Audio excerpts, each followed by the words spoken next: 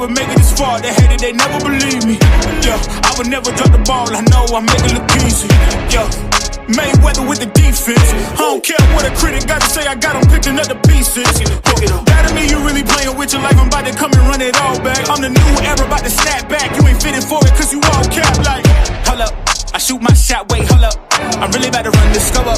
You know it's all net when it go up. Ain't got no other plans, you don't need to understand, ayy. We on overtime, you don't need to understand, ayy. You just show them how to do it when you don't know what to say. Tell me how you plan to win if you plan to play the same. Moving fast, already gone, yeah, but you bringing me back.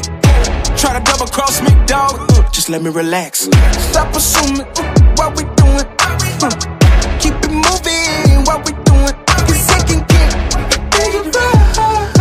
Cause it can get big right. Cause it can get big right. Hey, please don't play no games with me. I promise I'm too much. Hey, I can never let up even if you had enough. Hey, this ain't for the faint of heart. We always playing rough. I had enough, it ain't luck. I needed a vision, I needed ambition, I needed a mission to beat in submission with no intermission. I see the collision, the crash in the distance, they coming off track, no. Now when they ask what's the motive, don't talk about the show. They all about to see what I mean in the moment. I gotta keep going, I'm shaking the dice and I'm keeping it rolling. They already know. Ain't got no other plans, you don't need to understand, ayy. We on overtime, you don't need to understand, ayy. You just show them how to do it when you don't know what to say. Tell me how you plan to win if you plan to play the same. Moving fast, already gone, yeah, but you bringing me back. Try to double cross me, dog, just let me relax. Stop assuming what we doing. Keep it moving, what we doing. Cause it can get big right. Cause it can get big right. Cause it can get big right.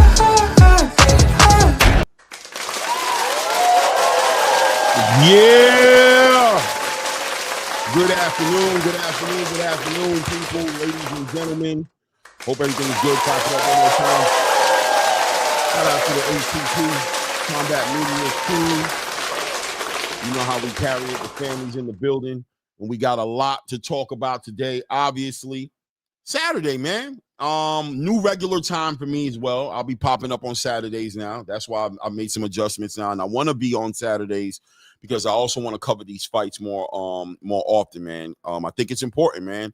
So this will be your one-stop shop to stay up to speed with what's going on in boxing in the real way, and anything that can be covered will be covered. Commentary, live commentary, analyzing, breaking down these fights, introducing ourselves to new fighters, introducing ourselves to this golden era of boxing, and looking for the new and upcoming superstars as well that are going to be in the space. So shout out to the people who love boxing. We're trying to make this a place for those people, right? Won't always be on the nonsense, talking about one or two fighters. And we got a lot to talk about. Boxing is doing great, and we're going to celebrate in the right way. Today's a great day. We got some fights coming on tonight. Pro box and light heavyweight action with Vergil Lopez is going to be on that card. Juanita, I want to say, Lopez is going to be up-and-coming prospect, going to be on that card as well, and a bunch of other up-and-coming stars on that Pro box card. Shout out to Pro Box, really doing a good job of giving a platform for these D-side fighters or whatever you want to call it. We're going to talk about a lot today. Obviously, I'm sure everybody's on the front of everybody's mind. We know Shakur Stevenson and Gervonta Tank Davis get into it on the Twitter space, talking about them fighting or not fighting, right? And Gervonta Tank Davis pretty much leaving the space by canceling that social media or closing that social media outlet up, and basically has the whole space buzzing. And most people are believing that Gervonta Tank Davis is probably planning on retiring after this fight with Jake Paul, based off of what he's saying, right? I mean, we can be honest about it and say there's always two sides of the coin. There's the one side that's the obvious one. We can read it how it looks. We can call it how we see it, but ultimately, Gervonta Tank Davis, for all argument purposes, could be baiting us, right? Can be triggering the space, using his marketing genius to garner attention for himself around this Jake Paul fight, and then maybe he'll drop the bomb on us that evening after fighting Jake Paul and let us know that, he's going to fight everybody. Now we're a bunch of, poo-putts that we're dumb for not reading, for not giving him a chance. Who knows, right? Who knows? But we'll read it for what it is. They do exchange very interesting Twitter conversation between both those guys. And listen, man, it is what it is, right? The space will have you believing that this is coming out of nowhere. But I think, as I've stated before, and I'll say it again, it's the fans, right? The tankomaniacs, the tank fanatics who put so much on the shoulder of Tank Davis and really didn't put that much. I mean, we can be honest and also say that it's not like they ever asked that man to fight nobody in real time, right? But I guess they just assumed that he would, and they figured asking was kind of unfair to him, putting unnecessary pressure on him. So until this last moment now, when he's actually announced this fight with Jake Paul, a fight that most boxing pundits in the space have all come to the understanding doesn't make too much sense on the aesthetic value. Just looking at it, this doesn't really make sense. Not only because it's Jake Paul, who's 6'2" and 200 plus pounds and just fought a Mike Tyson in a heavyweight division fight and really competes in a cruiserweight division. And Gervonta Tank Davis is 135 pound, what most of his fans and I believe his team would sell us to believe that that's his perfect ideal weight that he should be competing in. Not interested or not showing too much interest in going up to 140 or any of the other divisions that we think may be some competitive fights for him. It doesn't make any sense that this guy meets up with Jake Paul, but it is what it is, right? And finally, a lot of his fans seem to be turning the tides on him and applying a lot of pressure, asking a lot of questions. Any kind of media he gets in front of, I don't think it's going to be easy for him to get through that whole media interaction without somebody confronting him with the elephant in the room, which is, what about Shakur? What about the other fights in the division? What about your career? All these questions that he's shown time and time again that it's going to trigger him, right? Gets him emotional, gets him in his feelings. He seemingly on the surface level looking like he'd rather not talk about it, right? So that being said, it's ended up in this final interaction between him and Shakur Stevenson, which has ended up with him canceling his social media for now. I'm assuming he's in the gym getting ready for this fight in November, on November 14th against Jake Paul. And Shakur Stevenson seemingly seems like he's moved past it. Finally, a lot of people would say, yours truly being one of them.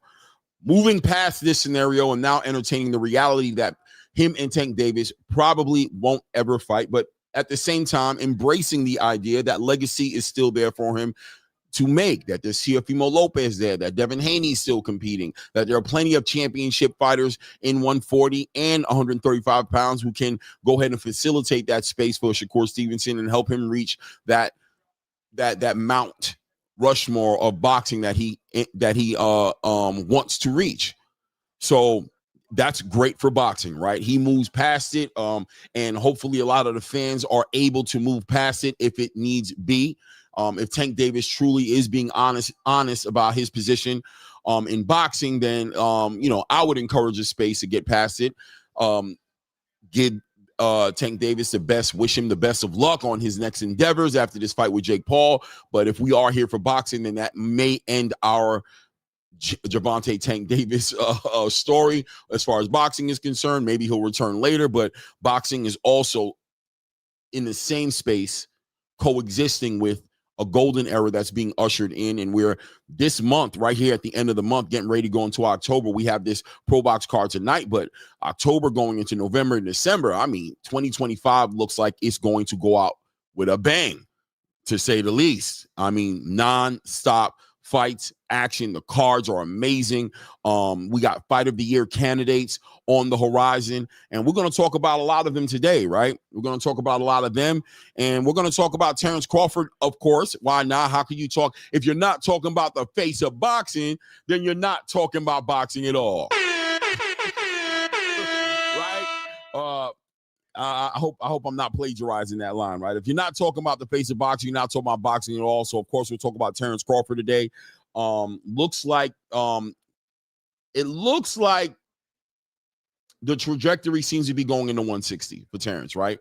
If it's not a rematch with Canelo Alvarez, it looked like it's going to be in 160. We'll talk about what that division looks like and how far can Terrence Crawford go at 160. in comparison to how far he probably will go, right? He's 38 years old. So we'll talk about that, obviously, as well. We'll talk about Shakur Stevenson and Teofimo Lopez. News coming out. The WBO has taken Keyshawn Davis and put him at the #1 spot in the WBO rankings for the junior welterweight division. That's exciting information, exciting news. In a way, not to throw shots at Tio, this does look like it might be cornering Tio to a certain degree, right? Ultimately, he's damned if he do, he's damned if he don't at this point. There's no escaping it. It's either he's going to fight Shakur Stevenson and they'll allow that fight to happen, or he'll be forced potentially to be in a mandatory position with Keyshawn Davis. Either way, he's going to fight a big fight, probably his next fight. They say Teofimo, always steps up to the competition, fights when the competition gets better. So that theory will get put to test. And this situation is the ultimate litmus test. I'm interested in that question as well. We'll talk about that as well, because I wonder how true is that, right? Like, yeah, I mean, against Vasily Lomachenko, he did step up and he showed out. But how many great fighters did he fight against? And I don't know, right? I mean, he fought against good fighters, but step his game up. When he fought against Cambosis, I guess he fought down to that competition. When he fought against Santa Martin, did he step down to that competition? When he fought against Jermaine Ortiz, did he fight down to that competition? When he fought against Steve Claggett, did he fight down to that competition? When he fought against Arnold Barboza, he looked regular, right? So what people are basically stating is that Teofimo Lopez will be a better fighter than we've seen him since Vasily Lomachenko be, right? Josh Taylor, was he on his way out the door? Did he stay at 140 a little too long? I mean, is Teofimo really the fighter who steps up against who fights to his competition's level? Is he a fighter who gets baited into fighting like a B-side fighter when he fights those B-side fighters? And does he step up and fight up to his challenges when he fights a Shakur Stevenson or Keyshawn Davis? Does he change it up and become a better fighter? Maybe, right? Maybe. But it seems like that theory is going to get put to test soon. David Benavidez also in the space, starting to speak out a little bit more. The media is starting to kick up. We're getting closer to November. I mean, we're about a month and a half away, but David Benavidez speaks to the whole Terrence Crawford situation, all 168 in general, and basically just confirms what I already knew. He's not coming back to 168, right? He's pursuing better beef. He's pursuing Bivol, and if they're not ready, when he's ready, then he's going to go up to cruiserweight, and he's going to push on Zurdo Ramirez's buttons, right? He's going to make it happen that way, and that's what we want from David Benavidez. If you want me to be honest with you, that's part of the golden era of boxing right there. A fighter who's not just going with the he say she say nonsense, who actually has a game plan that involves greatness, that involves legacy. And it doesn't involve going back to fight a Terrence Crawford, who he knows in his heart is a 154, 160 pounder who went up to 168 to beat Canelo Alvarez. His food was Canelo. Canelo has been debunked by Terrence Bud Crawford. There's no belts. There's no legacy for him to go fight Canelo Alvarez back at 168. If anything, if Canelo Alvarez wants to reach out and be great, the proper move would probably be for Canelo Alvarez to go up to 175 in the light heavyweight division, compete up there, and then that's where we would see a David Benavidez Canelo Alvarez fight come full circle. But more importantly, the Terrence Crawford thing is out the window, right? Which I knew already, but maybe David Benavidez needed to come out there and put his stamp of disapproval to get the space to kind of calm down a little bit with the whole hit job on Terrence Crawford and get back to boxing news. So that's awesome. David Benavidez looking to do that as well. We'll also speak to Canelo Alvarez a little bit today, as well as Oscar De La Hoya communicated in an interview. And we all know Oscar De La Hoya doesn't really deal with or mess with Canelo Alvarez, but he does communicate something interesting in reference to the coaching, the Eddie Reynoso aspect of Canelo Alvarez's career, and how he's encouraging Canelo Alvarez in the 9th inning of his career, his Hall of Fame career, to ditch Eddie Reynoso, saying that he needs some different looks in a training camp, because there was no reason for him to look the way he did against Terrence Crawford. Well, we'll talk about that, right? I think that's interesting just a little bit. It's newsworthy to a degree. Vergil Ortiz Jr. and my guy Erickson Lubin have their little press conference earlier this week, and interestingly enough, we'll talk about that fight, because I believe that fight right there is going to be a fight of the year candidate without a doubt in my mind. Literally will check the box, just like Chuck Ortiz did last year. And we got to give Vergil Ortiz his respect because he's not involved in those quiet, don't look at fights. He's must-see boxing, right? And this fight with Lubin, who's looking to re-enter the 154 conversation when it comes to the best in the game. I mean, he's always been there if you ask me. Obviously, this guy just dropped a mandatory position in the IBF rankings to come and fight Vergil Ortiz, where more eyes will see him, and probably a bigger payday. But a puncher at heart, but a new found love and passion for the sweet science of boxing as he's become way more poised and way more patient in boxing.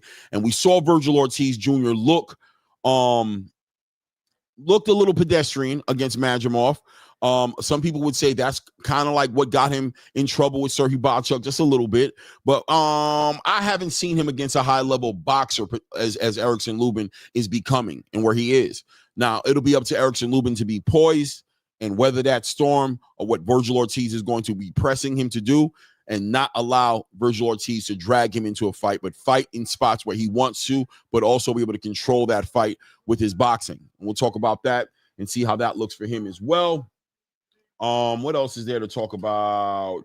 Najee Lopez obviously fighting tonight. I also want to dial in a little bit on some of those fights on that November 22nd card, namely the Abdullah Mason Sam Noakes fight. We're doing some film study on that fight. Guys, Sam Noakes is a legit lightweight contender, legit threat to Abdullah Mason's game plans on becoming a WBO champion. We're going to talk about that a little bit, right? And highlight some of the things that I saw in Sam Noakes and, the things that Abdullah Mason is now starting to do, creatures of habits underneath those lights. If you get punched hard enough, what is Abdullah Mason going to do? Is he going to resort to his, to what he normally does? Abdullah Mason and Terrence Crawford share that commonality a little bit, and the fact that when they get hit, they tend to want to go get it back immediately.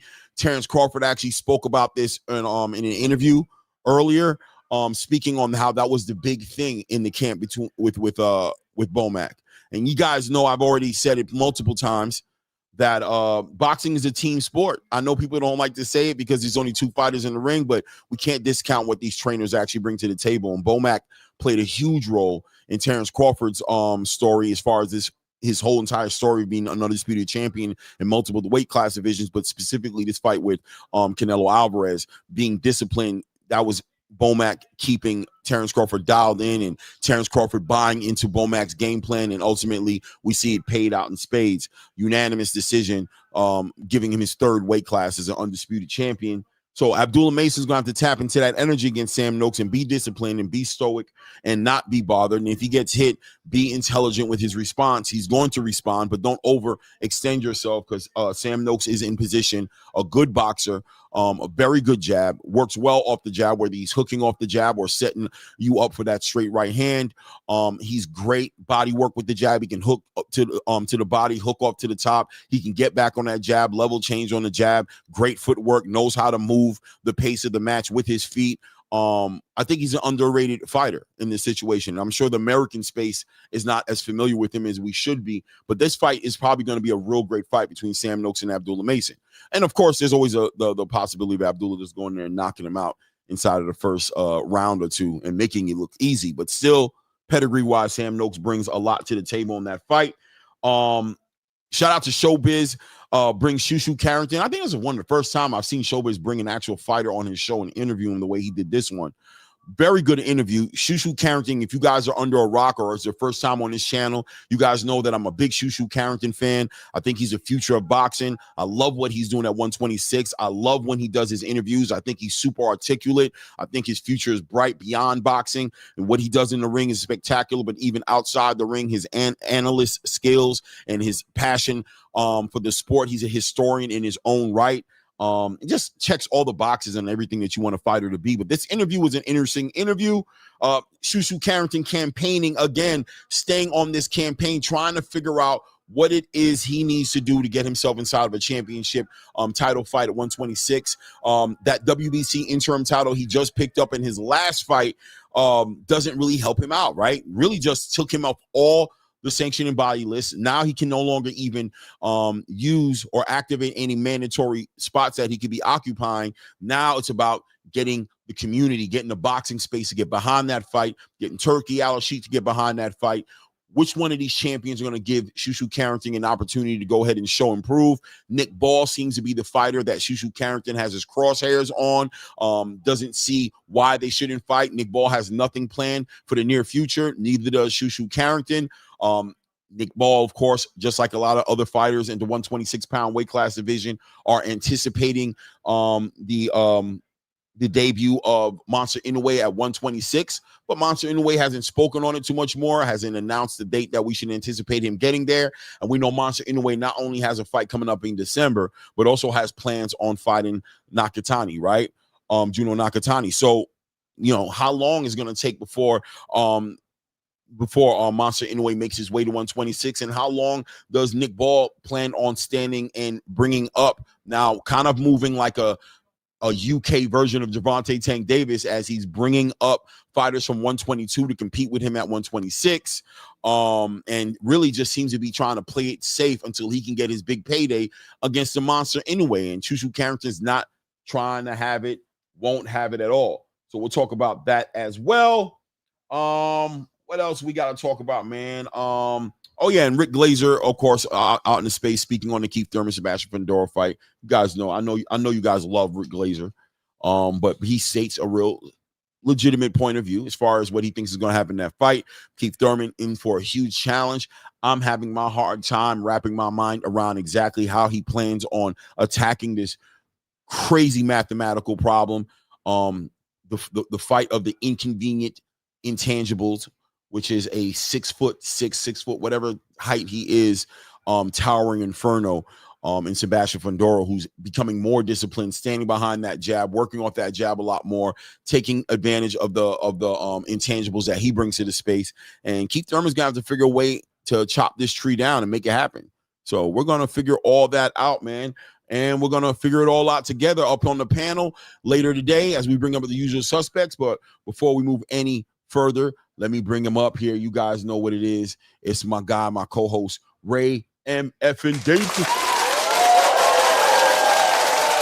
Ray Davis, you are muted. You definitely got to take the mute off. There you go. I knew that. Yeah. No doubt. We knew that. We in the building, man. What up, though? Here to build on this boxing, you know what I'm saying? I haven't even done a roll call yet, you know what I'm saying? I haven't even done that yet. Yes, sir. But I got a little color in the chat as well. Definitely gonna build to that. But shout out to everybody who is in the building. You guys know the game. We trying to get this channel bigger. I appreciate all the new subscribers. Definitely appreciate the grassroots foundational subscribers to the channel. The channel's doing well, man. Boxing is in a great space, and so is the ATP combat community. A million places you could be right now to hear about some boxing.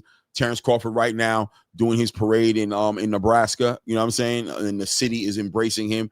You could be there watching that, but maybe you're watching it at the same time, right? But you're making it a point to be here. As you step into the building, take a moment, hit that like button, please. Let's help the channel be where it needs to be. And of course, I'm going to invite you to subscribe to the channel. If you find yourself in a position right now to where you're watching this and you're not subscribed, no problem, no hard feelings. You can subscribe now. Right? We won't even bring it up. You know, right? It's a new day. It's a new day. Salute to everybody's in the building. The GOAT 95 in the building. Salute says it's time to give Shakur the crown that everyone wants if Tank's retiring. Now let's push for that Keyshawn versus Shakur fight. We're not selling for just Tio. Okay. Hey man, I ain't mad. Listen, I get it, man, right? That would be a great fight, but also, you know, respectfully, you know, both those guys said they're not fighting each other, and there's so many other people for them to fight.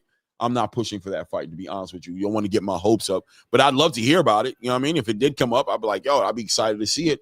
But in the meantime, Shakur and Tio, a legitimate fight that's on the table, and Keyshawn Davis getting pushed up in those rankings, in that WBO rankings. So I'll tell you what, root for Shakur to beat Tio. And if Shakur becomes a WBO champion, then we have a legitimate argument to push to see Shakur and Keyshawn fight, right? Being that he's ranked so high in the WBO rankings. Shout out to the GOAT 95 in the building, man. J Pitt City in the building.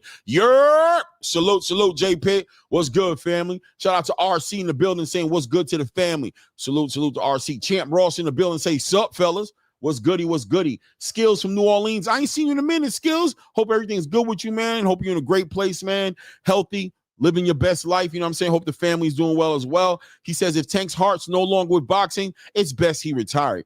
You can get seriously hurt. Best wishes to him. 100%. Listen, if Tank Davis does leave the game, he's 30 years old. He can easily come back. He can do a year and a half out the ring, need some money, or all of a sudden become passionate about the sport again. And I'm sure those fighters will still be there. All these guys are young. If Tank wants to come back in a year and a half and fight Shakur Stevenson at 140, or maybe Shakur will be a unified and undisputed champion at 135 at some point, and he decides to come in and try to just answer all the questions with one big fight, you never know, right? But I agree with you 100%, Skills. Your heart's not in the game. Step away from the game. You can't and should never play boxing. Your life is on the line. Your health is on the line. Salute to Khalil World in the building. Salute, Queen. Peace. Good to see you in here, man. My guy, Nook.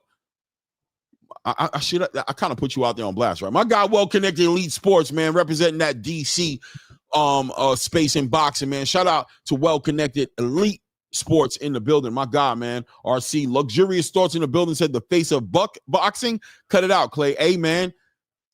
One thing about it, brother, you ain't gotta like it and you ain't gotta agree with it for it to be true, man. The face of boxing today is being celebrated in Nebraska right now. He's beaten the face of boxing. He's set the new standard, a trendsetter in the space. Even today, I was watching Shushu Carrington speak on this, saying how he basically would be interested in going up 2 or 3 weight classes. He said he can go up as high as 147 if the money was right to make the biggest fights possible. Who do you think inspired him to do that?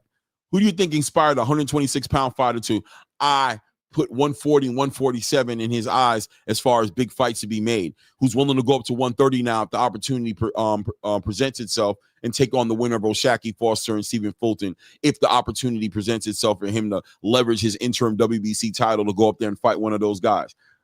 You got to give it a chance, Crawford, man. Don't think too many people are being inspired by Gervonta Tank Davis these days, it's, at least in the boxing space, right? And Canelo Alvarez, well, look, he just got beat, right, by Terrence Crawford. So it is what it is. Shout out to my guy, Carlos Dixon in the building with the $5 holla in the building, man, supporting the channel with that color in the chat. I appreciate you on that, family. Thank you. I always remind you guys that color helps the channel a lot.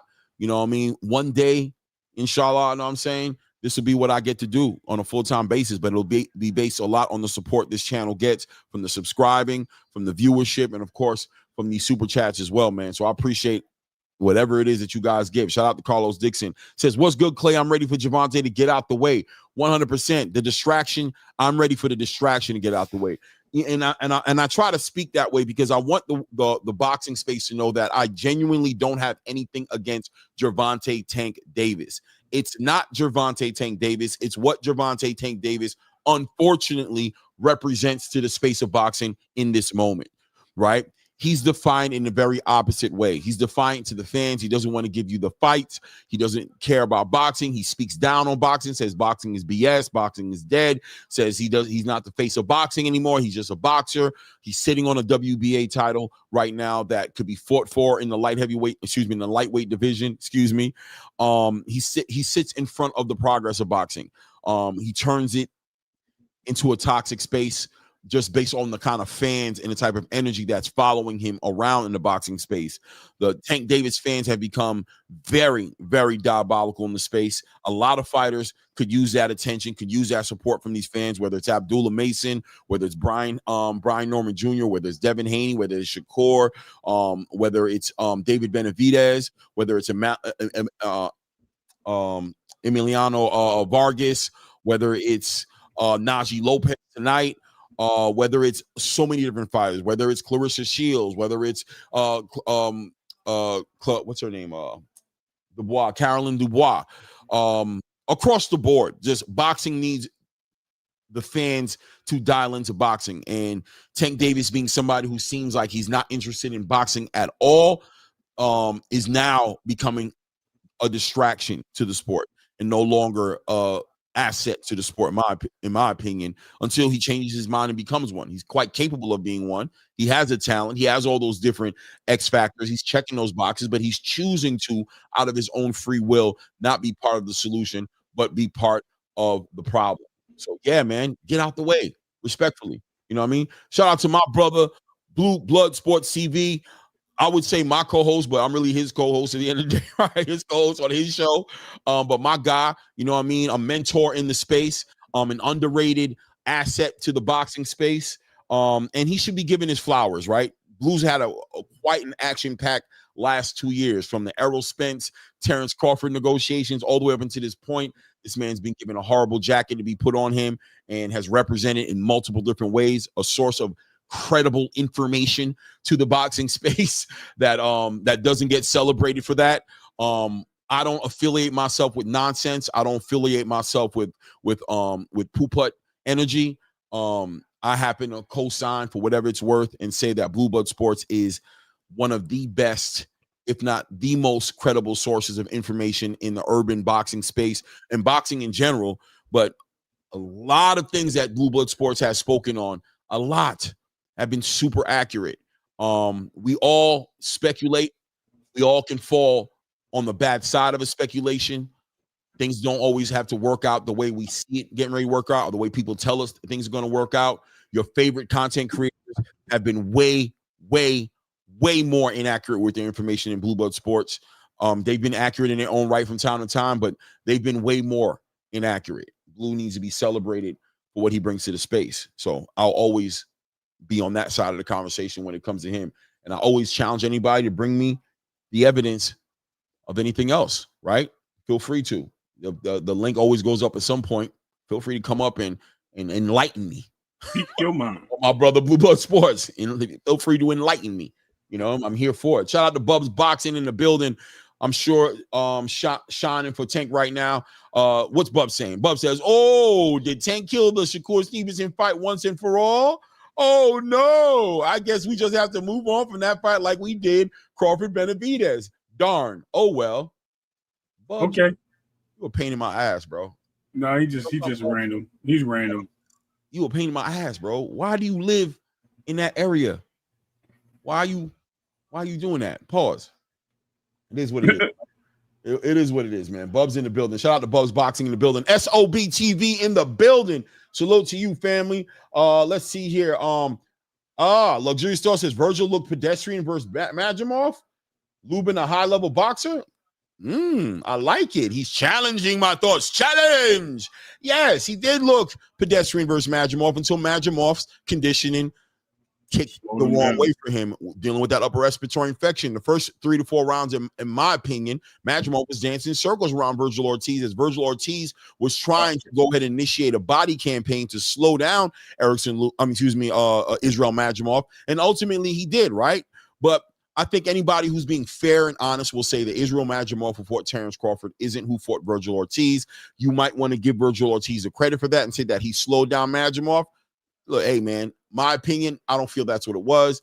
I think he had an upper respiratory infection. His team confirmed that he was coming off of a pneumonia. That's why he wasn't able to fight against Serhii Bohachuk in that fight months prior on that Turkey card. But while he was in a good space, while that conditioning was there, Vergil Ortiz had issues with that boxing style, with that move and punch on angles. He wasn't doing well with that, right? So this will be an ultimate test for him. Vergil Ortiz Jr. is a great fighter, but everybody has, most fighters, a lot of fighters, as we just saw Canelo Alvarez go through it with Terrence Crawford, have their Achilles heel. They have their space to where they're not strong at. Erickson Lubin may check the box as far as being a slick fighter who's also able to punch to capitalize off of a lot of that aggression Vergil Ortiz brings to the table. Now, the way he looked against Majimov doesn't mean he's going to look like that against Erickson Lubin. And here's another one. I'll let that sizzle in your spirit, but here comes another one. Vergil Ortiz is probably getting better based off of his competition. Fighting against Serhii Bohachuk, fighting against Israel Majimov, he may be checking the boxes and fixing all the spaces that he was weak in those fights. He has a great team with Robert Garcia training him and bringing him to the squared circle. So he should be an improved fighter, but still, until we see it, we haven't seen it. Erickson Lubin's in a second gear in his career. He's in the second chapter of his career. He's returned a more stoic, disciplined fighter, and this is going to be a big challenge for Vergil Ortiz Jr. But I hear your luxurious thoughts. I hear you, brother. You know what I mean? It is what it is. It is what it is. Whoa, I like that. He said Vergil looked outstanding versus Majimov. Bud looked pedestrian versus Majimov. Okay. I like the way he put that. How about this? The Madrimov who fought Terrence Crawford did not fight Vergil Ortiz. The Madrimov who fought Terrence Crawford shows you how good Madrimov is. Is Vergil Ortiz better than Terrence Crawford? The face of boxing. Let that sizzle in your spirit. Bruce Gas Boxing in the building. Salute my brother, my OG, the historian, scholar among scholars in the building. Always a legitimate litmus test for where this channel is going and where it is right now. Because when you got scholarship in the building like that, he ain't hanging around for nothing that ain't sustainable, nothing that's not sustenance, that's not sticking to the ribs. Oh yeah, man, we giving that nutritious, sweet science conversation on this channel. And how could you not be here if Bruce Gas Boxing is here? Give it up for Bruce Gas Boxing. Kate Causey in the building. Salute, salute, salute, salute, salute. G Chat at 215. What up? What up, nephew? What's good, family? I'm feeling great, man. Definitely asking how we doing up here today. I'm doing great, man. Great to see you in the building, man. Great supporter for the channel. Rich in the building says, Bubs Boxing, shut your ass up and be a fan. Abdullah ready for Tank next. Rich, were you delivering a message to Bub, or was that a message for yourself? Were you being the middleman for that message? I know what he's saying. I know. I think he might have been delivering the message from his. He might have been middleman. Did you get that via email? Did Tank tell you to deliver that message to Bubs?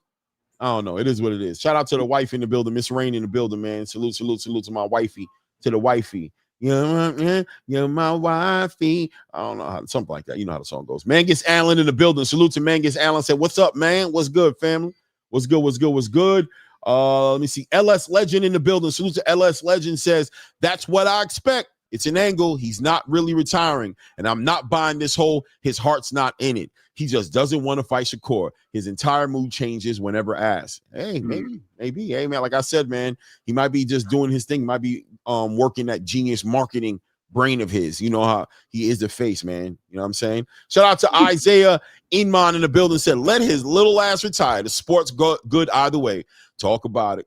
Talk about it, cousin. Talk about it." Shout out to my Aki freaking fly shooting me the salams. Walaikum salam back at you, family. He says, right. Assalamu alaikum, Aki. Salute Clay and Ray. Salute to you. Salute. Let's see here. Javed Go in the building says, Stank Davis. Ooh. Shout out to Ill Will 85 says, Tank ain't fighting Roach or Shakur. He's doing nothing for boxing. I'm listening, man. You got to be real. If we're going to give that hardcore truth, like respectfully, I can't disagree with this man right now. He's bringing nothing to the space except confusion, and he's distracting the space from the reality that we just came off of one of the biggest fights of our era of boxing, and going into some of the best fights of the year. This year is going to close out wonderfully with everything that's scheduled. Shout out to Skills from New Orleans, putting in the $10 howl in the building, supporting the super chat. Says MJ went 34 times platinum in Thriller. Hell of an acting achievement, but went 3 times undisputed. The parallel probably won't happen again. No, I think he's talking about Michael Jackson. No, it said Bud went 3 times undisputed. Oh, Bud went 3 times. Got you. Yeah. You're right. Yeah, Bud went 3 times undisputed. The parallel, it probably won't happen again, man. It probably won't happen, especially if he goes 4 times undisputed. Probably definitely won't happen, right? Appreciate the love and the support for the channel, man. Thank you, family. I appreciate you, man. You know what's crazy? That undisputed thing, right? They want to give Usyk that 3-time undisputed thing, but at the same time, like I said before, they really didn't give it to him, because I said with Canelo, right? You can't really go undisputed in the same class if you lose your belt without losing it. You know what I mean? Like, you give up your belt. Right. To me, I've never seen that. That's just a recapture. That's just like reestablishing yourself. It's not really you fighting. I agree. You know what I mean? You're really just defending your title in real life. Like, you're defending that title. Same thing Canelo just did with William Skull, right? It's like you're defending your IBF title. You're not becoming 2 times undisputed. You're defending your IBF title that guy has. A lot of people mistreat that, man. It depends on who it is. We know how that go. As far as what Bud did, Bud went 3 divisions, so that speaks a lot. And not only 3 divisions, he went 2 times. 2 divisions with unified. So, man, listen, accolades is there, bro, and that's what boxing is about. I'm going to tell you something, Clay, that a lot of people don't talk about, and we can build on this later if you want, but I just want to be real quick. When I've been listening to and talking about this boxing, right? A lot of people predicated to the sports and the money and this and that, just because obviously certain fighters. But at the end of the day, what do you play sports for? You play sports to be the champion. Any sport. Actually, I don't care what sport it is. You sign up for day one when you go into spring training, when you go into pre-camps and all these things. You go that with a mindset to be at the top of the game at the end of the season. Same thing with boxing. Every year, you get in there, you have your couple fights, and you go in there to be the champion. And when you're the reigning champion, you go in there to defend your belt to prove that you're the best. So all these people saying, oh, it's for this, it's not for the belt, nobody cares about the belt.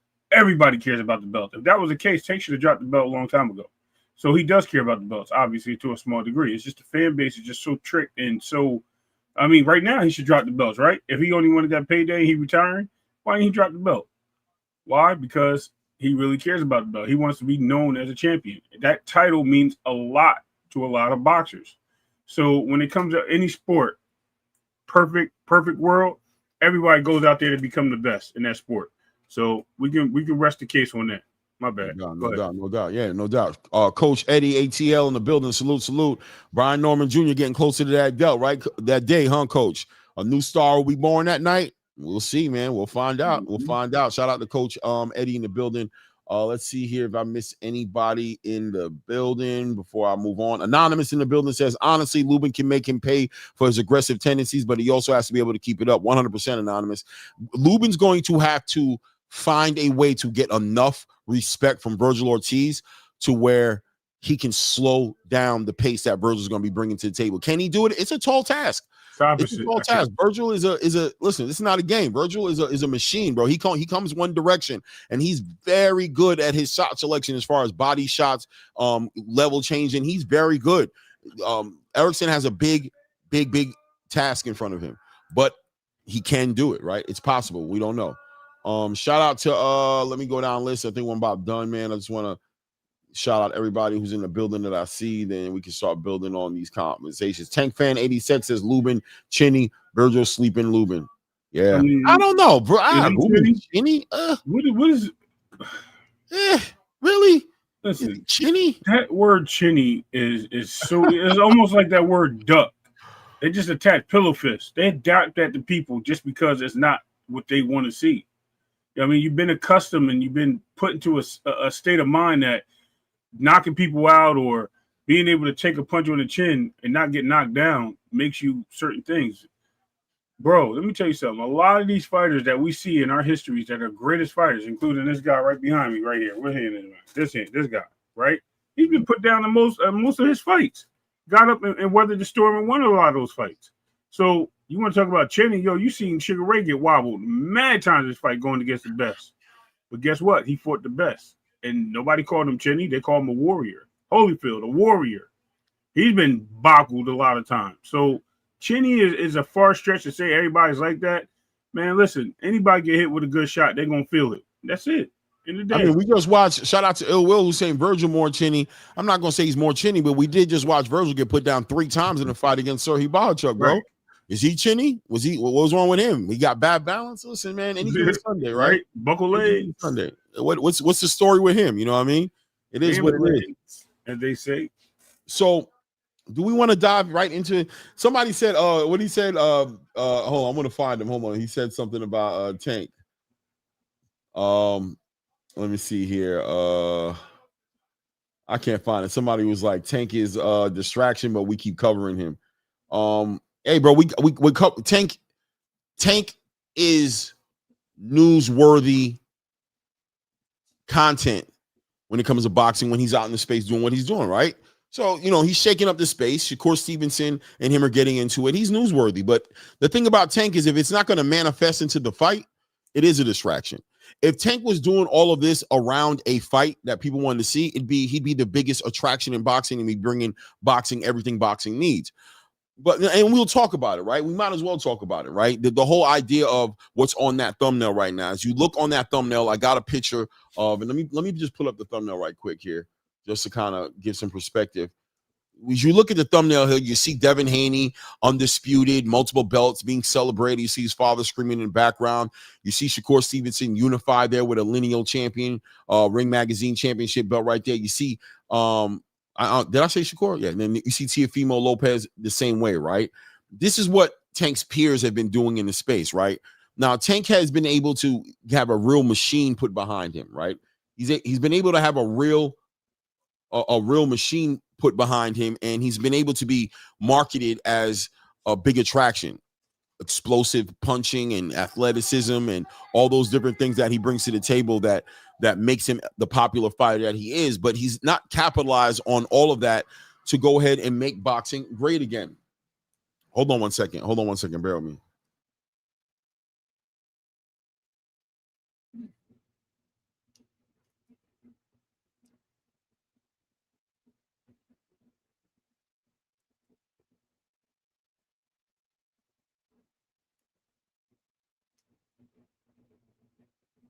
My bad.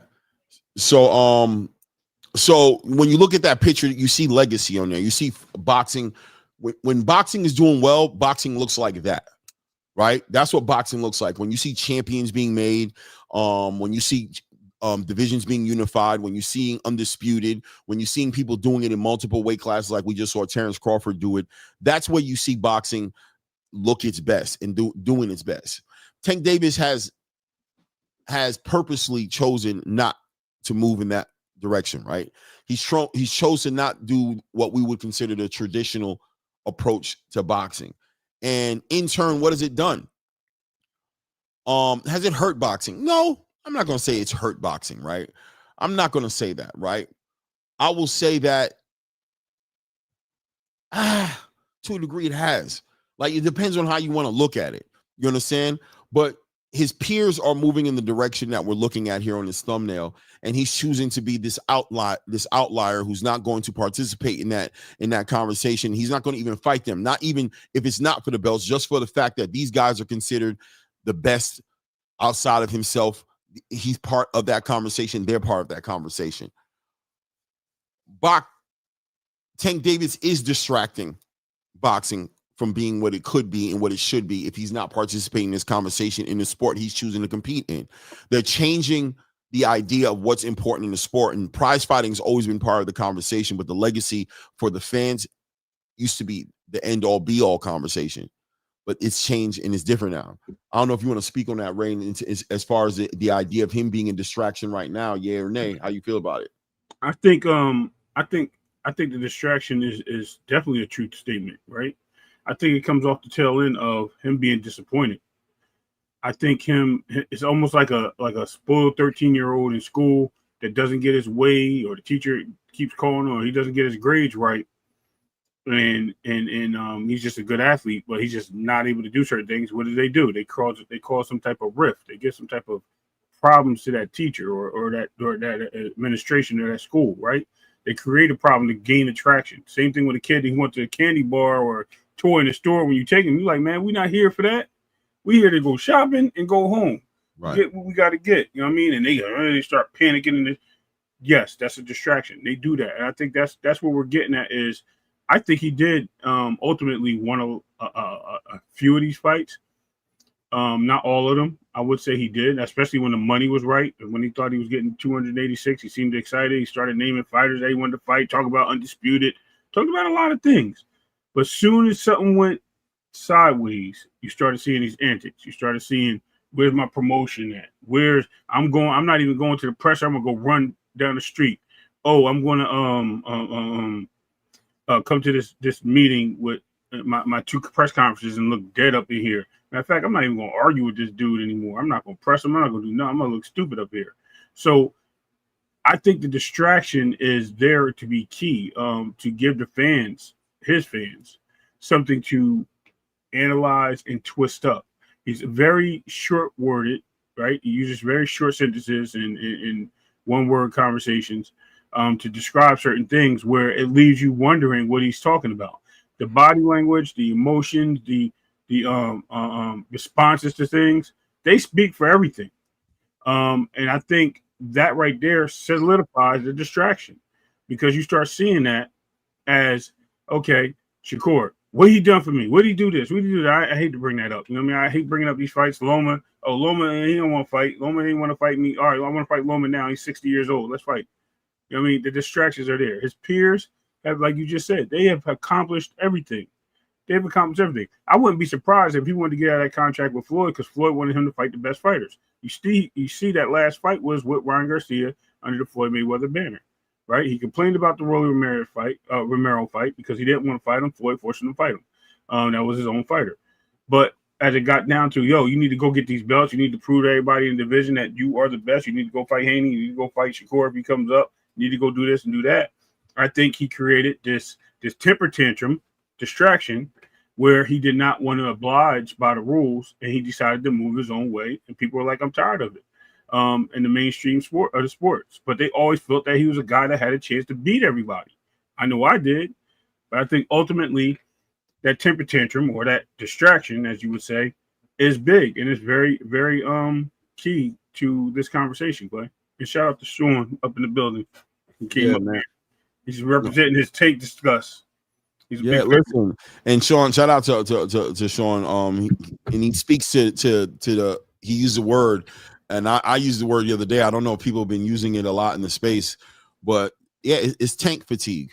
There's a tank fatigue going on in the boxing space right now, and it's gotten past.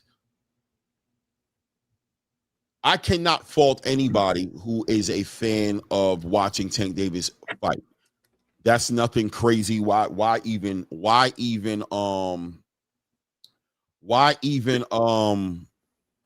debate something like that?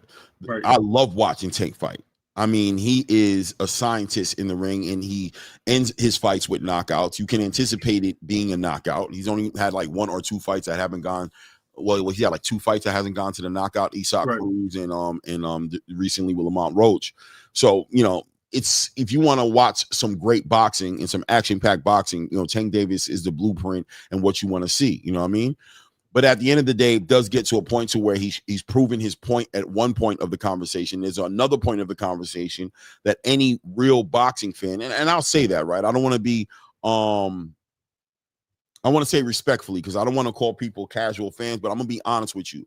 If you're not interested in seeing Tank Davis tested against in a cerebral way, then you're not really into boxing. You're into something else. We've seen Tank Davis dissect aggressive, flat-footed Mexican fighters who come forward and are threats to him, who are trying to get him out of there, and he's able to, be the smarter guy in that ring and take advantage of them and get him out of there. But we haven't seen him in the ring enough with the slick fighters like a Shakur Stevenson or Keyshawn Davis or any of the fighters, the Teofimo Lopez. Those fighters we haven't seen him against. And those fighters that I just mentioned right there are the best at it in the game, right? Like Shakur Stevenson is probably quite possibly the best defensive fighter in the game today, right? Like arguably number 1 in that category. And it's probably top 5 at least, maybe even top 3, but top 5 at least slickest fighters in the game. If you haven't seen Tank tested by a slick, defensively sound, cerebral fighter, of course you want to see him in the ring with Shakur Stevenson. There's no boring or whatever nonsense narrative that is going to take away the value in seeing that type of fight stylistically take place inside of the ring. And Tank has played with the fan base for a long time, the game being that those fights would happen, but in due time on his schedule. Right. So coming full circle and now it culminating to this moment right now where he's talking about retiring and walking away from the sport without fighting not one of them, it has to be a Tank fatigue. But he stands there and he gets into Twitter back and forth with fighters and fans, and he's crapping on his own fans now who are pushing to see him do something great before he game, as it's becoming more and more clear that he's going to move the game, that he's going to move away from the game and retire. And at this point, being that there's a high probable chance that he's not going to give the fights at this point, that he's not going to deliver, then now you're becoming a distraction. Why? Because you just held up Lamont Roach for 5-6 months, whatever it's been, when he could have been making another fight. Had him believing a rematch clause was activated and that you guys were going to meet up and waiting for you guys to announce a fight. Ultimately wasted Lamont Roach's time, wasted the undercard's time. The people that were going to be on that undercard, from Gary Antoine Russell to there was a lot of fighters. I heard Frank Martin was supposed to be popping up on that card after a long return since he had fought Tank Davis and lost. A lot of people were going to be on that card and got held up and didn't get an opportunity you know what I'm saying, to benefit, even whether it's from your back, you're riding your back because of the clout you bring to the table, just being active and making money, right? Especially under a banner like the PBC, where a lot of the fighters over there haven't been as active as they'd like to be. So you're holding them up even longer.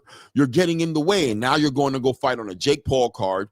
I'll give you the respect that you're bringing Gary Antoine with you. Or Tom Brown is bringing Gary Antoine with you, forcing that to happen and putting him in front of a dangerous fighter in Andy Hiroka. And that'll be a great fight on the card, right? But ultimately, what does that bring to the space, what you're doing with Jake Paul? He's shown that he has no thoughts, as he stated. Why should he care? He's shown that he doesn't care. And he showed he's clearly hasn't had enough reason or vested interest to care. So the distraction jacket that I'm putting on him fits well.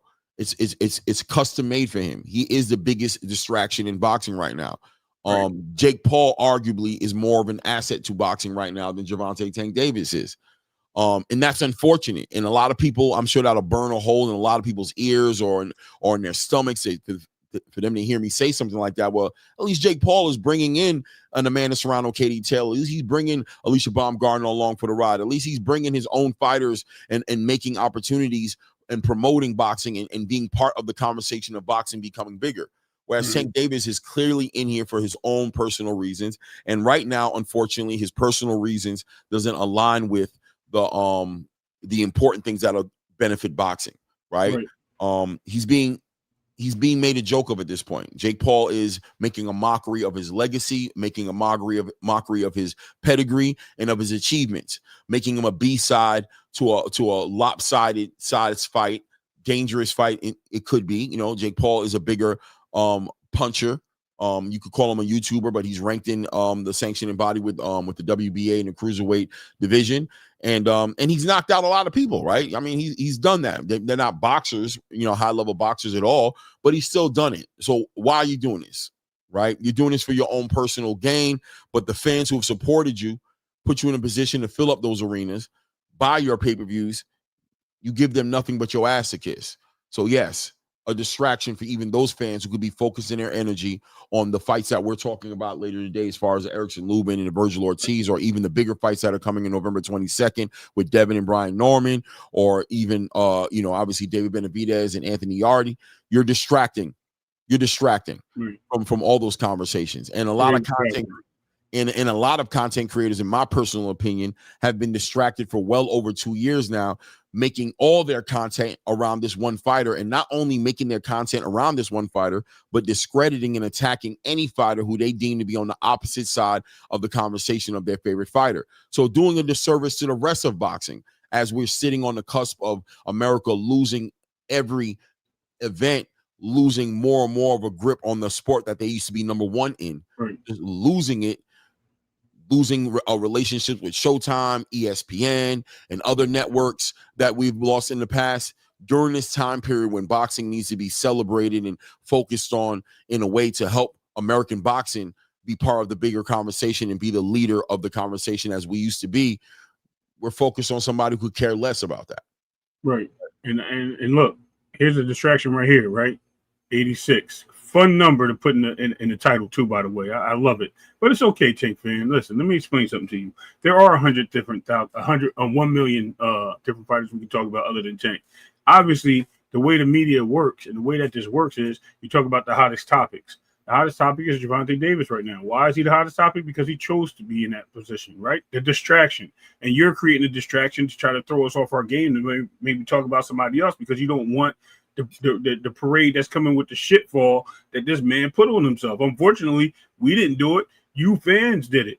You know what I mean? We're just talking about it and we're being real about it. There's nothing wrong with that. I'm definitely speaking to you, and I'm not saying this, I'm taking it out on you. I'm just trying to enlighten some sense to you. So when you talk about things like that, you have to understand Gervonta Davis has been what? A distraction for who? For all of you, your fan base, your channels. You talk nothing but Tank. And if it's his ops, y'all shit on them. You don't give them no pride. You don't talk about other boxers. I hear all day, Tank. And if it's somebody else, they on snap. Their dad's this way or this and that. It's always something negative. right? We do talk about other fighters. We talk about other fighters every single day. We're on this channel. We talk about the fights coming up. We talk about the fights that are being made. We talk about all the news breaking things. So to say that we're being targeted because we're only talking about Tank, no, this is current news, unfortunately. And I'm just going to tell you straight up, listen, I don't have a problem with Tank, but when the fans come out here to distract, matter of fact, I'm pretty sure your boy Bub's going to say something crazy in here to try to distract us, talking about Shakur should fight Abdullah Mason, because that's a distraction. Why? Because he's trying to get Tank out the program. But when we do talk about Shakur, what does he do? Shakur don't want to fight Tank. He'll say something crazy and bring Tank up. So, I mean, it is what it is, man. Look, I'm not mad at you. I appreciate what you said. That's cool. We're just dialing in on the new news, bro.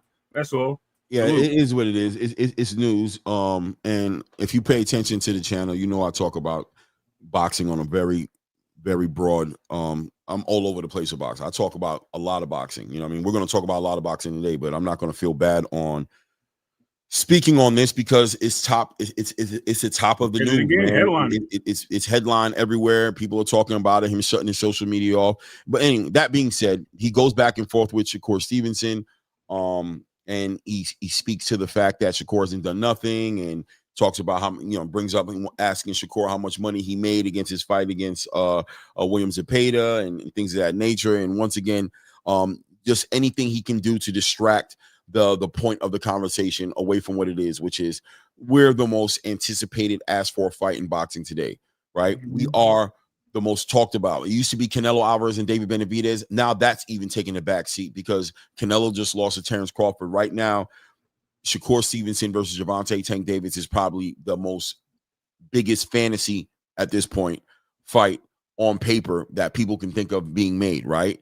I mean, you got some runners up. You got Jaron Ennis and Terrence Crawford in the conversation. You got some, you got some fights that are floating around, Monster, in a way. I think Jaron Ennis and Vergil Ortiz is a big runner up. That's what everybody want to see right now. That's Jaron Ennis and Vergil Ortiz is a big fight. You got a couple of fights that are some runner ups to the conversation, but I think there's an argument there that says that Tank Davis and Shakur Stevenson is probably the most anticipated boxing match in boxing today, right? And instead of speaking to that and dealing with that real issue on the table and trying to figure out how that could be made and show the world that you're the best fighter in the world, you do everything you can to discredit the value of the fight and try to convince a boxing space, a fan base space that has already expressed interest in the fight. You're trying to convince them how that fight don't even make no sense. Why you guys keep asking me about that? They're asking you about it because it's the fight everybody wants to see, because we know Shakur can present some issues to what we've seen you do in the past. And we know that you can present issues to Shakur Stevenson from what we've seen him deal with in the past. We know if we bring you guys together, that stylistically, we're going to see a clash of great era-defining fighters give us something special. And that's what boxing fans want, right? We want to see something special. We want to see history be made, era-defining activity inside that ring. Like I said, like a broken record, we saw Terrence Crawford do with Canelo Alvarez. So that being said, it's been about a good. That was a distraction too. Sorry. Yeah. Announcing that Jake Paul and what's the name fight during the fight week of Terrence Crawford. That was a distraction. It was an attempted distraction for sure. And it didn't work. Yeah, it was definitely an attempted distraction. But that being said, at this point, the realistic thing that makes sense for the space, as far as I'm concerned, is Tank Davis retiring, walking away from the sport that he doesn't care about. It seems like the best thing for him to settle his mental space that he's in so he can focus on the things that are important to him. And it's definitely the most important thing to boxing. I'd love to see the WBA get involved in this conversation. I'd like for them to, I called for it a couple months ago, but, people were jumping all over me about it. I only called for him to be put in the recess, right? So that he can have 6 months to a year of off time to go ahead and figure out what he wants to do with his boxing career, right? But I'd be okay with them. I'd be okay with them legitimately just stripping that man, just taking that belt off of him and allowing that belt to be fought for as a vacant belt so that we can have a champion who's interested in what the fans are, which is unifying and defending the title. At this point, Ray, where are you on that point of topic? I don't know. I don't remember exactly where you were when I brought it up a couple of months ago, but where are you with this WBA title that Tank Davis has in his possession of right now? I just mentioned it earlier, man. Like he's holding on to a belt. Like I got it before, you know what I mean? We didn't know what was going on. He has options. The guy only fought one mandatory since he held the title. And at that point, he fought the mandatory as a regular champion. He didn't even fight the mandatory as a full-blown champion. So way past doing that, nothing to say the least. It seems like he needs to relinquish this belt. If he's not going to fight the people in his division, he's not going to fight the people that's ranked high in his division, then it is time for him to drop the belt. It is time for him to move to greater pastures or his end of his career, whether he's retiring or not. I mean, and let's not be funky. He did say that when Al walks away, I may walk away too at the end of 2025. He literally said that back in February. Then he repeated it back in May, if I'm not mistaken, or June. I'm sorry, April. He repeated it. So let's not act like this is all new to us. We heard this before, and now they're speaking to being real. And regardless of whatever it is, Clay, that belt needs to be dropped. Once he started mentioning retirement, and once he started mentioning that he doesn't know what he's going to do, he started fighting all these guys from 130. Unfortunately, he should have dropped the belt because he said he didn't want to, you know what I mean? He said he lost interest in the sport. That was his own words. You know what I mean? I want to do something. I want to buy an island. I want to get a lot of money to go buy my own island so I can get away from all this. His words. Too many snakes around him in his camps. You don't want to be around these people no more. 100%. All that was being said and was published, publicly seen by Gervonta Davis. So he's made his mark. He put his foot down in the sand and drew a line. Unfortunately, a lot of people don't see that, and they don't take everything he says for what it is. So I think with all due respect to Gervonta Davis, if he really feels that way, relinquish your title and let's move on, man. Let somebody else go for it. You obviously moving up in weight, so if you do come back, maybe fight at 140, 147, and let's keep it moving. Or just stay retired. What's up? Hey, Adol Choice, assalamu alaikum. Yeah, well, alaikum salam, Adol Choice. What's good, family? Appreciate the color in the chat, man. No doubt. He says, I blame Jake the Fake for this circus. I don't. I mean, he's part of the conversation, but I mean, I'm be honest with you, man. It takes two, and I can empathize and appreciate the way Jake is approaching boxing, right? And I'm going to say that as far as him not having the amateur background, him not having the pedigree, him not being ranked, he doesn't have to go the traditional route. He probably shouldn't go the traditional route because he hasn't gone the traditional route as far as boxing ever since he was 8, 9, 10, or even 11 years old. He started late, and this is about money. He's making the biggest spectacle fights he can make. Most of the fights are based off of the star power he's built for himself as a YouTuber. He built such a huge following, and he's capitalizing off of all that work he did in his youth.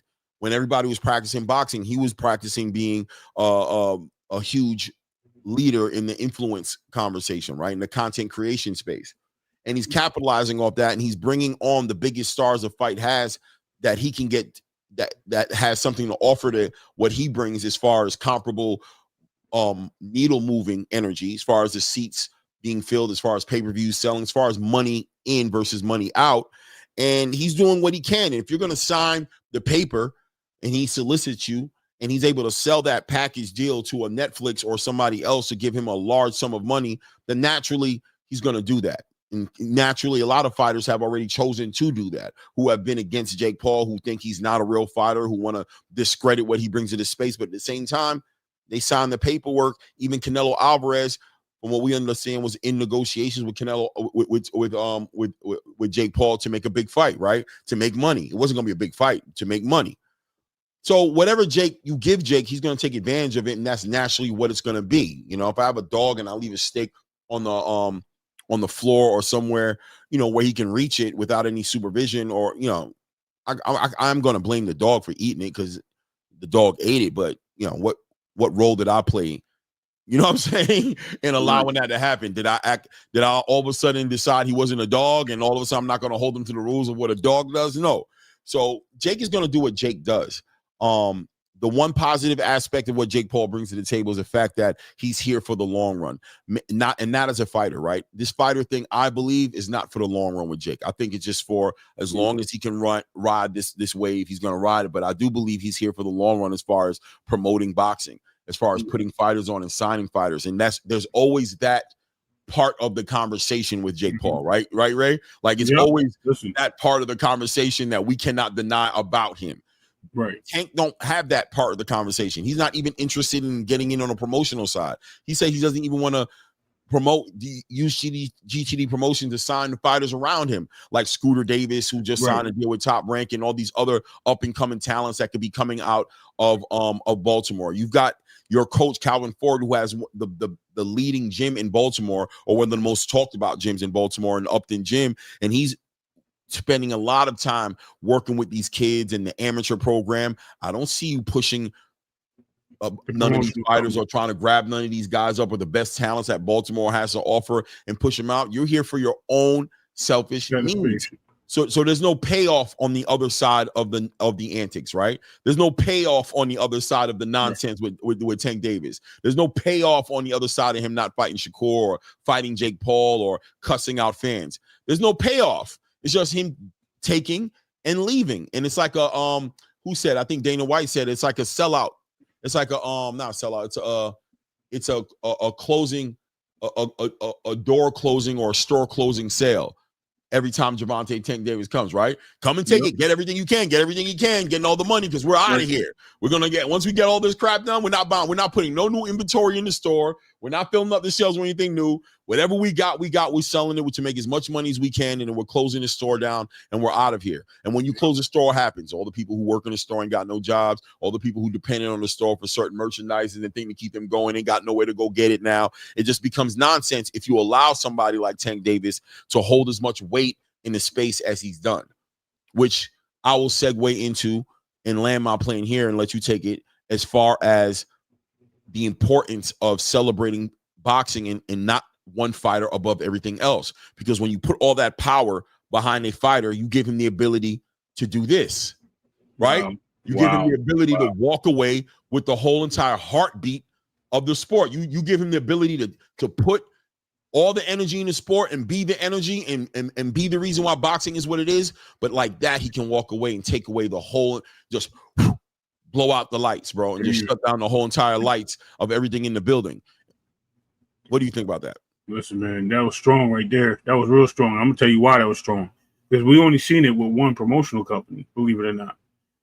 Putting all their top fighters at salute to the hangout spot, Johnny at the hangout spot, man. Salute, family. Glad to see you. Yeah, salute, John. Salute. I'm gonna let you get to the super chat in a second. I just want to touch on this. But yeah, so once you understand that the promotional company, or the promotional banner of the promotional companies of all these fighters, or the promoters of all these fighters, the PBC has put all these guys in this position.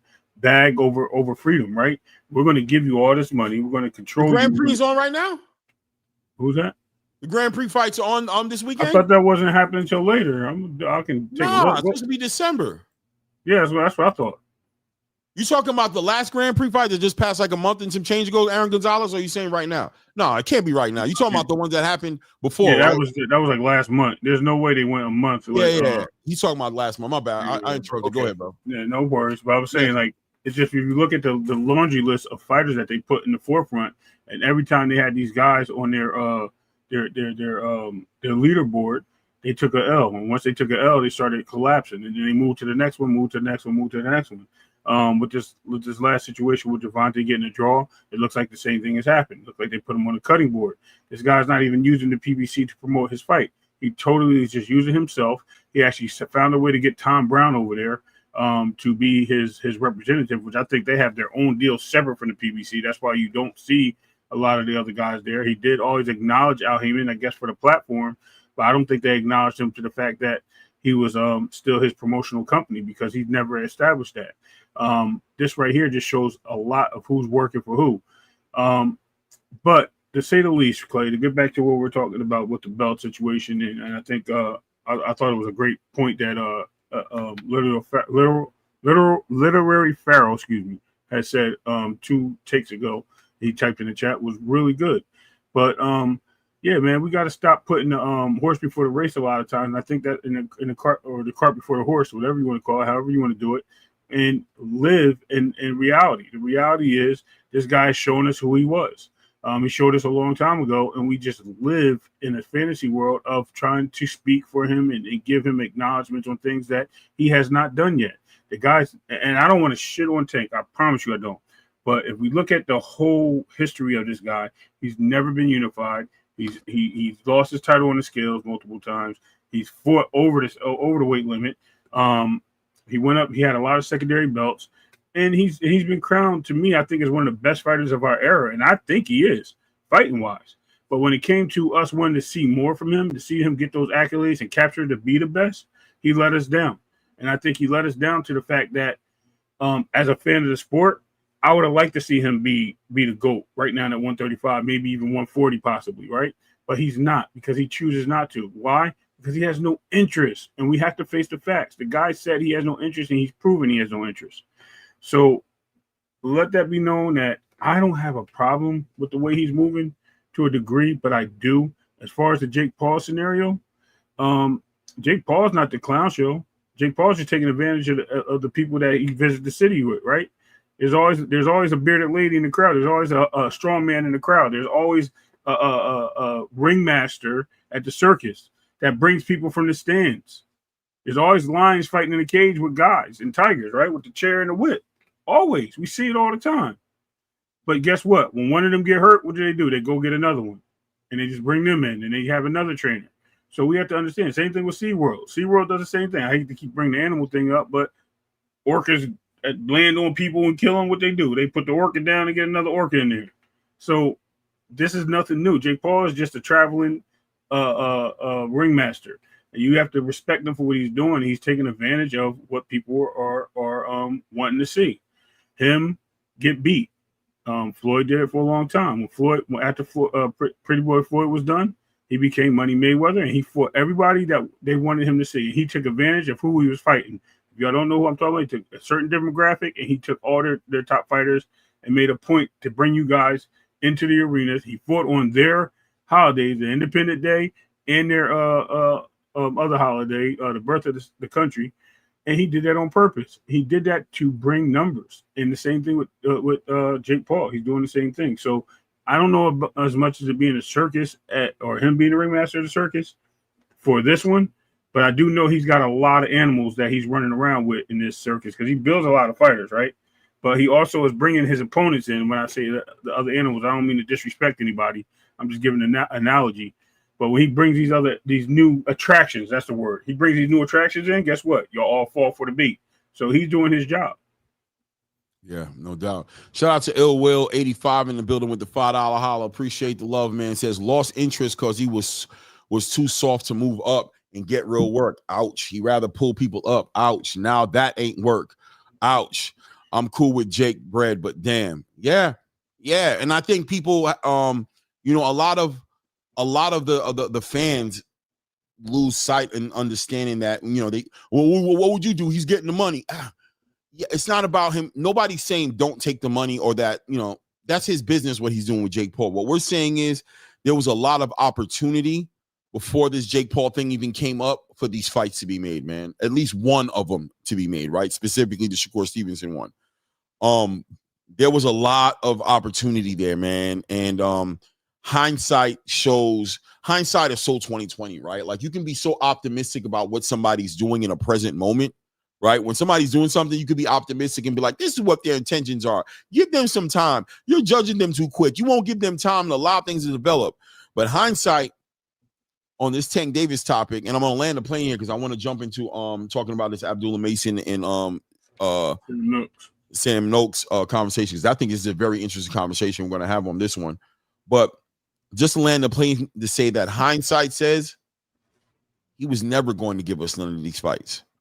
He was never going to, guys. It was never part of his plan. He was always trying to come up and get over. He was a victim of his conditioning and of his education of what was important in the sport. Because I still wholeheartedly believe in my heart that when Tank Davis came into professional boxing, that some champion, some decorated fighter, somebody who shook up the space inspired that kid to say, I want to be like that guy. Even if it was Floyd Mayweather Jr. Yep. Couldn't be a fan of him and want to be like him and not remember all those belts he had. that he was always defending or challenging for unifications. He didn't go undisputed, but he was always part of the biggest fights, stepping up the challenges and trying to fight the faces of his era. He wasn't trying to fight the nobodies. If you was just somebody who's trying to figure a way out to get in the ring with you, maybe he waited you out a little bit. Maybe he strategically, you know what I'm saying? He made sure the money was important, and he made sure the money happened. But we ended up seeing him in there with Miguel Cotto, with Shane Mosley. He got in there with Oscar De La Hoya. He got in there with Diego Corrales. He got in there with Canelo Alvarez. He got in there with those fighters, bro. Tank never, ever did it, and it doesn't look like, with hindsight, he ever planned on doing it.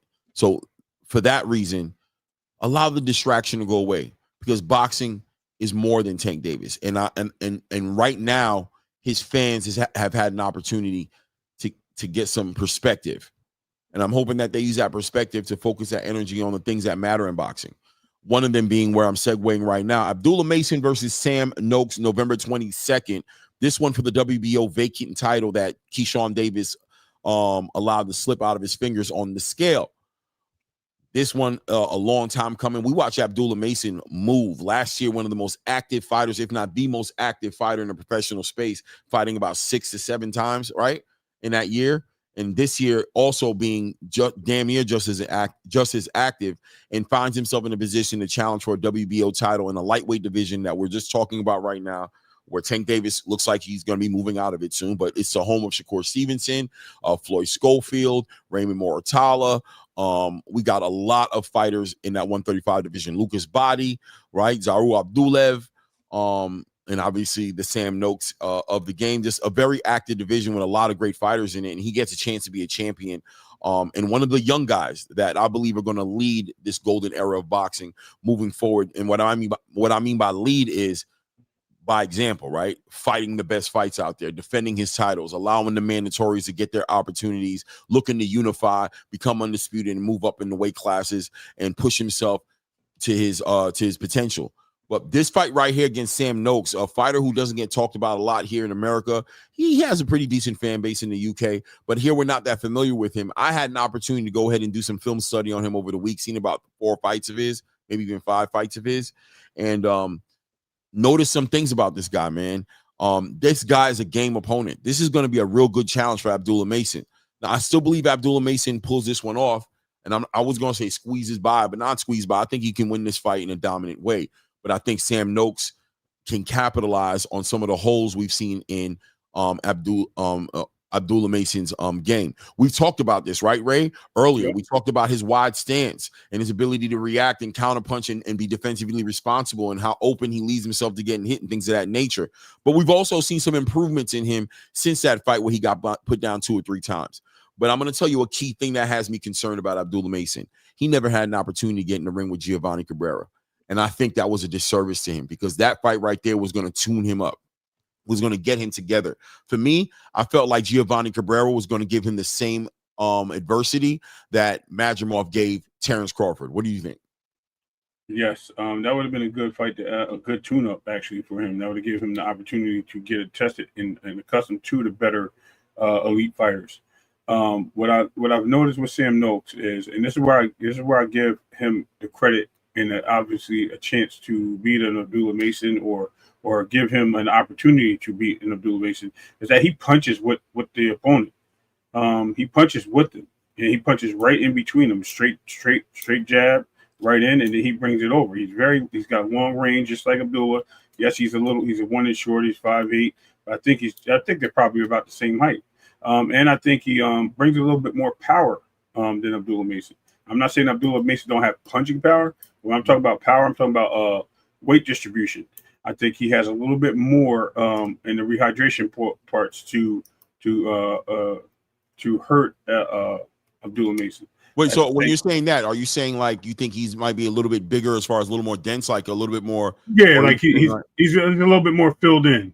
I think Abdullah. I think Abdullah's a little bit more like. I'm not saying he can't take a punch, or he's not a strong guy, because we see Abdullah Mason. We both agree that guy should be fighting up right now. Yeah, right? I mean, shout out to Will, who just brought that up as well and said that that's another thing. Like, you don't want to see him. That's one thing about these younger fighters, right? We seen Jalil Hackett almost do himself bad, right. And that's where I was going with. Right, go ahead. I guess. So I was going to say, right. So we seen him already on the scales. He had to strip down to nothing to make weight.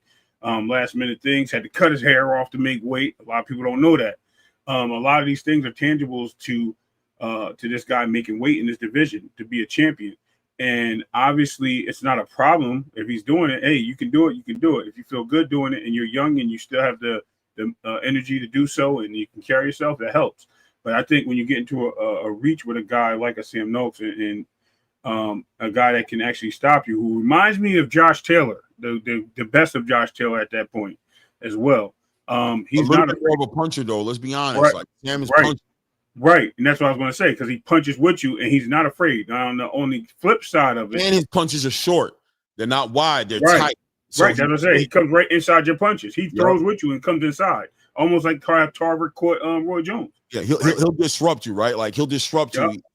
Right. He works that jab so well, and I'm going to pass right back to you, but we're going to go back and forth in this conversation because this is a great conversation. Right. This fight right here, I believe, has a lot of intangibles that I don't know that people are aware of it completely. You get used to seeing Abdullah Mason dominate, and even in the fight, he got knocked down 3 times, and he still dominated, right? Like he still dominated. He just got caught with shots he didn't see coming, but he never got hurt, right? He always got up, and it was almost like a damn, this dude caught me, but he came right. Nothing discouraged him to come forward. I believe Sam Noakes can discourage him. I believe if he doesn't fight this fight intelligently, pick his shots, and really showcase his boxing skills in this fight, because I think Abdullah Mason should be the better boxer in this fight as well. But if he overcommits to the fighter, he can get taken advantage of, because Sam Noakes is well worth his weight in gold in boxing and punching. He might not be the best. He's not going to be, you know what I mean? But he's well-rounded. He brings enough of the boxing and enough of the punching to present issues for Abdullah Mason. And like we were just saying earlier, he's a short puncher, tight puncher. He's not swinging wild. He's very accurate, and he loves that jab. He doubles and triples up on the jab to set shots up. And what kind of shots is he setting up off that jab? Body shots. He's hooking off the jab. He's attacking the body off the jab. He's setting up the right hand with the jab. He's using the jab efficiently. He's using the jab to disrupt you. While you're trying to plant your feet and find yourself, he's hitting you with straight, heavy jabs that is disrupting you. He can make Abdullah Mason decide to become a mover more than he can disrupt your game plan with that jab. It's stiff. That nose will start leaking. He'll shut an eye. You know what I'm saying? He'll hurt you. I'm telling you, bro, you saying everything I was going to say. I'm going to let you keep going. You can speak for me. It's all good. I'm just telling you. But I just see on the flip side, because of that jab, right? So let's give some accreditation to Abdullah Mason and how I can see that his intangibles can actually be a problem for Sam Noakes. Noakes. Because I think Sam Noakes will bring the pressure, right? He likes the pressure, but that's his downfall. As he's moving forward, he drops his hands. And when he drops his hands, that means that Abdullah Mason has to be on that back foot, and he has to pop his jab. He has to counter him. He has to hit him correctly. If he does not, then we see something totally different that we don't want to see. That means he's going to be running on those ropes. He's going to get stuck on those ropes. There's going to be a problem for him, and we might see Abdullah Mason for the first time in some trouble. This is a step up in competition, but I think Abdullah Mason has the hand speed, and I think he has the equivalent of the reach to keep him at bay. The problem is he just has to get the timing down, because that time is going to be very important for Abdullah Mason in order to successfully win this fight. Obviously, you know, they're both good fighters. They're both at the top of their game. They're both fighting for a championship, and they're both in place for that reason. And the reason is they're the best of the best at this time in that weight and that sanctioning body. And I think what you're going to see is something that nobody has ever seen before. You're going to see Josh Taylor versus what's our homeboy name? Trying to think who reminds me of Abdullah Mason. I don't think too many people remind me of him. He's a good fighter, bro. I mean, Abdullah Mason reminds me of nothing but the best. He reminds me of. That's what I'm saying. There's so many accolades. He reminds me of. Well, I would not, because he has flaws in the defense. He puts his hands down a lot, Clay. Abdullah Mason does, but Terrence was also known for being very loosey-goosey and risk-taking when he fought at 135, 140. He fought that way, right? And Abdullah's like in this chapter of his career, right? He's in that young, nobody's really hurting me. Nobody's, you know, he's willing to take the chances, and he's willing to be an exciting fighter for the crowd. You know what? I got the person he reminds me of. Diego Corrales. Yeah, Diego's another. Diego Corrales. And I don't want to see him set up like that. I like Triple G too. But Triple G was a little bit more defensively responsible. Right. I'll be honest with you. Right.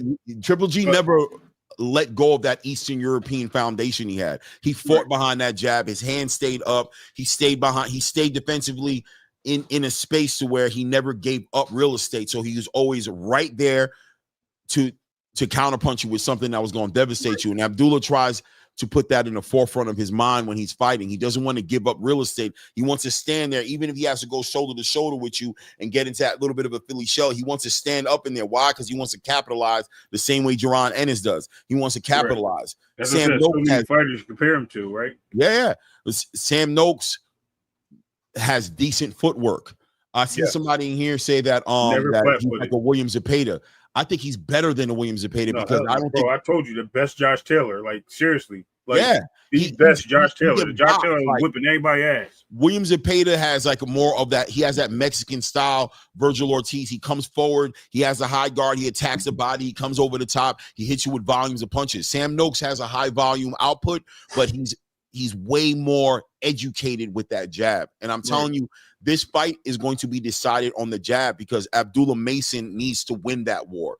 The jab game needs to be his game. He has the reach, and he has to work off the jab. He can't sit there, get caught up in hooking off or going for crazy shots and trying to overpower Sam Noakes. He needs to work that jab because Sam Noakes, as you stated earlier, is going to be coming through aggressive. He's coming forward. There's going to be opportunities for Abdullah Mason to get a knockout in this fight. And I think I'm calling for a knockout. I think Abdullah Mason knocks his dude out, right? But it's going to be based on the cerebral aspect he brings to the game. He has to stand behind that jab. He has to work that right hand. And I want to see him close up that the stance a little bit, just a little bit. Nothing crazy. I ain't no coach, but that wide stance, Sam Noakes is quick enough to use his footwork, catch you at angles, and close that distance and pow. And that's what I think Giovanni Cabrera was going to help close up in his game, right? Giovanni Cabrera was going to give him those angles in that movement that was going to force him to make the adjustments in the outside the fight, where him and his father and his team were going to come around that fight, have about however many rounds of data to process and be like, boom, tighten up right here. That's another bad thing. How many rounds have he went? He's won in the first half of the fight, and most of it in all his fights. Yeah. So that right now, like did he stop the guy in his last fight, or did he? I think he stopped him. Yeah. Did he go full round? Did he win 6 in his last fight? I think he went the full 10 rounds. Stopped him in the 5th round. He stopped him. Bang. Yeah. Retired. Another thing I want to say though, I'm glad you pointed that out, was like you said, the wide stance, right? That wide stance actually can put him in a lot of trouble. Somebody that has a short punch, always coming forward and able to close that distance at lightning speed. And angle. Right. That's what I'm saying. He's good with his footwork, bro. He's decent. He moves well. Yep. And that could be trouble, right? And then offensively, at least. That's another thing. Yeah. Sam Noakes on his back foot, that might be another mission as well. And we have to see how he takes punches, right? Because I've seen his offensive onslaught. I want to see his defense caliber. You know what I mean? He doesn't have a lot of marks on his face, so he doesn't get hit much, just to let you know. Not saying that I mean that means anything or not, but that says a lot. Sam? Yeah. He don't get hit a lot. He don't get punched a lot. You guys, I'm telling you. He's not a slugger. Like people try to picture him. He's actually very, very crafty. Very crafty. I mean, I was gonna say for a white dude, I don't want to turn it into that, but I just want to be honest, you know what I mean, about who Sam Noakes is and what he brings to the table. He's a well-rounded puncher boxer, bro. He's not a one-trick pony. He's not Nick Ball or just come forward fight. He's not Isak Cruz or you know what I'm saying. He's a fighter, and that jab is underrated, bro. He has he works well with it. He does. 100%. Doubling it, tripling. I seen him in some recent fights. I was just watching him doubling, tripling. That body work is nasty. He invests in that body. He's going to get you. He's going to get that body going. He's going to start working that. And if Abdullah Mason leaves, Sam Noakes is the kind of fighter. If you leave openings, Sam Noakes is going to take advantage of openings. And Abdullah Mason, unfortunately, has left openings in the past because the fighters he's normally fighting against aren't athletic as him. They're not able. He's able to do things like Roy Jones, right? Like Roy Jones was somebody who he's my favorite fighter in the world. Why? Because he would do things that nobody else was allowed to do, right? Roy would do stuff that you're not allowed to do in boxing. Keep his hands low, use his athleticism to just get himself out of trouble and put people in trouble. And he was just an unorthodox fighter. And but that came back to bite him against an Antonio Tarver, right? It came back to bite him with somebody who was able to have that, who had the arm reach and who was slick enough to take advantage of you leaving these openings, bro. You're not going to get away with it with me. And now your chin is your chin. Now you're getting touched and you're getting laid out. That's my favorite fighter. Abdullah Mason got sat on his pockets in front of somebody who didn't have the power to really stop him. Caught him in the right place at the right time. But was able to catch him in those shots. I'm telling you, I believe Sam Noakes has the power to get that respect from Abdullah Mason. And, you know, everybody gets punches boxing, but he needs to be defensively responsible in this fight, and he needs to win that jab game. You know what I mean? Like the jab game needs to be his game. If he allows Sam Noakes to start doubling and tripling up in those jabs and start working that body, he can get set up for something nasty. And he's a show closer. Sam Noakes is a show closer. If he sees the blood in the water and you're hurt, he's a show closer. He will cross that line and close out the show. He'll do it.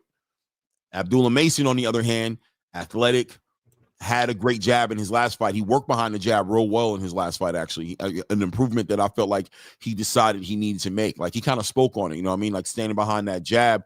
But Sam Noakes is going to test the waters, and he's going to test your discipline, because he'll frustrate you and piss you off and make you get out your character. Right.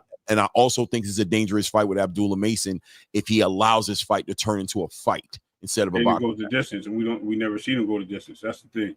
Another thing I want to point out that will make significant sense if you want to understand is this could be the parallel to Charles Conwell. Big praise, great point of a fighter that we always thought he was going to be really good. He's going to be a force to be reckoned with at 154.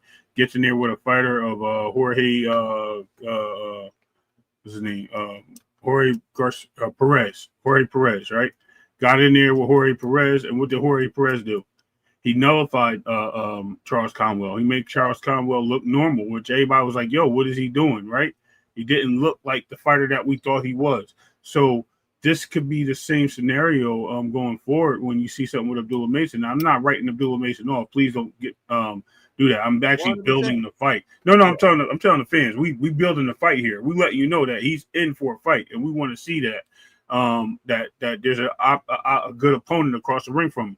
We don't pay attention to a lot of people that fight over the seas, right? And that's the biggest thing, right? We always tell people, yo, if you don't know what's going on in boxing, that means you don't know nothing about boxing, because we trying to tell you, like, these guys overseas be rocking, right? They be on the Zone, they be on Pro Box, they be on what's this other guy, Frank Warren's channel.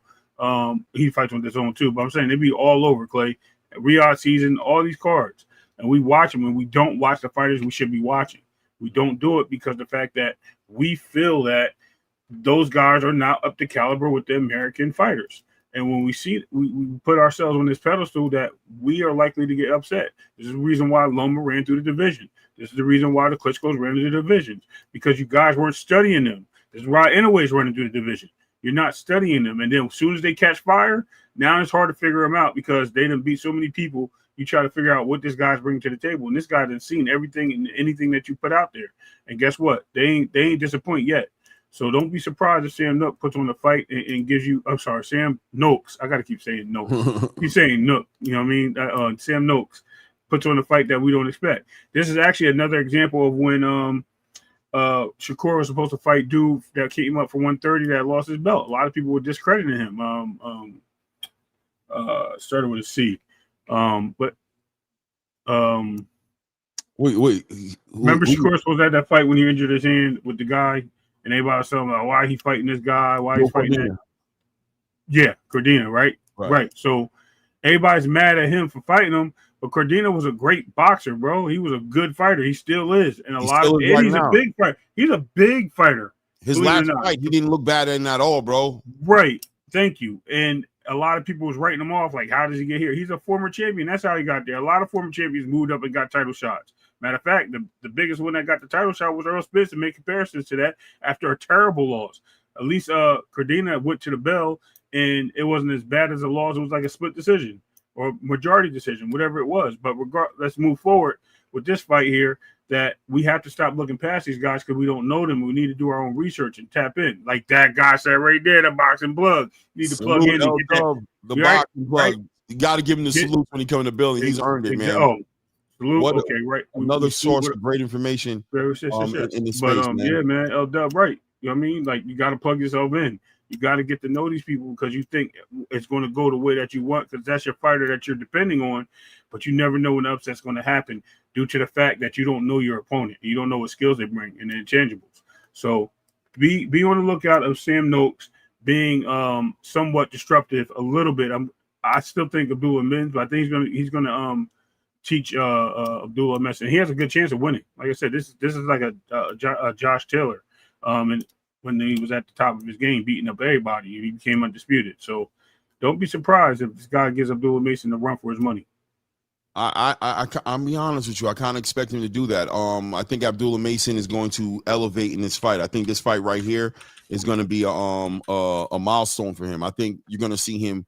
This is like the Madrimov fight that with Terrence. I really believe that fight made a big difference on getting Terrence's mind ready and having him look the way he did against Canelo. I think that fight made him tighten up. I think that was the fight he needed after that time off of boxing from beating on Errol Spence and not fighting. I think Madrimov tested him properly. You know what I'm saying? Abdullah Mason is going to get They trying to put words in my mouth, Clay. Hold on a second. Hold on. Nakatilia, he stopped him in the 5th round. Yeah, Nakatilia didn't do the test though. Carlos Ornelas didn't do the test. Man, he missed out on that, brother. I mean, I think Abdullah Mason is going to win this fight, but I'm going to tell you, this kind of fight against Sam Noakes is the reason why I wanted to see him fight against Giovanni Cabrera. I'm telling you, bro. I believe he's going to win, bro, because he's really good like that. But I'm telling you, Giovanni would have got him ready, bro. Giovanni would have got him ready for this fight, bro. You see what L-Dub put in the chat, right? Look, Cardina is pitching himself in for the winner.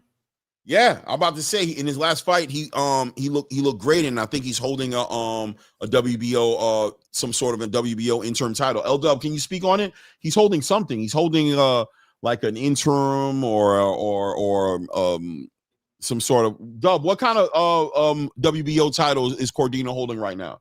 If you don't mind putting it in the chat. I know he's holding something. He's holding something in the WBO, so he should be lined up to fight the winner.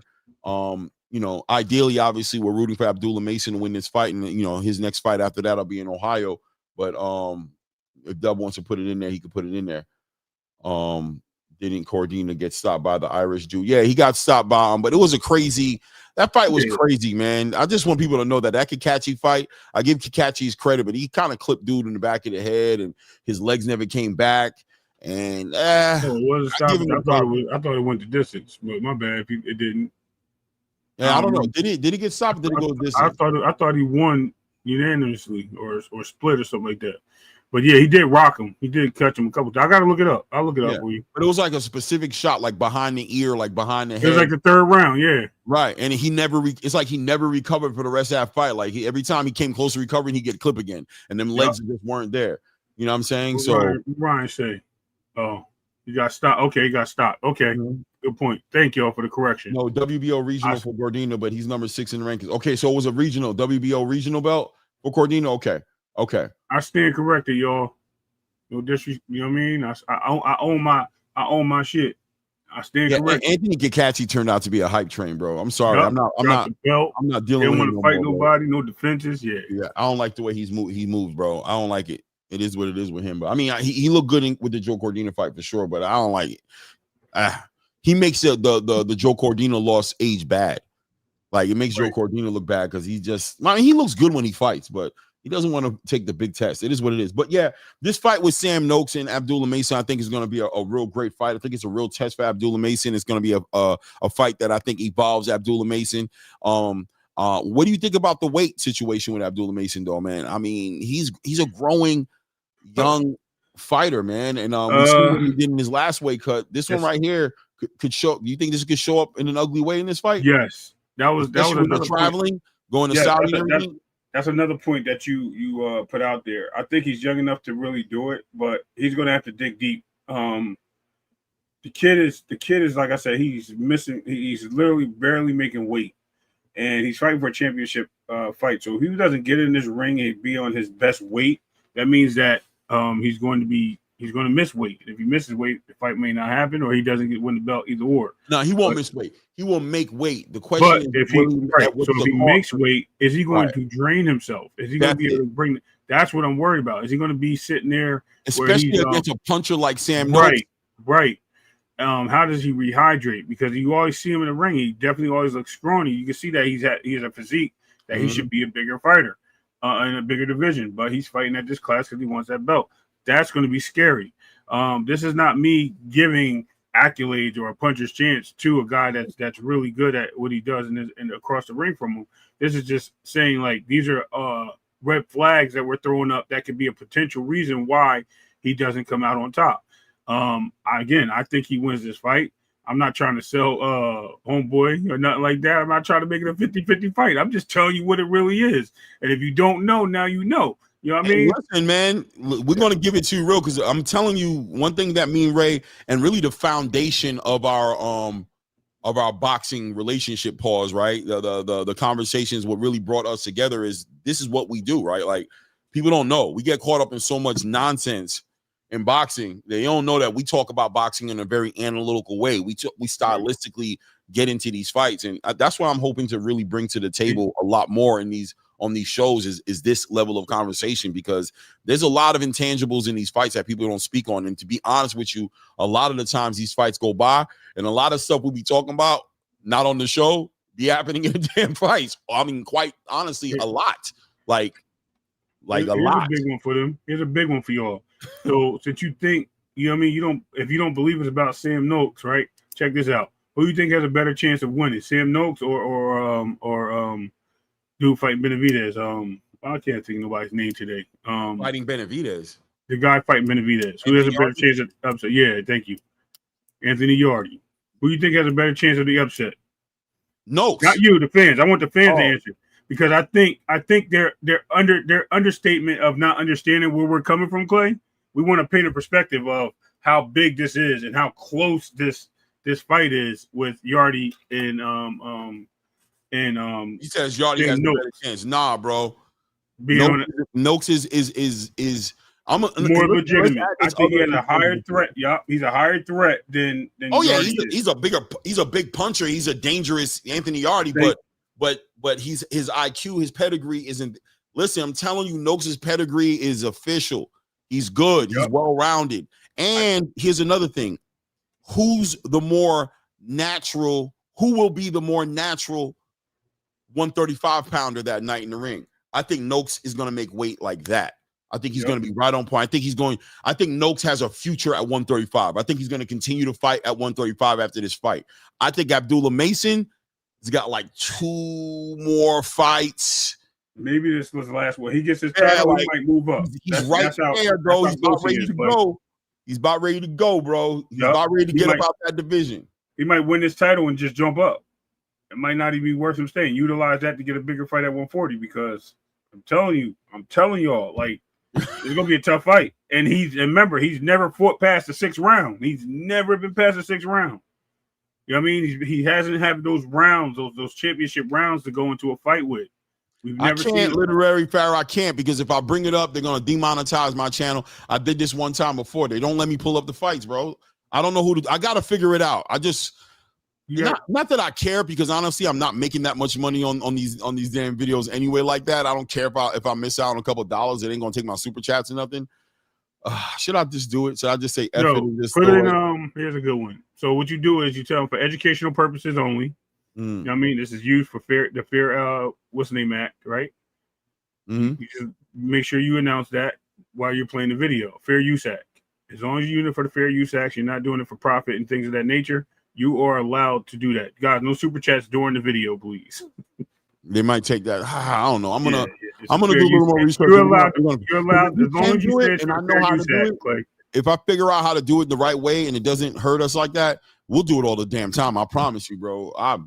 We'll do it all the damn. Believe me, we'll do it all the damn time. So don't put it up. Hold on. Don't put it up. Let the fans do their own research. Okay. Yeah, I'm with that. Yeah. Yeah, then that's see. Don't pull it up if you should then come back and join into the conversation. Word, L Dub. He knows. Dub knows. We can't do it, bro. Like it's just too these YouTube algorithms get crazy, bro. That's it. Yeah, it is. It is 20-second intervals. Yes, that's exactly what it is. You got to break it down into sport and spots. You right. That's how it is. That's how it's supposed to be done. But some people play the whole video. They don't block it out and pause it and think. Shout out to Pork Chop Cash, also known as Bradley 68, also known as was it Nine Fingers? Yeah. Shout out to Bradley, man. Appreciate the love, man. Thank you for the support, brother. Thank you, man. I ain't seen you in a minute, unless I don't know. I haven't been. No, he was here. I'm about to say I haven't been looking for Pork Chop Cash. Yeah, he was no Pork Chop Cash. That's why I was laughing at him last time. He was out here defending us when we was talking about the first time that this fight happened. We were talking about the press conference. He was like, "Yo, he ain't like it." You know what I mean? Shout out to Pork Chop, because he was definitely up here telling you, like, yo, you was talking some mean-ish. That's when I came in late. I was asleep all day. Okay. Shout out Bradley, man. Thanks for the support, man. That's grassroots. And it's funny because certain people like Bradley, because Bradley don't waste no time. If he feels like you're on some BS, he get right in there. He won't. He'll ruffle your feathers. He'll do everything. He'll slap you with a pillow. Get right in there. He wastes no time. But no, shout out to Pork Chop Cash in the building, man. Salute. Yeah, man. But yeah, watch. Do your and I think L-Dub might have said something about the 12 rounds. Yeah, that's another thing. Sam Noakes has the rounds under his belt. He's gone the distance. He's tested in that way. I love that fight. I think people are going. That's going to be a fight that I think is going to be surprising to a lot of people.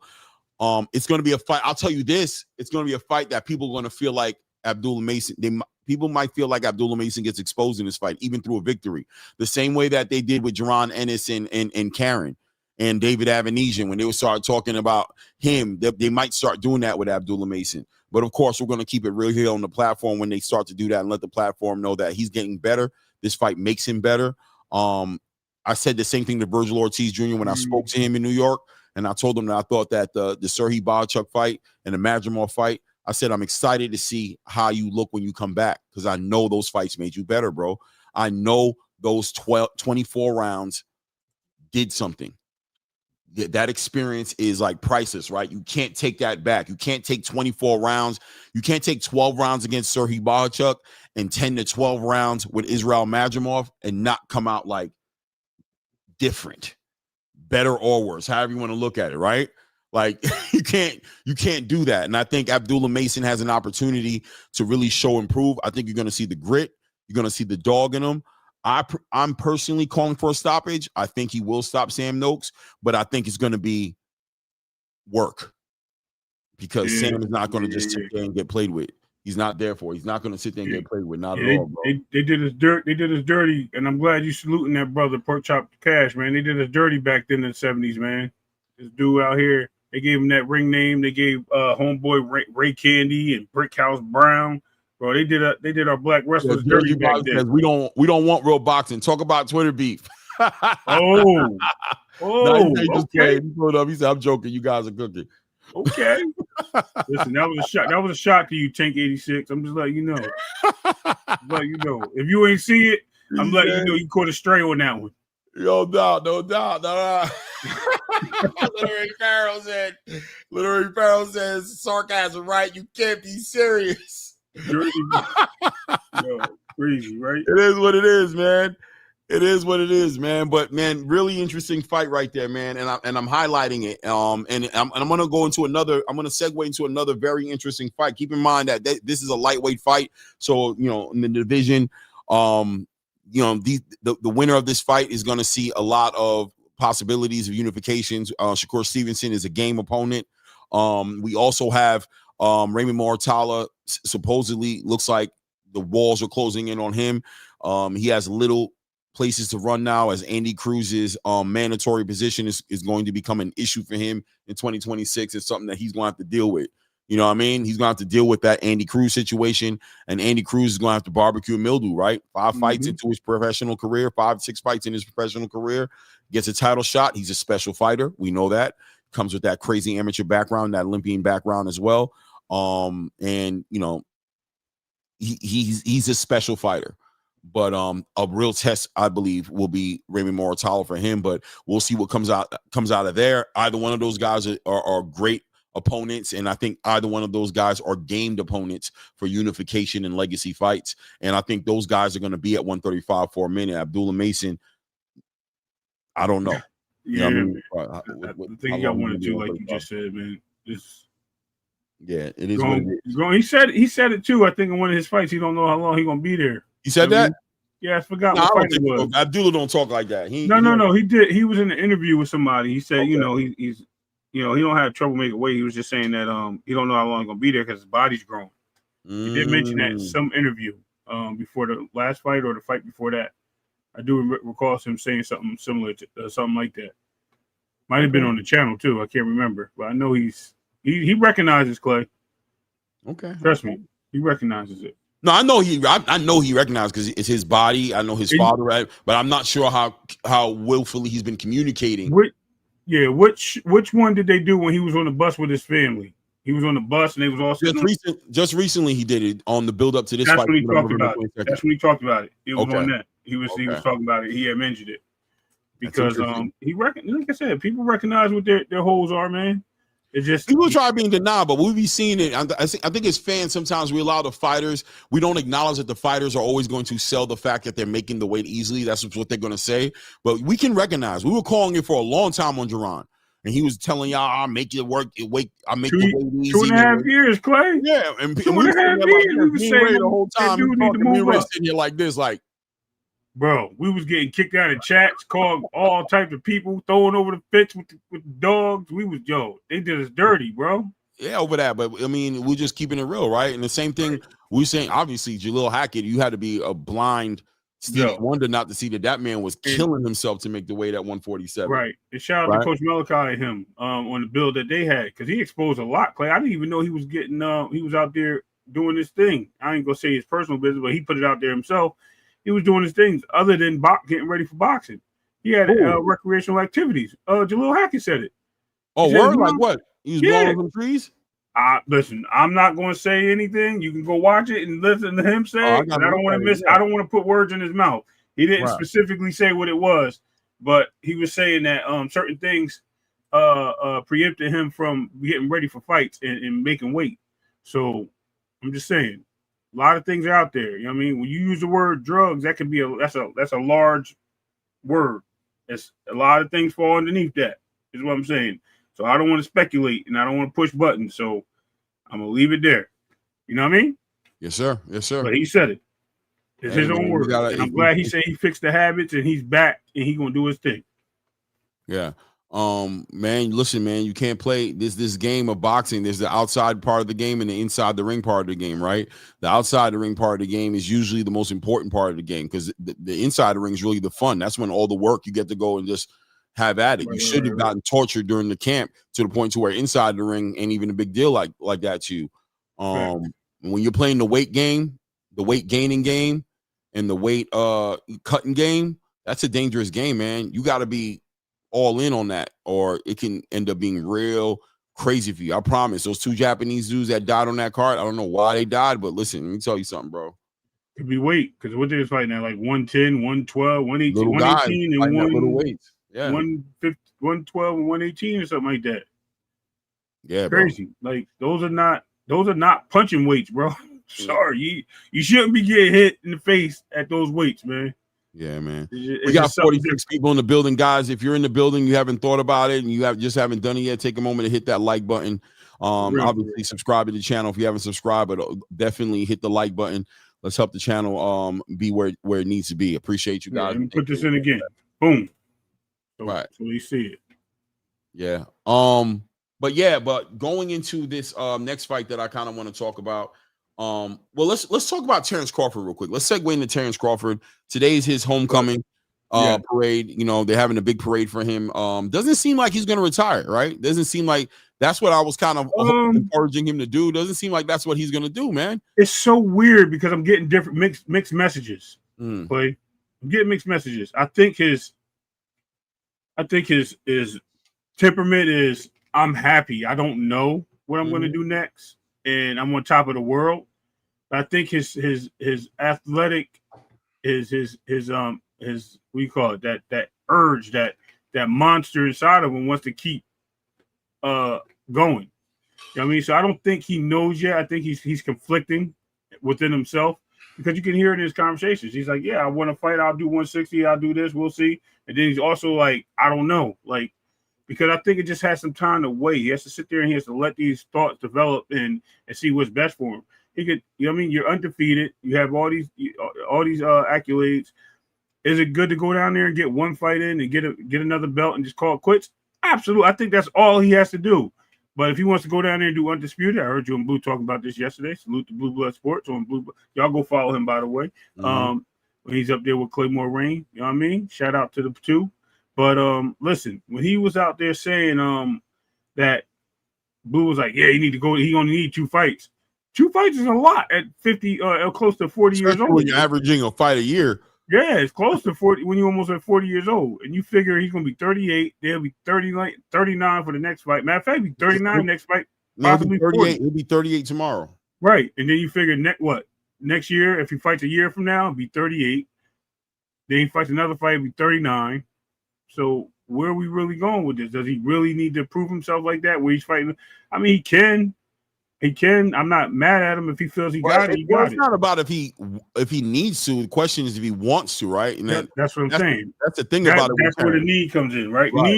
Needs and wants, we all know are different. They sound similar, but they are different. He doesn't need it, right? He already did enough. And like you said, does he want it? Does he really feel? That's where the confliction comes in. And sometimes when you get greedy is when you meet your flaws, because he might get caught up. Bernard Hopkins. By who was it? Who put him down? Kelly? Was it Kelly? No. You talking about his first? Like you talking about Jermaine? No. Remember, dude? No. Remember, he went up. He was fighting all these dudes. He was beating up after Jermaine. He went and got the belts back. When he went to alien mode. When he was alien. Kelly. No, who was it? It was a white dude, man. I thought it was Kelly. He was one of them dudes. It wasn't Kelly. It wasn't Kelly. It was another dude. The dude from You talking about from New York? The dude who put him through the ropes? Yeah. Yeah, what was his name? It was a white. I can't remember his name, Clay, but I'm just saying. Yeah. Like he should have. He was what, 43, 44 years old at that point, man. Should have been like, yo, it's over. But he didn't want to. Pavlik. It was Kelly Pavlik, right? Oh yeah, but that wasn't the ultimate mistake. He said no. I thought. Joe Smith. Joe Smith was the one who put him through the ropes. Yeah. Okay. But all right. Well, I was getting to Kelly Pavlik. Kelly Pavlik beat him up real bad, bro. Right. Like it was a master class. And the fact that it went down like that, and we can talk about Joe Smith too, but it was a master class, and it looked bad. He should have just hung it up, but he didn't want to. He wanted to keep performing, whether it was for money or whatever the case may be. I hear people from Philly today saying that he messed it up for them. You know what I mean? He was supposed to be that guy. He messed up the boxing game for them, and he made boxing look bad in Philly. So things can render and change for as your glory is growing, your legendary status is growing, your legacy is growing. One flip of a switch can turn it all off, just to let you know. And that's what I'm saying. He said, I'm hot. He said, Ray, you tripping. Be hot. Destroyed Pavlik. Yeah, about to say, let me see. I think he beat Pavlik. Let me look who it was. You sure? I'm pretty sure he beat Pavlik. It might have been Joe Smith. Hold on. Yeah, he beat him in a unanimous decision. All right, hold on. Let me see who it was. Or Joe Calzaghe handed him up. Calzaghe. Was it Calzaghe? Calzaghe beat him in a split decision. But, I mean, Joe Smith put that boy, that was his last fight. Yeah, that's when he got knocked out. I'm talking about the dude it was Calzaghe. I'm trying to think who beat him up. Like, he was putting hands on him. I'm telling you, Joe Smith put hands on that boy, bro. I'm telling you. Both of them did. Joe Smith put him through the ropes, though. I don't know. But thank you for the correction again. Look, I stand. Thank you, L-Dub. I did mix them up. I did. I did. You know what I mean? I did. No lie. And I stand on that. I'm not gonna sit there and make excuses like, yo. When you said Papa, I was like, y'all putting words in my mouth. I ain't say that. No, I said it. I said it and I messed up. Okay, I own it. I got the wrong guy. That's all. We good. Yeah, Kovalev destroyed him too. Yup, Kovalev beat the brakes off of him. But yeah, man. But that was right before the Joe Smith fight. Yeah. Fight. Yeah. But yeah, so I just knew it was one of them. So with Terrence, where I'm at with Terrence is, listen, man, I think it's the perfect storm. I think Erizlandi Lara, how old is Erizlandi Lara? Like 40-something years old, right? How old is he? He's like 42, 43. Right? So I think that fight's right there for him, man. That's where I was thinking. I'm glad we're thinking alike. I'm glad we're thinking alike. I think that fight's right there for him. And I think if he wins that fight, man, listen, it looks like there's negotiations going on in between. Supposedly, L-Dub will let me know in 2 seconds if I'm wrong, but the rumor has it that there's a negotiation, according to Carlos Adames' team, that they're in the final stages of a negotiation of a unification fight between him and the current unified middleweight champion in Janabek. So the winner of that fight will be a 3-weight class unified champion. If Bud can get into that Erizlandi fight as a litmus test and say, listen, I beat Erizlandi Lara, and I walk over with that WBA title, hey, bro, I'll fight the winner of that fight and go for undisputed at 160. What do you think? We'll have to wait and see, Clay. I mean, he can, if he can get, like you said, if he can get that fight. My thing is this. Who is Laura fight for? PBC? Exactly, Tank Fan 86. That's why I said the litmus test. Erizlandi Lara is not an easy fight. Like, if he beats him, you know, that's a great win. And also, dare I say, a Madrimov type of level fight as far as preparing him for the winner of Carlos Adames and Janabek. Right. Is he part of PBC, right? Huh? Laura's a part of PBC, ain't he? Yeah, but I mean the PBC. No, he's Golden Boy. No, Laura Queensbury, Golden Boy. Laura is PBC, bro. That's what I thought, but it says right here, Golden Boy Promotion. Oh, maybe he left. No, this is 2008, bro. He's PBC. He's definitely PBC. Yeah, that's what I'm saying. That's all I see him fight on. L-Dub, can you get some light on that? I'm getting 3 different things. I get Queensbury, PBC, and Golden Boy, and there's no dates. PBC, okay. Yeah. But anyway, that means he has to go over there to PBC again to get that fight. And PBC don't look like they want to do too much business with Bud. So it's changed up. I said with Bud.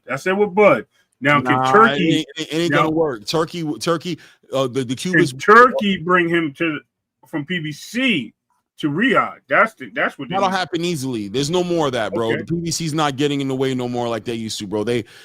Listen, man. Turkey's about to supposedly finance this Teofimo Shakur fight underneath the PBC. Nah, bro. I'm not going all out spending this money with you, helping your company like that to be dealing with no across the street politics off of legacy fights. You saw what I did with Bud already in Allegiant Stadium with Canelo Alvarez. Don't play with me, bro. I think when that fight needs to be made, it will be made, bro. Period. Big fight. Okay, let's make it happen in March, so he can get 2 fights. So he can get 2 fights in next year. Yeah, the question for me is, what does Terrence want to do right now? Where is he at mentally? How does he feel about it? Is it too much for him to let pass by, or is Bud done with boxing? Has he done everything at this point, fighting the face of boxing in Canelo Alvarez and defeating him like he did? Is it pretty much like, has he done the end all be all? Like, is this like not even like, does it not really mean nothing to him to be undisputed in another weight class? Does it mean nothing to him? And also, what does Canelo Alvarez want to do? I know we make fun of him and say he don't want to do it no more. Trust me this, trust me that, but we don't know, bro. The heart of a champion is something that should never be underestimated. You know what I'm saying? Never judge the heart of a champion. Will go in there and say, let me get my fade back. Let me get my one back. I think I can do better. I'm a champion. It is what it is. And if Canelo Alvarez wants back at his titles, Terrence Crawford, in my opinion, more than likely going to give him that fight. Yeah, you got super chat. CJ said, read my message, please. Oh, my bad. Hold on. My bad. Shout out to CJ, man. Listen, all due respect, I just want to say this real quick. CJ, since you've been here, man, you've been a great contributor to the channel, and you always give us good feedback. So appreciate you, brother. Yeah, definitely. Good engagement. CJ Rich Boxing and BS says, and y'all make sure y'all subscribe to his channel, says, been listening to you while getting my marathon training in. Oh, you about to go to marathon? You about to do a marathon? Okay. Jealous of you. I wish I could do a marathon. No. You about to Debo the marathon. Salute, CJ, man. Appreciate the love, man. Thank you for the color in the chat, man. Let's see. L-Dub says, I can see Crawford doing a farewell fight at Memorial Stadium in the spring. Against who, though? The winner of Earl in Charlo. Maybe. That's what I think. That's what I was thinking. Try to probably get Charlo in the ring, but it'd be the winner.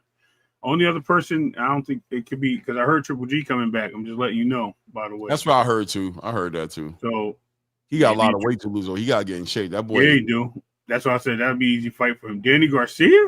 Okay. Nah. Danny Garcia said he was in training, bro. He did say he was out there. He's about to fight. Danny about to fight next month. He about to fight. Yeah. In Brooklyn. Yeah. So maybe it's possible. Something that never happened at 140 or 47. Oh no. I don't know about no Danny Garcia. I'm thinking Charlo, but it could be. I mean, look, we're all talking. He said Triple G need to stay retired. Triple G said he's making a comeback, man. He said he want that Canelo rematch. That last to that quarter, man. He's about to show everybody what it's really about. Well, listen, Terrence has options, man. He can fight. And what about the Gervonta Ennis fight? Is that attractive? Does he convince? I heard that what if Gervonta Ennis says, yo, man, I'll shoot to 116 and do the one-off, man, to get the super fight with Bud and let Bud relax and, meet Bud on his own terms at 160. How do you feel about that fight being a super fight? Get Gervonta Ennis up to 160 right quick. Get that big fight going. I heard Vergil. I heard Vergil and that team over there ain't being so receptive on that Gervonta Ennis fight. I heard they talking good talk, but that ain't really what Oscar trying to do. I heard, you know what I mean? I heard there's a little resistance over there. That's not necessarily what they feeling like doing over there. So can we see Gervonta Ennis make a move to 160 and make a that'll be a big fight. I think that's a fight that people want to see, bro. I think that fight, the people who don't want to see that fight or don't know they want to see that fight. Like, I think as soon as that would come back to the table and you see Gervonta Ennis on one side of a press conference and Terrence Crawford on the other side with Max Kellerman in the middle, I think that fight turns into a huge fight. And a possible passing of the torch, possibly fight. Right? Yeah, I put on mute. I was going to take a call, but no, I'm listening. But you got it. You right. No, right. No. It's a lot of those like Clay. You be picking. I don't know who's here that hasn't heard this, because there's a lot of y'all that haven't. But there's a lot of people that have heard me say this. Clay is a man. He be picking up stuff like you would think he's locked in. You would think I'm telling you, you would think people was literally sending him personal things like he in the camps and it'd be Dub, man. It'd be L Dub, bro. It don't be L Dub. You be have Clay. L Dub he be on his own mission. You might get a tip or tat there, but Clay, you be on some breaking down stuff just from observation, body language, bro. Like body language, key words that they say is just be crazy, right? But I'm gonna take L Dub for what he said, though. I think that Danny Garcia fight might be what it is. I hate that fight. I hope that fight don't happen. Hey, I hate that fight. I think it happens. I think it's something. Nah, unless Danny Garcia shows me something great. I don't want to see. Listen, we saw that man quit against Arizona De Lara. I mean, that to me, that just means your heart's not in it. And your heart got to be in it to fight against Terrence, because Terrence will test your.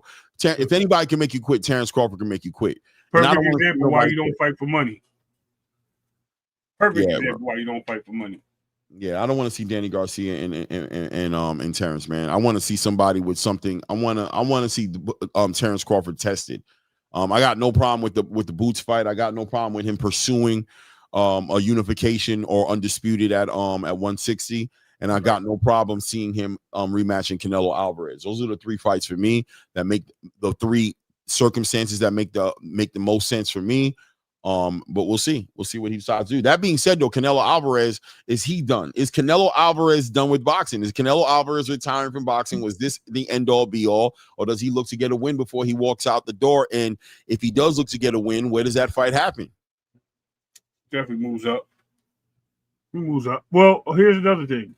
You think he leaves Terrence Crawford alone? Hold on. If Bud drops those belts, he may go down and try to get another champion. If he does that, it's going to look bad on him, bro. If he does that.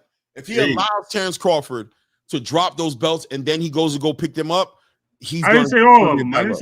I'm saying he may just walk away with one shot at the belt. You know what I mean? Delivering the title, or give us a fight we wanted, like Big Charlo, or rematch with Caleb Plant, somebody. And Billy, I don't think he's fighting Lester Martinez. That boy put the brakes on him, Billy. I'm not gonna lie to you, Ray. It looks bad, right? If that man fights at 168 and doesn't fight Terrence Crawford, it's going to look bad. If he allows Terrence Crawford to vacate those belts and he fights for one of those belts, it's going to look bad. He ain't going out like that. He ain't doing it. I hope not. He'll retire first. I hope not. Or go to 175. Listen, you never know. He's done some shady stuff before, bro. Just saying. Bro. I don't think so. I think Canelo Alvarez has the heart of a champion, bro. I think he has the heart of a champion. I don't believe he plays himself like that. Does that heart of the champion fight Benavidez at 175 for that WBC? Nah, maybe, but nah. Exactly. No, but this is different. This is a loss. This is about avenging a loss. Okay. You know what I mean? With Dimitri Bivol, he wanted to go back and fight Bivol at 175. It was Bivol who said, "Nah, 168. I want to challenge you for your belts." And he's like, "Nah, I want the other belts. I don't want to give you my belts. I want to go for your belts." Right. So, if he fights again,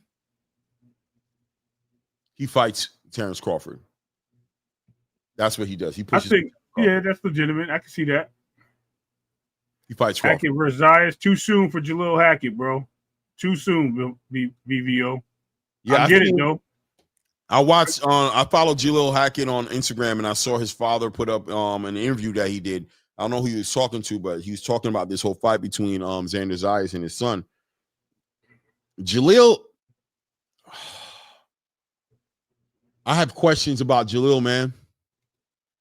I have questions.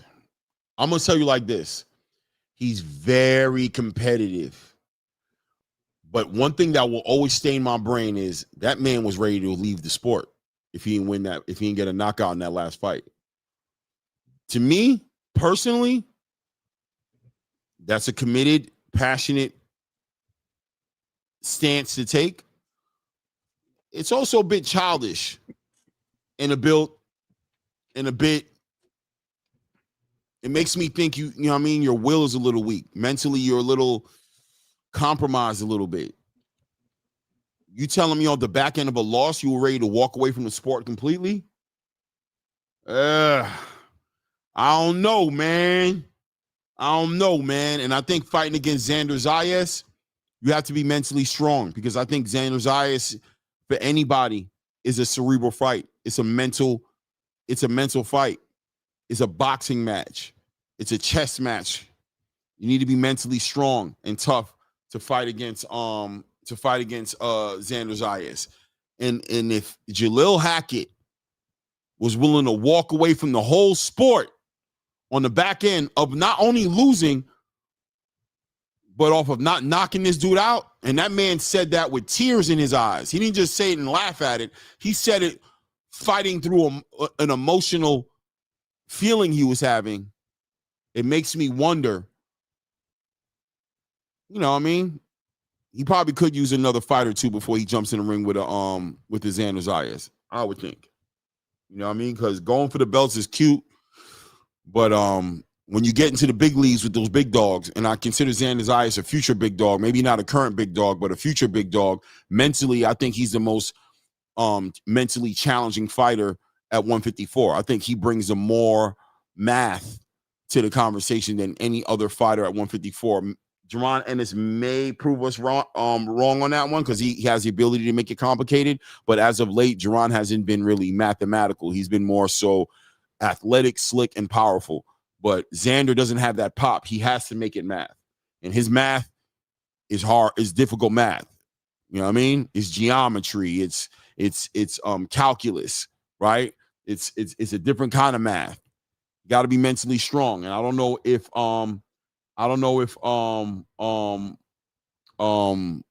Jalil Hack is actually there. Salute to Muharreb Salam in there, sending the salams. Walaikum salam, fam. Hope everything's good with you, King. Good to see you in the building, man.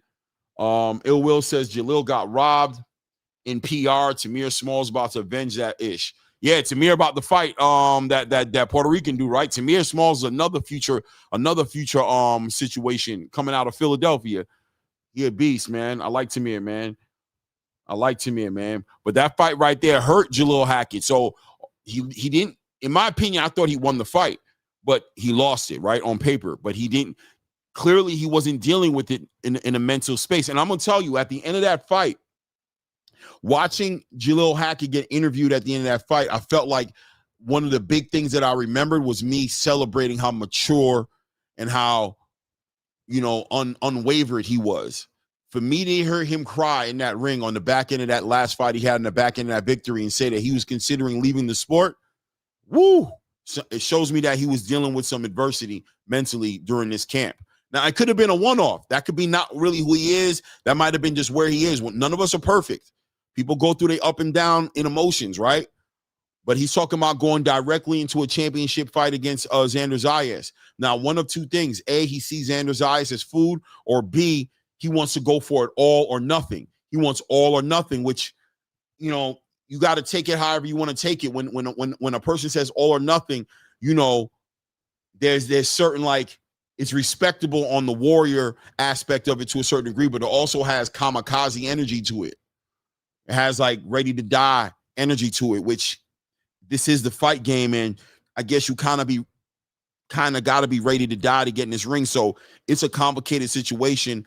I'm not ready to give out and pass out judgment on it, but I would say I wouldn't mind seeing Jalil Hackett fight 2 more fights before he gets into a title fight. Let's just make sure that this Jalil Hackett is where he needs to be, man. You know what I mean? He was going for it in this last fight. He was going for it. And when you jump up into the big conversation, what's the big conversation? Xander, Vergil, Jerron, right? What's the big conversation? Charles Conwell. What's the big conversation? Sebastian Fundora, Murtazaliev. When we talking about the big conversation, we need some mental toughness, right? We need some grit. We need some grit. We don't need to go in this fights all or nothing necessarily. Depends how you want to look at it, man. Just some perspective, man. I don't know one way or the other, right? Jalil Hackett is an exciting fighter to watch. I'm a fan, a supporter of Jalil Hackett. If that's the fight that gets made, I'll be excited to see it. Personally, as a fan, I believe worst case scenario, I'm going to see a great fight. That's what I believe. Worst case scenario. But if Jalil Hackett were to able to get a tune-up, a couple more fights at 154, I wouldn't mind it going that route. I think he's worth the wait. I think his development is worth it. I think him getting better is worth it. And I think I think we may get the best Jalil Hackett if he takes his time and develops himself accordingly in the division. But it is what it is. Whatever he decides to do, I'm right here for it, man. I'm right here for it, man. L Dub says Jalil Hackett versus Jahi Tuck. Woo! I like that. That's what I'm talking about. That's what I'm talking about right there. See, you go through Jahi Tucker, you handle that business, because Jahi Tucker got Xander Zayas energy. He got Xander Zayas energy. You know what I mean? I like that fight. He says Hackett missed weight by 3 pounds in his last fight. I didn't know that. He missed weight? I didn't know that. Don't play. I didn't know that. Don't play. Hold on. I gotta look this up. I don't know. I gotta look this up. I've been wanting to do this. Hey, Ray, roll the tape. Yo, you bugging. Yo, you hilarious, Clay. Roll the tape, Ray. Bro, you funny for that. You need to build a man. Salute, Keon. What's good, family? Yo, that's hilarious. That is hilarious. Salute.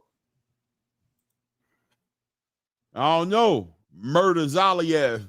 Is that his real name, Murta? Nah, it's Murtazaliev. But I think when you pronounce it, it's Murtazaliev. Yeah. I think when you pronounce it, am I right, Ray? It's Murtazaliev, right? Murtazaliev, yeah. Yeah, bro.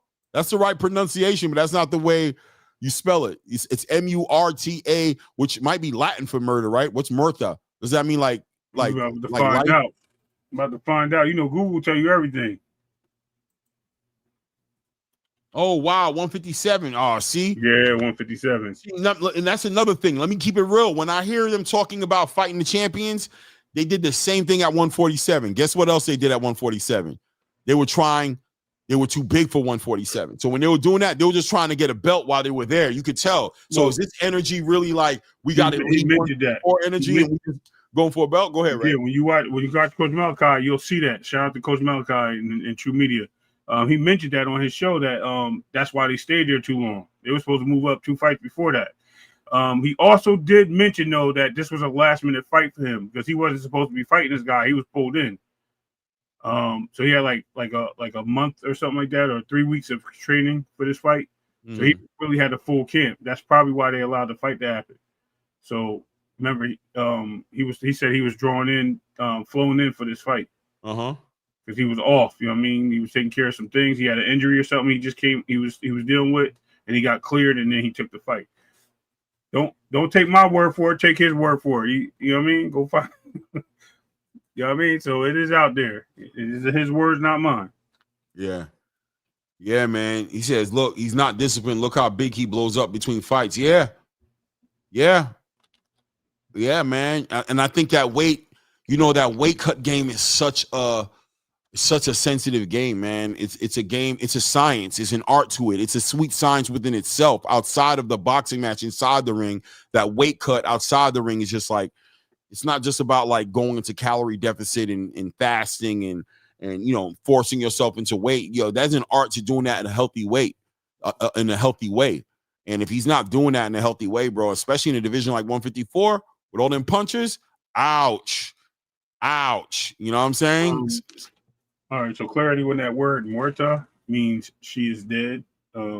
See, I didn't know they were going to give me the Spanish. I didn't know they were going to give me the Spanish version of it. But that's what it means. It's like muerta is dead, period. But they are spelling it muerta Taliev. You think that's a coincidence that this man's name is spelled that way?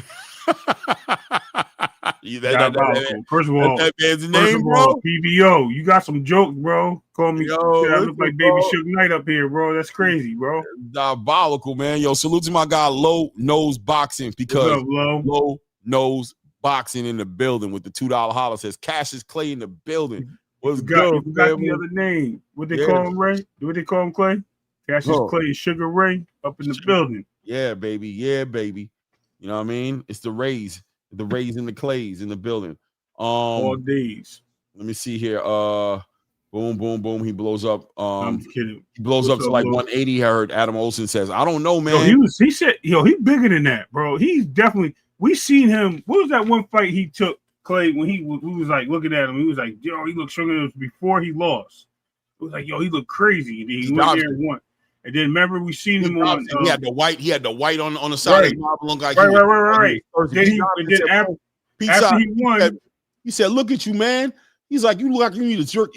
He said, "Look like you need a sip of water, man. Somebody get this man some water." He's sitting there with That was dude that lost to It was Pete Dobson. Yes. Mr. Pete. And I remember what was funny about that is after he won that fight, he moved up. I mean, he went on Mill City. Remember how big he looked, bro? Yeah. He looked like he was about 200. Not only did he look big, but he was so hydrated that he didn't look like Jalil Hackett. He didn't look the same person. I'm not even talking about like physically, as far as like I'm talking about.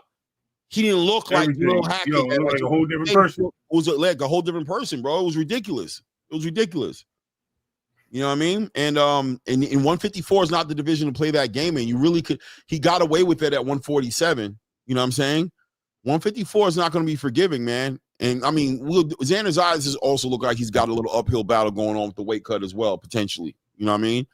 So listen, a lot of guys look like they need to move, and they're trying to make a lot of things happen inside their divisions right now. I'm looking at Floyd Schofield Jr. right now with the awkward eye, like, you know what I mean? So I don't know, man. You know what I mean?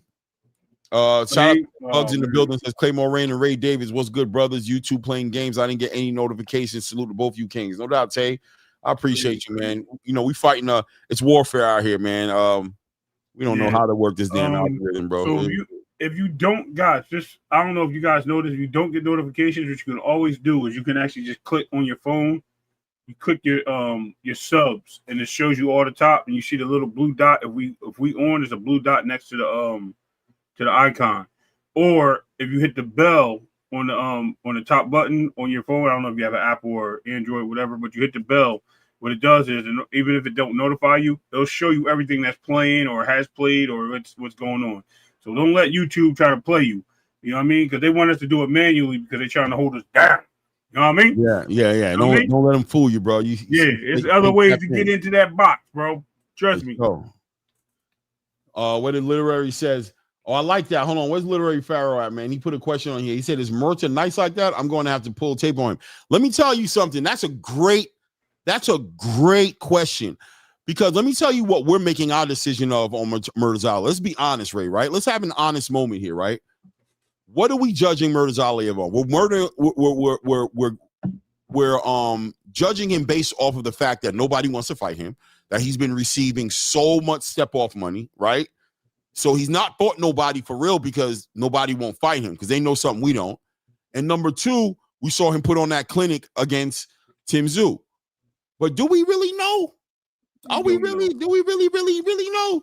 Bro. We kind of got more of a feeling more than no, right? Bro, his number 1 and 2 spots are vacant. Nobody. I mean, people are running from him like he's a boogeyman, man. And what he did to Tim Tszyu was crazy, but there's an argument there to say that Tim Tszyu was damaged goods going into that fight. So we don't know who he really is. So literary, that's a great question, to be honest with you. I don't even want to tell you he's nice like that. I don't want to say that. I think he punches hard. I think he can box. Good, no, 100%. And he clearly got power, but he definitely can box. Yeah. So literary fire, great question, man. Great question, bro. I can't even. But he can be beat, though. He definitely can be beat. For sure. I see some flaws. Even when he was fighting Tim Tszyu, I see some flaws. He's just an aggressive. He's almost like he's like a better Vergil Ortiz. Like he's like a Madrimov. Not Madrimov. Yeah, Madrimov and Vergil Ortiz had a baby. Maybe. Shout out to my guy Low Nose Boxing, because Low Nose Boxing. What's good, family?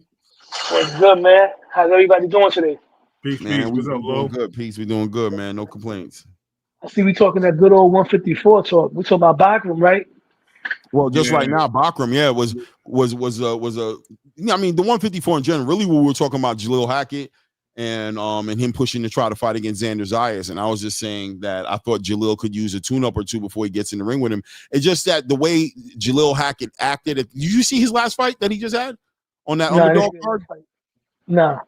Well, he cried at the end of the fight and was talking about how if he didn't get this knockout, he was legitimately thinking about retiring from boxing and going to get a job. That's how he was feeling about it, and he was crying when he said it. So, you know, we saw Floyd Schofield kind of have a same moment when he beat Tevin Farmer. Floyd Schofield was a little bit different, though. He had some you know, his father put him in an awkward position with all that talking he was doing, put Floyd Schofield Jr. as a young fighter in the crosshairs of a lot of scrutiny, right? But Jalil, I don't know. To me, it made me question his the sturdiness, if that makes any sense. Like, how mentally tough are you if you were already ready to walk away from the whole entire sport with as much promise as you have based on you not knocking somebody out you think you're supposed to knock out? Like, fighters last, right? Not everybody. He didn't say if I lost this fight. He said if I didn't get this stoppage, he was going to walk away. Sound like he put a lot of pressure on himself. Boxing is a tough sport. You know, we see a lot of fighters cry. I've seen fighters cry after beating guys that were far from their level. And people will be like, oh, why are you crying for? It's not like he won a championship. It's still an emotional situation. You know, the hard work, the blood, sweat, and tears that they put themselves through. So, you know, it is what it is, man. But as far as you talk about Xander Zayas, Xander Zayas, I really want to see him excel. You know, we haven't had a pound for pound elite level Puerto Rican fighter in quite some time, and he happens to be a champion in arguably one of the best divisions in boxing. So if he can get some wins in that division against some of those big name guys there, those elite guys, he could put himself as one of the great Puerto Rican fighters, man. But he got his hands full. You know, you got Bakram up there, still got Vergil Ortiz, you got Jerron Boots Ennis up there, you got Fundura. You got Bud Crawford if he decides to go back down to 154. I'm about to say you got everybody else. That whole damn division is a hornet's nest, bro. Yeah, anybody can give it to you, bro. Always been smoke. 154 it's always been like a smoke division. Like, it was never really like the most popular division, but you always had a lot of great fighters in that division. Guys that came up from 147 or guys that were natural 154 pounders. Man, I remember growing up watching Terry Norris. Terry Norris was one of my favorite fighters of all time. He dominated 154. You know, Julian Jackson came from there, Mike McCallum, and then later on, Tito Trinidad, Fernando Vargas, David Reed, Oscar occupied that division, Floyd, Canelo, Cotto. You know, now we got this new generation, and 154 has potential to be the money division. One of them along with 140 and 135. Yeah. But I mean, at the end of the day, as far as Jalil Hackett is concerned, I just don't think not yet. Shout out to I think it was L Dub. He brought up maybe fighting Jahi Tucker. You know what I mean? I like that. Jahi Tucker's a good sharp fighter too. Yeah, but I think Jahi Tucker's last fight was at 160, right? Is he staying there or is he coming back to 154? He might be staying there. Like, you know what I mean?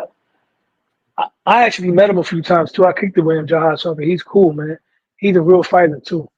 Yeah. Sometimes he be showing too much dog for his own good when he got the skills to be more evasive and not get hit as much. But he's one of them type of fighters that he's like Eric Morales. He got that Bud Crawford in him. When you hit him, he wants to get you back immediately. And sometimes it could not be to his advantage if he's fighting a bigger, stronger puncher, you know? Yeah, I think that fight will be a great fight for Jalil Hackett. I'm saying for somebody who's calling out champions, beat Jahi Tucker. Let's talk about it later. You know what I'm saying? Go fight Jahi. Let me see you beat him, and let's talk about it later. I'll let you know how I feel about it. You know what I mean? Yeah. It's Jahi Tucker. Jahi Tucker. Sorry, my bad. I said Jahi Tucker. You're right, Jahi. Jahi Tucker. You know what I'm saying? Go ahead and fight Jahi, and we'll return and we'll come back to the conversation. But right now, I think Xander got bigger fish to fry. Make a big fight happen in Puerto Rico seems to be what's on his radar. Looking for that dance partner. Let's see if he's able to lock in that Barahu fight and see if he can unify and collect the belt. He's trying to get a unification fight. That was probably the bigger fight for him to go for right now at this moment. You know what I mean? If Xander Zayas had Edgar Belanga's power, man, he would definitely be a star. He would be a much better fighter because he has good fundamentals. He's way more fundamentally sound than Edgar Berlanga, more skilled, more dedicated to the craft. He's learning. He spars with elite level guys, but he doesn't have that big pop. You know, I remember watching Cotto when Cotto only had 2 fights. I already knew Cotto was going to be special, and I don't see that in Xander. I hope he proves me wrong, but you know, he's not really knocking out guys that he should be knocking out. To me, Xander gives me I'm growing up vibes. Every time I see him, he's a different looking fighter. Like this last fighter, he had the mustache. He had the haircut. He looked different. He just, the fight before that, you know what I'm saying? He just had like this big head. The head was big all of a sudden, but he had a low haircut. You know what I'm saying? The fight before that, he kind of was looking even younger. He looked like you know what I mean? Like I just graduated high school, first freshman in college. The fight before that, he was looking like, you know what I'm saying? Like he could be hanging out with my son. Yeah. He grows. Every fight you see him is just like another level of like, maturity. It's almost like he's going to a puberty or something. Yeah, a lot of people say things like, "Oh, maybe he's not into his grown man strength," but I wouldn't really put too much credence on that because we had older knockout artists who's been knocking people out from the beginning. You know, when they turned pro, they turned pro at 20, 21, 19, they were knocking guys out. The guys that they were supposed to knock out for the most part. Xander hasn't been knocking out the guys that he's supposed to knock out. You think it's safe to say that he just does it because he wants to be the boxer? He dominates on points. I mean, the name of the game obviously is winning at all costs, right? But boxing is the name of the sport, and if I think you can outbox your opponents and you can dominate the person across the ring from you, whether you stop them or not, I think that says a lot. I think the more rounds you get makes you the better fighter. I think the more things you see, the more the endurance and things of that nature, your craft, your ability to last the rounds without getting tired and things like that, that all plays a big part. And I think that will help going forward. I think he will get some stoppages. I don't think it's so much of him getting his grown man strength. I just think that he's in a division where you got guys that are punch heavy, as me and Clay talk about. It's a rock'em sock'em division. All these guys fighting the box.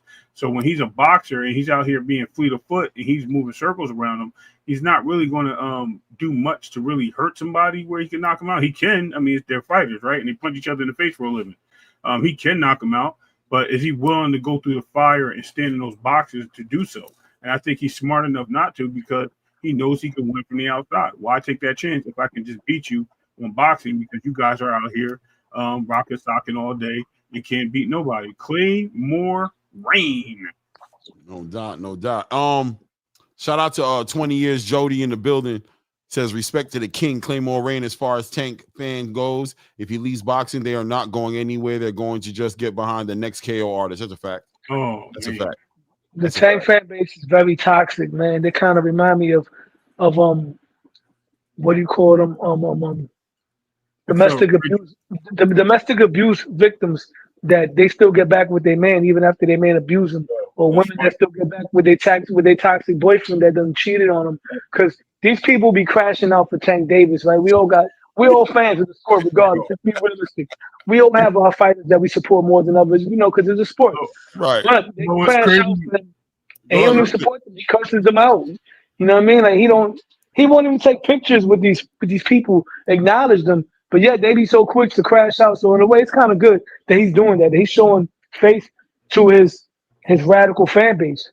Yo, Lo, it's so crazy that you said that, because if you actually, our boy here for boxing, he made a video saying that same thing about how they act like, he said he didn't want to put women in a bad spot. He didn't want to speak bad about them, but it's just like what you said, a domestic violence situation. Bro, I've been saying this for months. I know you have. I've been Wait, months. you got a I've been picture. saying domestic violence. You got who they look like, bro. You got the whole crew on your board. I told him months ago, Lo, I was saying this. I'm like, you guys are like women who get beat by their man, but you keep going back, and it's like you don't even want to get in the middle of it. Like it's like people like, you gonna sit there and watch it? Nah, bro, I'm leaving. I'm not gonna watch it, but I'm not gonna keep getting in the middle of that either, because they end up right back with him, and sometimes they might even jump on you while you trying to defend them. You might turn around and get hit by them. Like, yo, what are you doing? I'm helping you out. Nah, that's my man. Like, oh, forget it, y'all. That's just y'all toxic relationship. That's how y'all carrying it. That's how it is. But it is toxic. It is toxic. Shout out to the Queen. Troll people on the channel, man. Please salute to the Queen. Rachel Donaire in the building. Rachel, what's up, Queen? What's good, sis? Good to see you. Salute to HLD in the building. Xander Zayas, though, at the end of the day, as far as Xander Zayas is concerned, just kind of like land that plane. He's growing to me. One of the things that I love about Xander Zayas is that he evolves every fight. I can see him get better every fight, which makes me just super excited for him. I don't know how he's dealing with the weight cut at 154, if he's going to be there, how much longer he's going to be there. As far as Jalil Hackett is concerned, I'm getting nervous energy from him. I need to do something or I'm out of here energy. And, that's a dangerous place to be in, especially when you're getting up in weight in these divisions. The 154-pound division, or maybe even 160 can get just as dangerous. And 168 is definitely even more dangerous. Do you want to be here? Do you want to be here for the long haul? Are you ready to test yourself? And are you ready to accept the consequences of what testing yourself produces? Because sometimes testing yourself produces what we saw with Terrence Crawford and Canelo Alvarez a couple of weekends ago, but also testing yourself can produce a loss on your record. And if you're ready to walk away from the sport on the back end of a loss, mentally, I question if that's the correct space for you to be in order to compete at the highest level in this sport. It is what it is. I want to go ahead and segue into Vergil Ortiz Jr. and Erickson Lubin. This fight right here set to happen early November. They're going to be headlining their own card. Erickson Lubin moving out of a mandatory position to fight the murder Zaliev Bakram, which is why we start thinking that man is as dangerous as it comes. And he takes this opportunity to fight Vergil Ortiz for this interim WBC title and get this payday. How do you see this fight going, Lo? What do you think about this fight? That's a good scrap, man. You can never overlook Erickson Lubin. I remember he had a war, man, with Sebastian Condor. He put him down. Erickson Lubin is he's crafty. Been around the block for a minute. He could punch. He got a lot of dog in him. I like this fight, but I'm leaning more towards Vergil Ortiz. Vergil Ortiz is the fresher fighter, the one with the momentum, the one on the uprise. So I got Vergil Ortiz stopping him late rounds, maybe mid rounds. There's going to be a good fight while it lasts. Vergil Ortiz, as good as he is, he's not the slickest defender. He gets hit a lot. Kind of reminds me of style. He's like a poor man's version of Miguel Cotto without the Miguel Cotto defense. He has that tight high guard. He leans forward a lot above his front leg. Keeps his chin tucked. He's there for the uppercuts.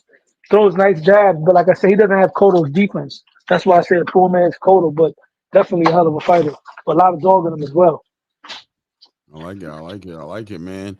I agree with you, man. I mean, Ray, we kind of talk about this all the time, man. But I don't know if you really pull the trigger on who you think is going to win the fight yet. But there's arguments for both guys in this fight, right? But I think the X factor in this fight is going to be the fight in the boxer. I think if this is the fight it's going to be Vergil Ortiz to win. I believe if it's a boxing match, this is where Erickson Lubin can shine at and give Vergil Ortiz some issues. Vergil Ortiz looked regular against Madrimov in those first 3 rounds, bro. Right? In the first 3 rounds, he looked regular. You know what I mean? So what do you think, Ray? So my point on this is, I think I said this before. The problem I see with Vergil is he's, like you just said, he's a pressure fighter. He moves forward. His defense is lacking. The only way I see him beating Lubin if Lubin gets into a boxing match with him, like a real straight. Oh, you mean like war. a fight match, like a fight, right? Like a war, like exchanging punches, like he did with his 2 losses, right? Mm-hmm. Like he did with Charlo, like he did, and Charlo caught him off guard quick, like, yo, bro, we ain't doing that. Boom. But Fundora, same way. He was in there with Fundora. He, you know what I mean? Look at his face, how it turned out. Then he got into a couple of fights like that at 154. I think Ramos was another one he got into a fight like that with, which he shouldn't have been. Lubin has excellent movement. He's a great boxer. I know he's going to be a smaller fighter because he's, you know what I mean? He's I don't think he's as big as Ortiz, but he needs to utilize his speed. He needs to utilize his jab. He needs to utilize everything he can to be the greater boxer in the ring. I think if he does that, he has the opportunity to outbox Vergil Ortiz, take away the victory in that fight, and that will be the only way that he can do it. But as far as him, Vergil winning, yeah, Vergil probably is going to win this fight because Lubin has been shown to get out his comfort zone, get out the boxing match, and get. Yeah, I was going to say, yeah, I know. That's why I said don't troll these people in our chat, bro. Don't do that. But anyway, yeah, Lubin has a tendency of getting out of that boxing mode and getting into that that stage of war. And once he goes into that stage of war, he puts himself in situations where he's subjected to getting clipped. Vergil Ortiz is going to take advantage of something like that. So if Lubin's smart, he becomes the boxer he is. He stays the boxer he is, and he runs circles around him. If he goes out of his breaks that little comfort zone, and he does what we just talking about him, Charles Conwell does, and get out of that boxing and start going to war like he did with Jorge Garcia. I forgot the last name, but anyway, he goes in that fight like that. He's gonna lose, bro. Yeah, and there's no doubt. So it is what it is. Clay, you crazy because I said something about that earlier. I didn't see it. Yeah, I was like, yo, I said, don't troll these guys in the chat. I saw G-Tat was like, you pull it up. So I'm looking. I scrolled up and I pull it up. That's yo, man. Anyway, yeah, bro. That's diabolical, bro. All right. Anyway. That being said, man, I think that fight's going to be a fight of the year candidate, bro. Yeah, I seen it, G-Tat. It's going to be a fight of the year candidate. And you know, one common denominator here is Vergil Ortiz Jr. delivers great fights. Win, lose, or whatever a personal opinion may be on Vergil Ortiz Jr., he is definitely one of the most exciting.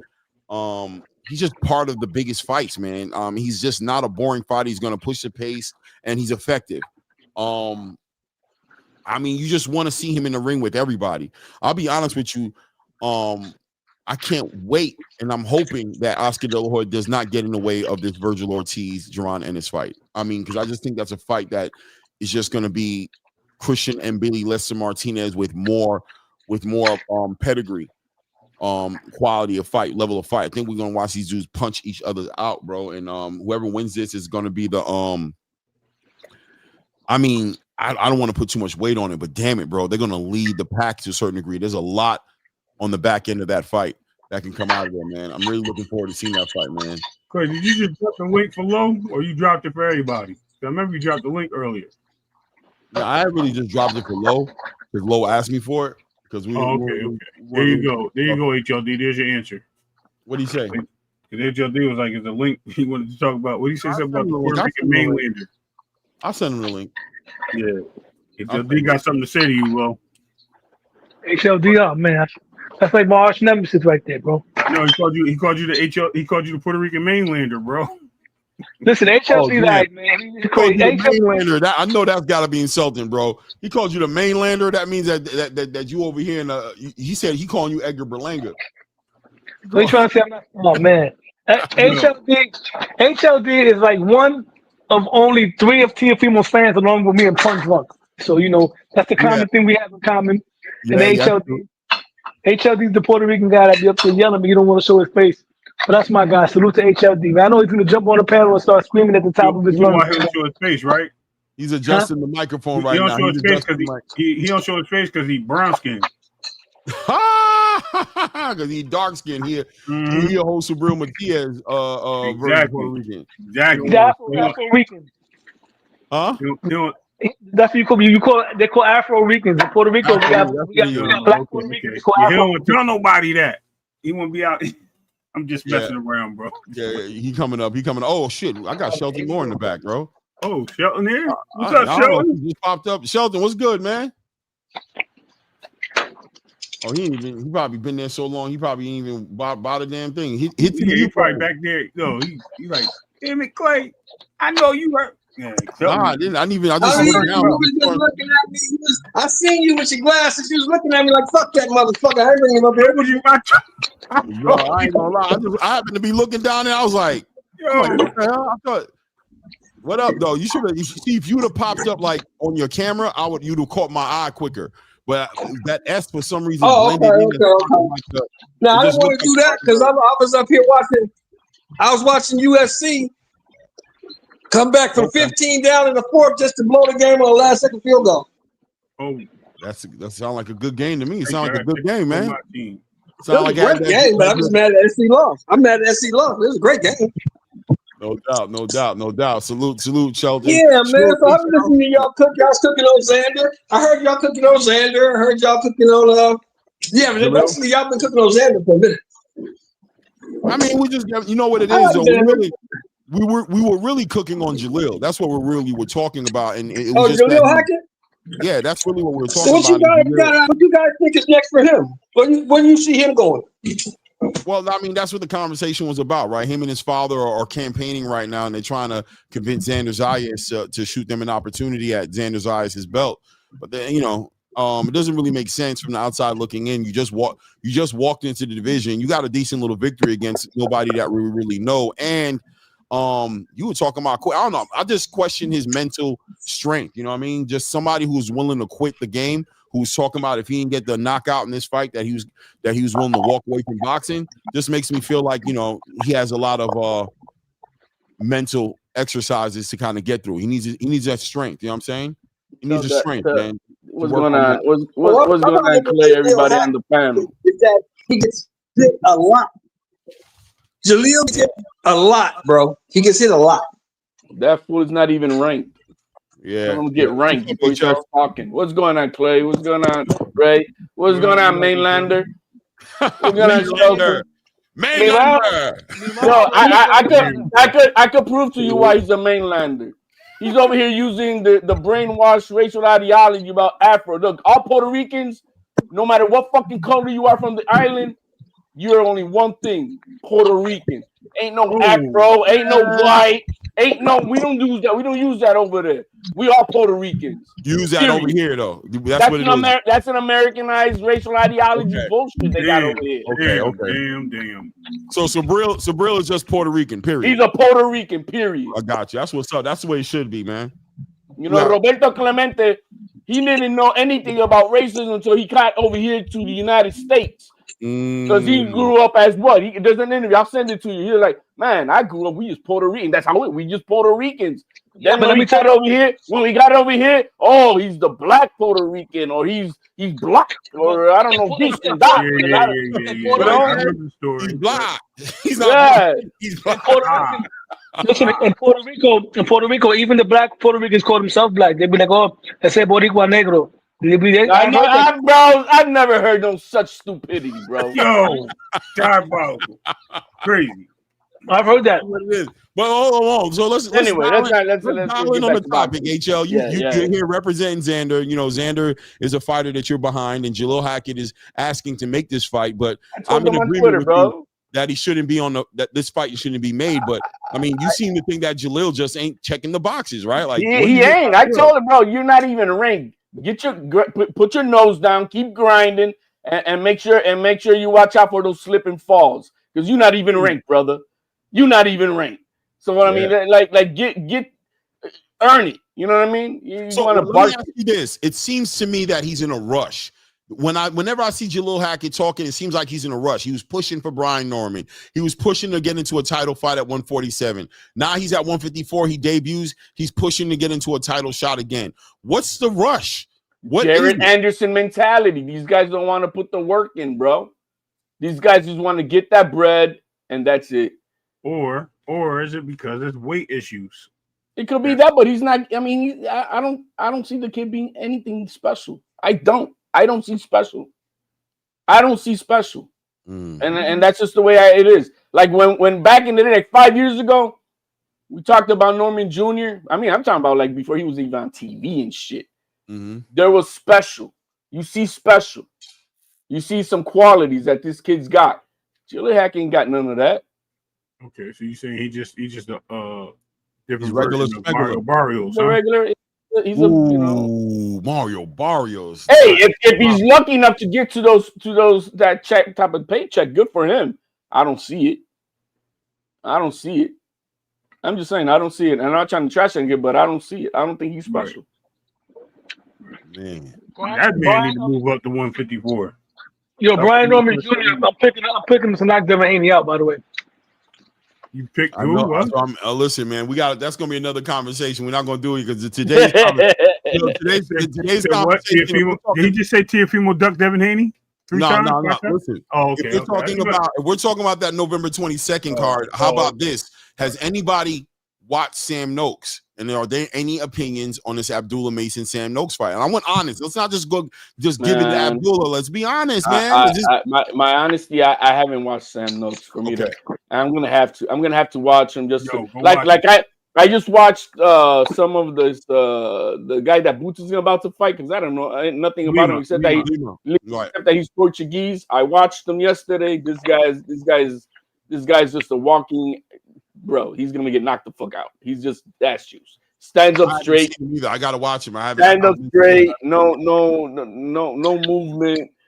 He's fit. You know the guy works out. Good for him. But is he a puncher? I heard he's like a real puncher. Like he's a come forward puncher. But no special effects. No special effects. No defense. Head on the line. Highlight real knockout for Boucher. Highlight real knockout, right? It should be. Hope so, this guy gives him trouble. If this guy gives Boots trouble. Boots, why are you Boots? We'll see. So if this guy gives Boots trouble, you're saying this is not a good sign for Boots?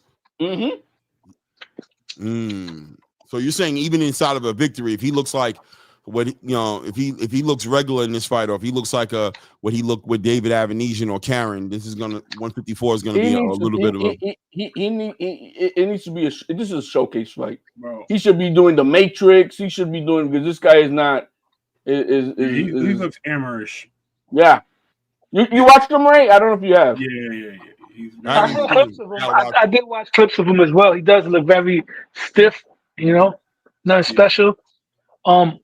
Yeah, Boots gotta handle him. You know what I mean? Boots is training. Boots trains hard. One thing I'll say about Boots, man, his work ethic is crazy. Boots is definitely gonna be in dog shape.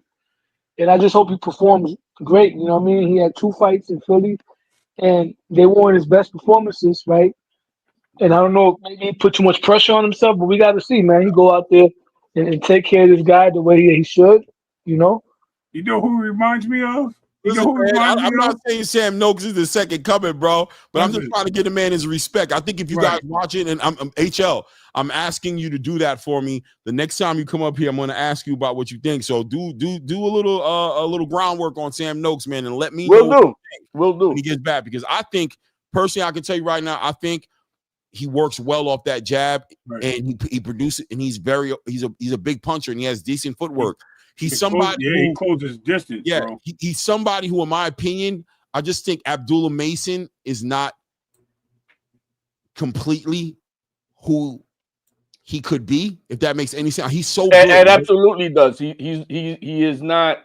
He's not schooled in his own craft just yet, and he's working on it. And I think there's room, there's space. If when you watch Sam Noakes, there's space in there where the little tiny holes Abdullah Mason has shown us in his past fights, Sam Noakes could fuck around and derail some shit. Let me ask you this: do you know if Sam Noakes has been dropped like Mason has. I haven't seen him been dropped. No, and he's had full 12-round fights.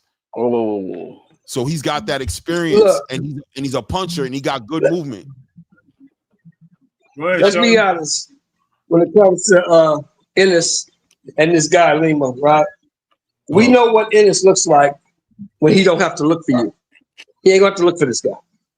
No, not at all. And the crazy part is, I was actually going to touch on that. He reminds me of, I don't know if y'all remember the fight with Chris Eubanks' cousin.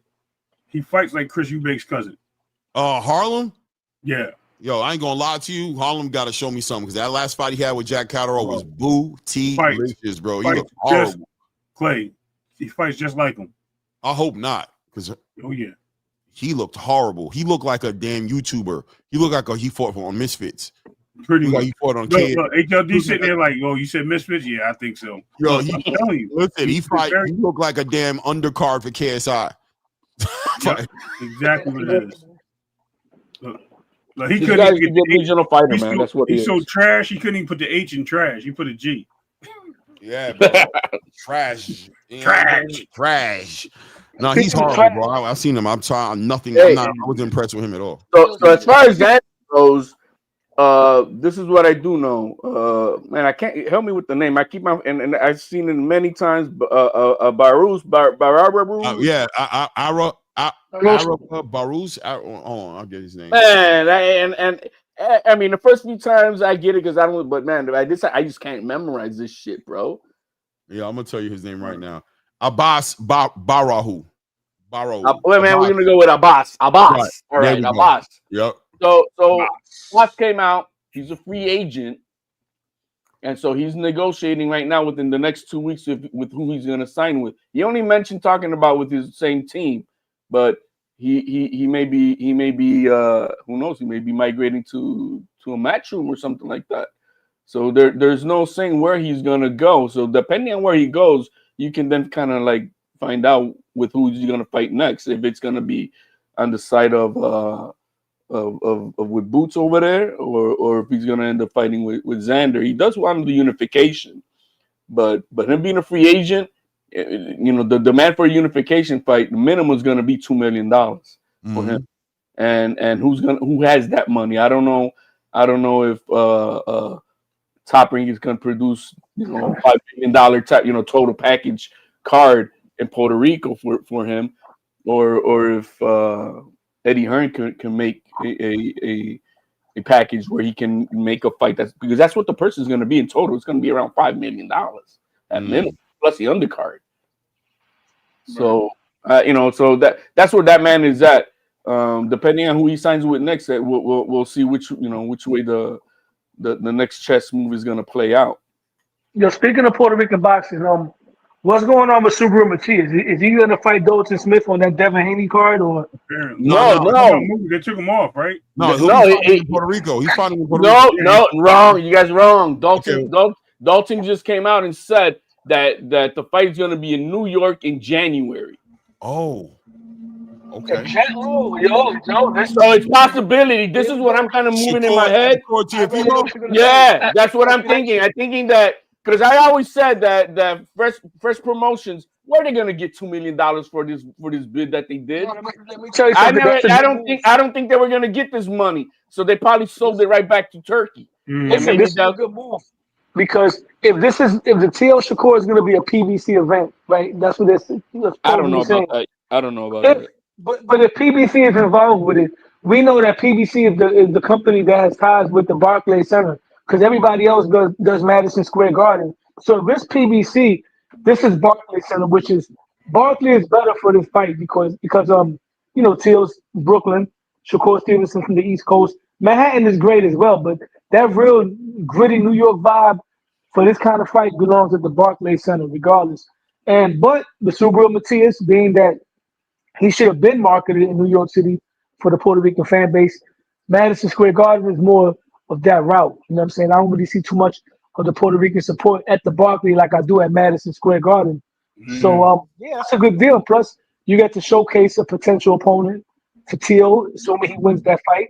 And I'm really picking him to upset the apple tree because everybody's focusing on the trilogy between Shakur and Gervonta on Twitter. Shakur got his hands full with arguably one of the most athletically gifted fighters since Roy Jones Jr. And you're talking about Tank Davis, who I've been saying it all the talent in the world, but he turned out to be this generation's Eric Elsh, Butterbean, Kimbo Slice, Jake Paul. Put him in that bunch. You know what I mean? Ouch. Man, I was hoping they was gonna have that Bill Rainey Park in the Bronx, bro. Why? Let me ask you this. Hold on. Why would PBC be involved in any way with this fight? Somebody threw that rumor out on Twitter, and they're running with it. I think Ring Magazine put it out there too, bro. No, it was that Quagmire, the guy from Boxing Scene. That dude be talking so much shit. Oh yeah, it was Boxing Scene. Yo. Well, you know what? I like PBC with it. Teofimo is not signed to PBC. Teofimo is not signed to PBC. Shakur is not signed to PBC. Why would they be involved in this fight in any way? That Quagmire said that Teo's a free agent. You know what I mean? That's how off base he is. You know what I mean? So right off the bat, I'm like, dude, you're full of shit. You're talking on behalf of Turkey, who don't like Boxing Scene. They got them excluded from their fights. Oh, you ain't lying. They don't work with Boxing Scene either. They No hate Boxing Scene. So these people out here just throwing out bullshit. Up because here was my idea. When I saw it, I said to myself the same thing you're saying, Sheldon, right? I said, what the hell does the PBC get involved with this for? There's no PBC fighters on this fight. You know, Shakur's a free agent, and for last I heard, Teo's still dealing with 1 or 2 fights left on his top rank deal. So what's happening? And Teofimo, if anything, you know, I saw the connection with Turkey, and I said, well, why would Turkey allow the PBC to do it? Why wouldn't he just make the fight himself on a Ring Magazine card and just call it a day? But what I said to myself is maybe Turkey is working with Buda Cubis, and maybe this is a deal. Maybe PBC's entering and finding somebody who's willing to give them a distribution deal, who's willing to give them a budget. Maybe Turkey has seen the light as far as saying, you know what, this is the missing piece. This is the only thing we don't have actually locked away in we don't have this right here secured as far as the PBC roster. We're only getting fighters here and there. We got David Benavidez. Yeah, we went and brought Isak. We got David Morrell. We move around and we make some things happen. But ultimately, it does seem like the PBC still has that rabid fan base that wants to see them at the top of American boxing. Let's go ahead and give them what they need, which is the money, right? That's what they're missing. They don't have the money to put on the fights. They have an inactive roster. So I thought maybe this was, Turkey collecting a piece of the PBC, but allowing the PBC to operate the way the fans want to see, which is on their own accord, right? Like, I'll finance it, but it seems like the fans want to see PBC events. They don't give us that much pushback on Top Rank when we do stuff with Top Rank, or when we do stuff with Golden Boy, when we do stuff with Matchroom and Queensberry. But the PBC thing, it seems like they want exclusive PBC events. They like the whole entire delivery. So I said, maybe. But see, what I see is that this is a segmented. That's a segmented corner of the YouTube space that wants that. That's not everybody, and it's not a major. It's not a major slice of YouTube space. Those are small. There's a certain corner, a certain little area of YouTube that's trying to push PBC. When the problem for PBC isn't really money, they don't have the dates. That's what they don't have, is the fight dates. It's really the money. They can get the dates. It's the money. Listen, if they got to deal with Prime. If they got to deal with Prime, why would they need money? Facilitating the money for them. They ain't the money. They don't have. They got the dates. They can get the dates. It's the money they don't have to pay for the big fights. Yeah, right? We got to be honest, right? The PBC, hold on a second. When the PBC puts on their events, it's good production. Like, it's a quality event. Whether you like the fights or don't like the fights, the PBC's events are like better than everybody else's events. They're better than Golden Boy's events. They're better than Top Rank's events. The only people who compete with the PBC events is Turkey and Ring Magazine, right? Like, the PBC has a product. They have a brand. Like, they have a following. You know what I'm saying? They definitely do, bro. It's not just about YouTube. It's about what they do as a company. They can stand. Well, I just don't. They got money. I'm still confused though. I don't understand why you would sign with Prime if Prime's not investing anything in you. Why would you do that? Because they need something. I think their game plan was to sell Prime on the fighters they brought to the table, and they wanted the PBC Amazon Prime story is a funny story to me because to me it looked like an open-ended negotiation up until this point. It's still been open-ended. Like they're still trying to. Like it seems like Prime is waiting on the PBC to show improve in a way, and the PBC is waiting on Prime to show improve with them in a certain way. And it seems like PBC is dragging the Gervonta Tank Davises, the Jamel Charlos, the Errol Spences. It's like they dragging them like, we got this. Be patient with us. They seem like they're still trying to get something from Amazon, and it seems like Amazon's just not really budging because they haven't seen enough. They don't see the return. Exactly. I'm saying how's that working out for them? Number one, and number two, well, if you got such a deal with Prime going on, why did you let Gervonta Davis, probably your biggest star, go over here and fight on Netflix? I mean, you guys got no money. That's what we're trying to say. They don't got the money. This I think around spring of last year, there were some Tank issues that he was having. You could see he was having with the PBC. That deal that he thought he was going to get, that 7 fight. $240 million deal went through. That's the biggest crock of bullshit I ever heard of. That's bullshit. That shit never. It was something to be spoken of, but it went through the toilet, and that's why this young man is at where he's at right now. He's like, "Fuck it, I'm just gonna cash out." Yeah, he's upset. He's upset because that money was told to him, it was on the table, and I think the PBC was close to getting it done. I'm not gonna lie to you, but I just think Amazon didn't see something that they were looking to see.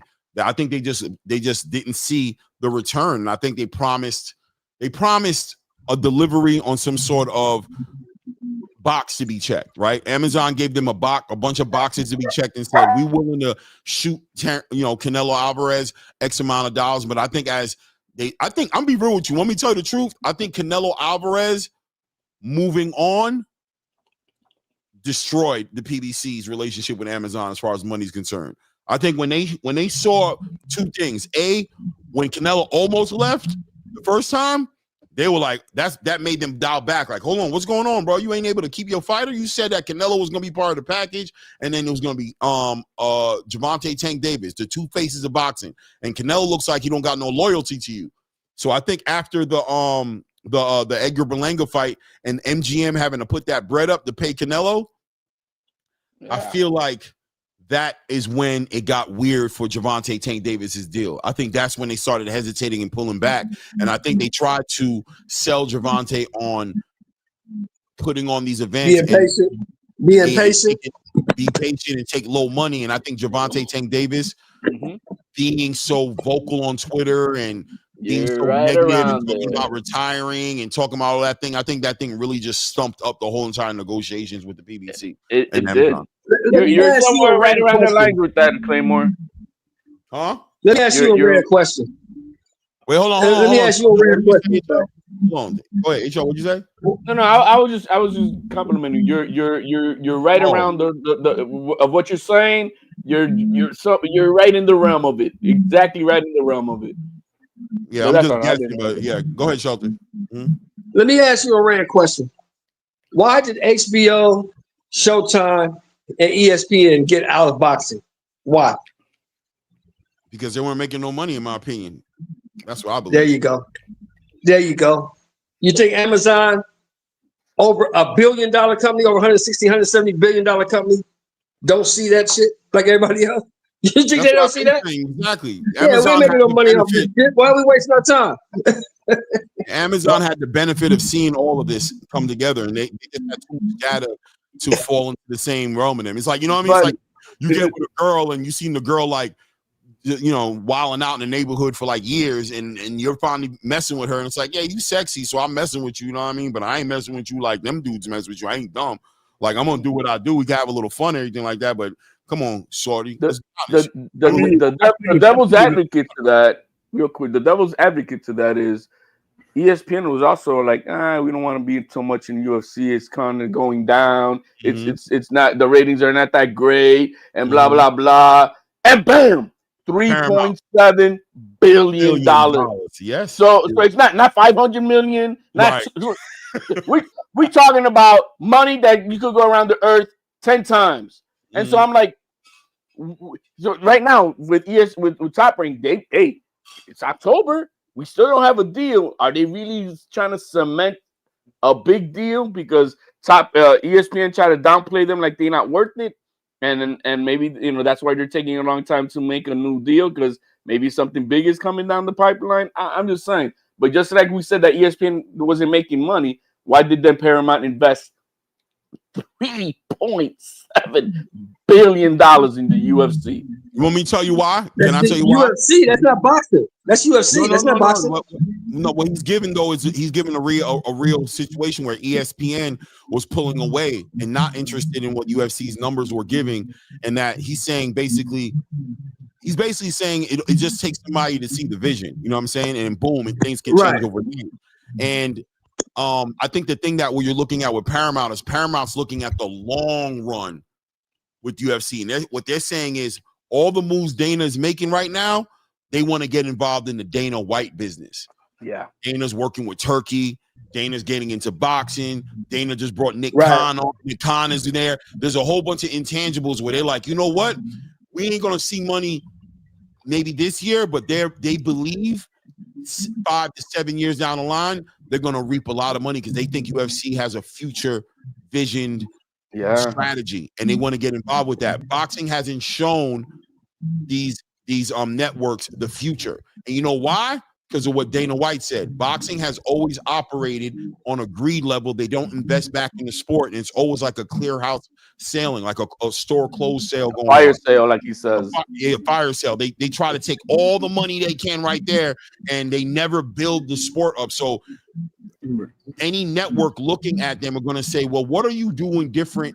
What are you trying to do different now than you did with Showtime, than you did with HBO, than you did with these other networks? And I don't think boxing is able to produce that game plan. I don't think they're doing a good job at producing the future. Like, you guys are still trying to do pay-per-views, and everybody knows pay-per-views are going up in the air like the 4th of July. You know what I'm saying? Like, pew, pew, pew, it's a done. That shit is a done. Pay-per-views are done. Stop it, bro. My son right now can steal anything on the internet at will. Anything. I don't care. You're not hiding nothing from that nigga. This is my 18-year-old son. You ain't hiding. You're not hiding nothing from him, bro. Stop it. I'm telling you. So, and my son is not the biggest genius, but he's good enough on computers. I'm telling you, not holding nothing from him. There's nothing. He looks at me like a complete idiot. Every time I pay for a pay-per-view, he comes in here shaking his head. Dad, why do you do this? This don't make no sense. I could easily just, I'm supporting boxing. Every time he comes in the living room, I got a pay-per-view on, he shakes his head at me like I'm a dumbass. And you got to remember also, fellas, that not only is it Paramount got Viacom money behind them, and Viacom got way more money than ESPN. Right. Well, they got Disney money, bro. No. I don't know, but here's the thing that we need to look at. Plus is by CBS, which is owned by Viacom, bro. You got to Google that shit. Yeah. Hold on a second. Shout out to Curtis Robinson. I appreciate the support, man. Thank you, brother. And Tank Fan 86. Let me tell you something. You ain't lying. Dana White is greedy, but when me tell you the kind of greedy he is, he's Warren Buffett greedy, Donald Trump greedy. He's big picture greedy. He's not right now greedy. Dana White will take a short for years to make a big amount of money in 10 years. He is patient. He works. He knows the biggest greed is billions, whereas boxing is millions greedy. It's a whole different conversation. Dana's greed comes on the back end of monopolizing everything, controlling everything, and getting the biggest amount of money. Networks don't mind getting into business with Dana because they know in the long run, Dana's vision is crazy controlling money. You know what I'm saying? Right. Whereas these Oscar De La Hoyas, these Al Haymans, these guys, they're short-sighted. They try to squeeze. They want that $100 pay-per-view from you. They don't think like a Turkey or a Dana and be like, you know what? I promise you, Dana told Turkey, yeah, I got a plan. I'm telling you, this whole thing that you see moving is not Turkey's plan. This is Dana White's plan. I'm betting money. I'm telling you, Dana's the one who told Turkey, we need to go to Netflix and get a streaming deal. Pay-per-view model's about to die. Yeah, we're doing pay-per-view still at UFC, but we about to change it up. We're going this way. This is the direction to go. Nick Khan was like, he ain't lying. We got a whole game plan. This is where we're going with the WWE. This is how we're moving it. We're moving away from the pay-per-view model. We're getting big network deals now to where the deals are big enough to where we don't have to try to charge these guys pay-per-view, not because we don't love pay-per-view money, but because our kids are diabolical. The kids, the next generation, from 30 and under are diabolical, and they're stealing everything that's not nailed to the ground, bro. They're not allowing you guys to jip them and charge them $90 to watch They're taking it all. And we gotta also understand where this whole started with the PBC in Netflix and in Amazon, right? It was a big deal made for a 2-year plan to give them a trial run to see how it was going to work out. They gave them a lot of money, and they wasted a lot of that money in their first 2 fights alone.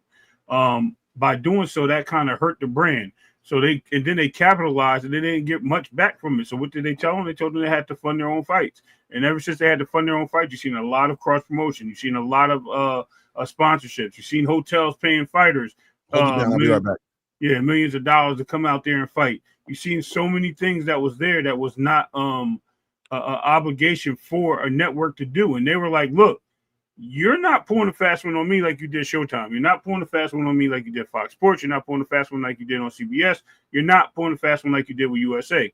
No, we're not doing that. What you're going to do is you're going to play by our rules. And this is why the whole thing shifted. This is why all you've seen the fighters sitting on the sidelines. This is why you've seen all these things being delayed, is because all the Amazon did is they put it on the backs of who? The PBC, to force them to make the fights that they want. Yeah, we'll put it on our network. Yeah, you want to do a pay-per-view? We'll help facilitate that. We'll get you facilities. We'll do the promotions. But you are going to pay these fighters. You are going to come out of your pockets. You're going to put back into this, and we're going to capitalize off the viewership. And as we capitalize, we'll split whatever that is from whatever our contract says, and we go our route. And PBC was not willing to do that. They weren't ready to accept that. So therefore, that abolished that whole contract and everything that happened. And you heard the terms come within the first year. They always 12 to 14 fights, but they put on 6 after not even 6. They put on 5 fights. Then they get to the next year, and they're supposed to put on a whole card of all the other fights and all the money they're supposed to get, and they were unable to do so with that.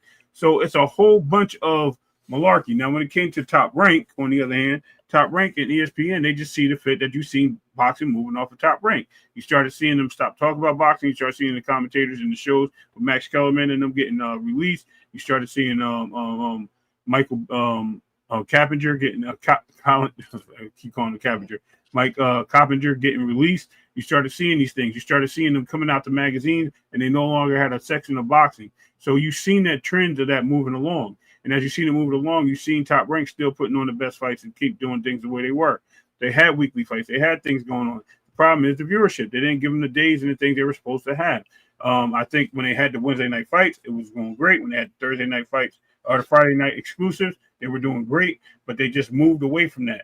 They moved away from that middle of the week stuff, which everybody loved. And then right before a big fight, you had somebody like Floyd Mayweather on a Friday night card, and you had him on a Wednesday night card right before a big fight that you seen on Showtime or HBO with Roy Jones or Mike Tyson or Holyfield. Yeah, it was a good week for boxing, but they don't have that anymore. And because they didn't have that establishment, they moved away from it. ESPN knew what they was doing, and guess what? Top Rank ain't lose, because there's plenty of places for them to go, and people are they're inquiring information on how to get Top Rank to their channels.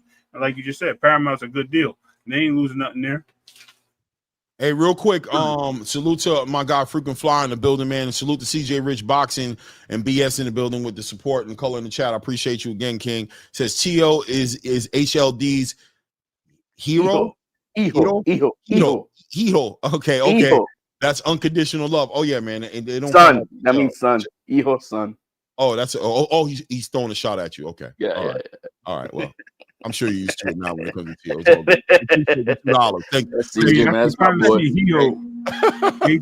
HLDHIJ. I can see that in your name, bro. HAJIG in the way it's spelled. Yo, I got you. Hey, listen, man.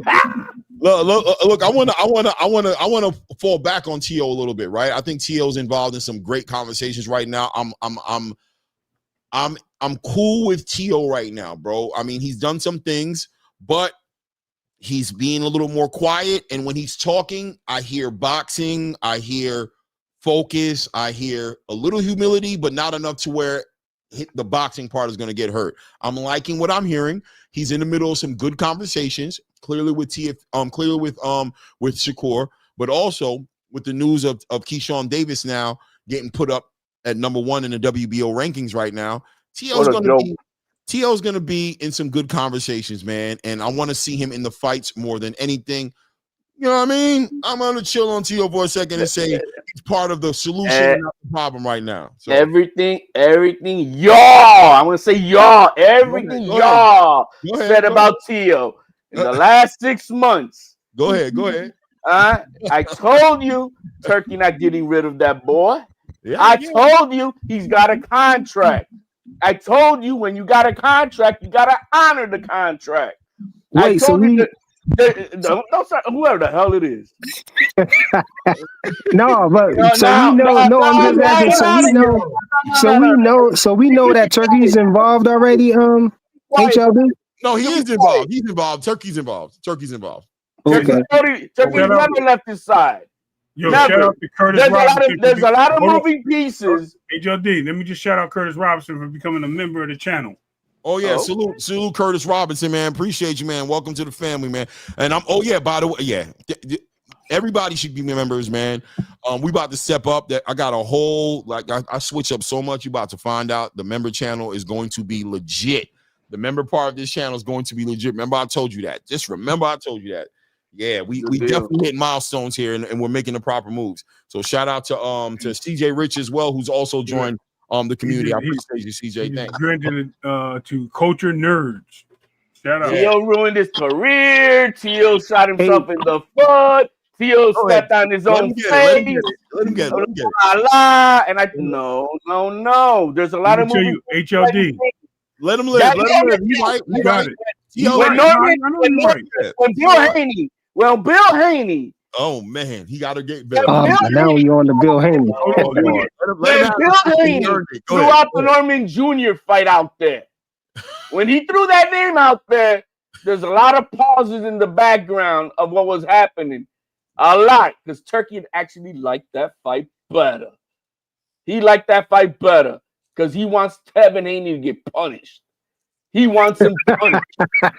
Damn, let him have punished. Let him have it. It's his moment, bro. And we got that set up. Now, for Tio's side, what fight is a bigger fight? Yeah, I think it is definitely against another 3-time division pound for pound fighter, the son of Bud. You know what I mean? You want to call me the son of no. The son of Bud. You know, that is a bigger fight. Yep. That's a much bigger fight. Much bigger fight, and I'm all for it because it's all legacy. And guess what? My son, I want to say, my son is excited for this fight. He's fucking he can taste it. He this is what gets his juices going. So all that shit that everybody was saying about Tio, wrong. That's what it was. All right. It was all wrong. Let me you saw the pictures. Y'all saw the pictures with Turkey, right? How did it look? Did it look like a racist bigot? Did it look like? Did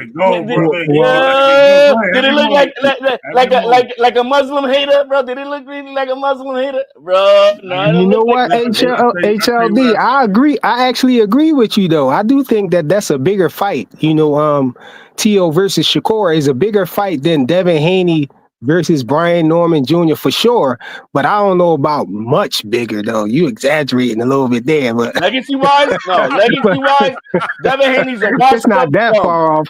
But that being said, though, I don't believe it yet. I still don't believe that Tio's going to stick in there for the whole fight to happen, man. For given his track record that he had with these good fights that we really interested in seeing him in, he keep pulling out of them Jones. So I don't know, man. The only one he pulled out of was Devin Haney. The only one he pulled out of was Devin Haney because they were trying to shortchange his money. What was the one? What wasn't it one before that too though? No, the one before that was Boots ducked him. I thought he ducked. I thought do this situation. He ain't ducking no damn Tio. But anyway, listen. Hold on. He did. It's just hard to swallow that pill. It's hard to swallow that one. Hold on, Clay. I wanted to ask HLD something real quick before we go off onto the Tio stuff, because I know how passionate he is about Tio. Yeah. But I heard y'all talking about the PBC stuff in their Amazon deal. I just wanted to ask you, HLD, and anybody else, what do y'all think about what Steven Espinosa said when Shakur confronted him? Because he did, even though he sounded shaky when he said what he was saying, but he said, Tank is about 3 or 4 fights into his Amazon deal. He kind of, puts credence to it or says that he's saying that there is a deal. Like, what you think about that? Does Steven Espinosa work for Amazon? Does Steven Espinosa work for Amazon? Man, hey, this barely, is frequent. He barely worked for Tank. Hold on. Okay, He's gonna fight on Netflix. He's gonna fight on Netflix. So he don't know what the fuck he's talking about. This is frequent. He's on his 3-4 fight deal with Amazon, but he's gonna go right now fight on Netflix. Exactly. All right, all right, HLD, real quick. I want to say something to you, and I'm gonna let No Cap go. Listen, what you fail to realize though. Wait, No Cap, that's Rich. Oh, that's Rich. My bad. Anyway, listen, what you fail to realize, HLD, for real, is that Tio had to kiss a lot of ass and apologize a lot to get back on that card because Turkey told him if he ain't apologizing, he ain't coming over here. So rather have it behind the scenes in public or whatever the case may be, he ended up doing what he had to do to get back in good graces with Turkey. Part of the game. Hey, hold on. I agree with Ray because that humility, Tio got a lot of humility. He's super humble, bro. He has changed a lot in his temperament, and it's for the good, but he's changed. A change that seemed very motivated.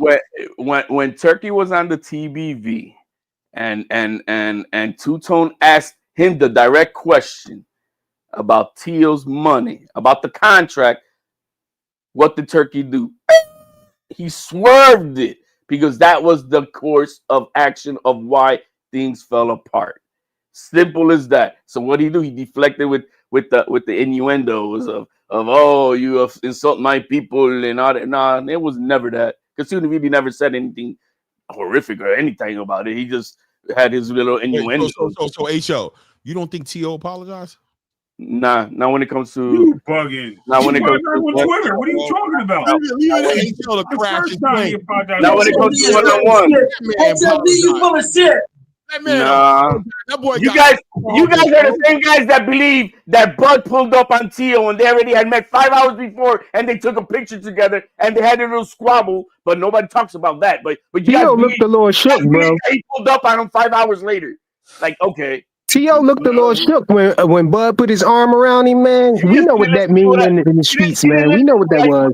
You guys, you just negated what Well, you think T.O. is Boy George or something, bro. I don't know what you thinking, but T.O. got humbled, bro. You could see it in his voice and his whole demeanor. But listen, it don't matter. I don't need him to be humbled. I just need him to be in position to fight and not mess. Now, at what point are we talking about apologizing? Because as a recent, this is what I believe. This is what I believe. You know what I mean? I don't know. At the early on, when he came out to punch, because there's one thing he did say that was out of pocket at that time when we call him a dictator, right? And that's what he knew he was out of pocket for that. But those no out of pocket beyond anything else. Listen, so for that, he apologized. Even Punch was like, Dale, apologize. He was like, you need to apologize. We can't do this. Punch knew it. I know Punch happy right now, but I know Punch talked to him too. I bet money Punch was on the phone with him like, T.O., I hear you. Because I know T.O. what he liked to do. But what did I really do? I didn't really do nothing. Punch, like, it don't matter what you did. It don't matter if you think you did it or you didn't do it. Right now, you need to apologize. You don't listen to any of us, bro. Let me tell you that 100. He said liquor. You don't listen to any of us, bro. He's got a great team. You know what I mean? We're there's acquaintances. Let Rich go. Well, I'm gonna give it to Rich, but I want to say, HLD, you know what I just heard you tell me? You told him to apologize too. Okay, Rich. I did. And X. But I told him I'm the dictator. You cannot talk to a man in that position. Say that. For that, like, yo, you know I support you, bro. I did that publicly. You know I support you, bro. But hey, bro. Hey, they killing you out in these streets, bro. They killing you. You need Stop to being full of shit, HLD. Stop being full of shit. Hey, I told you publicly that. Because HL's on the front lines. Him and Punch on the front lines. So when they talking to T.O., they letting them know you making our job hard, bro. You killing us right now. Give us something, baby. Call up, give us. You got us crazy out here. These walls are closing in out here. Yo, Rich, how you doing, family? What's up? I just came in. I really don't know what's going on, right? But besides the T.O. shit and all that stuff, but I know y'all was talking about that Tank situation, and I'm starting to realize, right, that Shakur is a bully, man. I feel like he need to leave Tank alone. I'm being dead serious. I feel like I really feel like he a bully. I really think that Tank he like listen to every time that you bring up his name. Like I heard you yesterday, you said the same thing I was saying, man. The nigga always say the same thing, man. Y'all want me to lose. It's like his inner thoughts keep coming out. I don't know how it comes out and he write it though. Like, so you know he obviously writing fast, because why would you even write something like that? Y'all want me to lose and this, that, and third. That's the first thing you think when a nigga challenge you. You know what I'm saying? That's not even supposed to be in your head mindset, in your head. And I feel like Shakur keep calling him out and this and that. I really think that all this stuff is because of Shakur, what he doing. And he keep, and then I seen on somebody else's channel they made a couple videos saying that we need to want Tank in the boxing business and all this stuff. Tank doing this, Tank doing that. We need to stop doing this. Them nobody not doing shit to Tank, but ask him to fight good fights. You know what I'm saying? Hey man, that's the energy. That's the kind of energy Tank fans and Tank that be surrounding them. They make you think your favorite fighter is a bully, bro, because you be wanting them to fight him. And they did the same thing to Devin Haney with the weight bully and all of that stuff.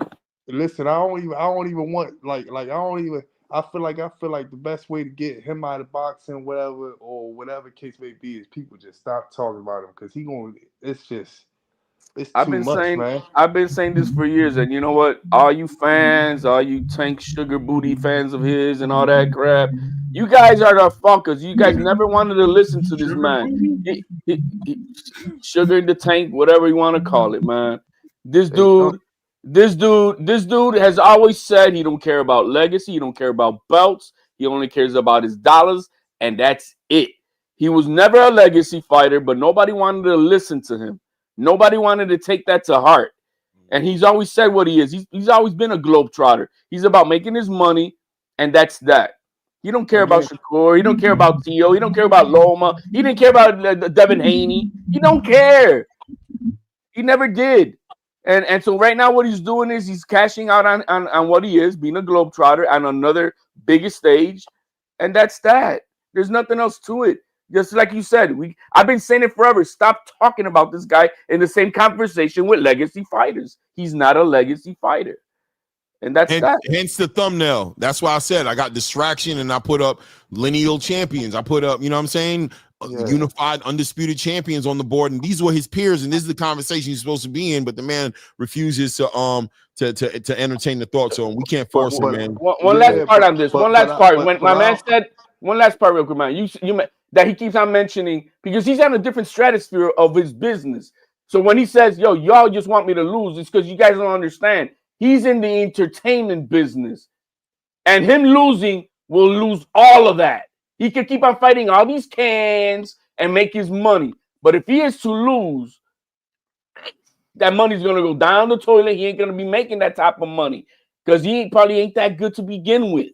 Man, hence, Lamont Roach. I'm listening to all his We don't want the dude to lose, man. We want the dude to fight. We just want him to fight. That's it. Hey, Sheldon, I'm listening to all his words. He said he made a promise that him and Al is out by the end of this year. He said he might come back. He said that in an interview like 6-7 months ago. He said, man, I might come back later on, but I'm just going to take some time out. I'm listening to all his words that he's saying. I'm not going by what these fans saying that, oh, that's just him. He talking and stuff like that. They like to put words in this guy's mouth.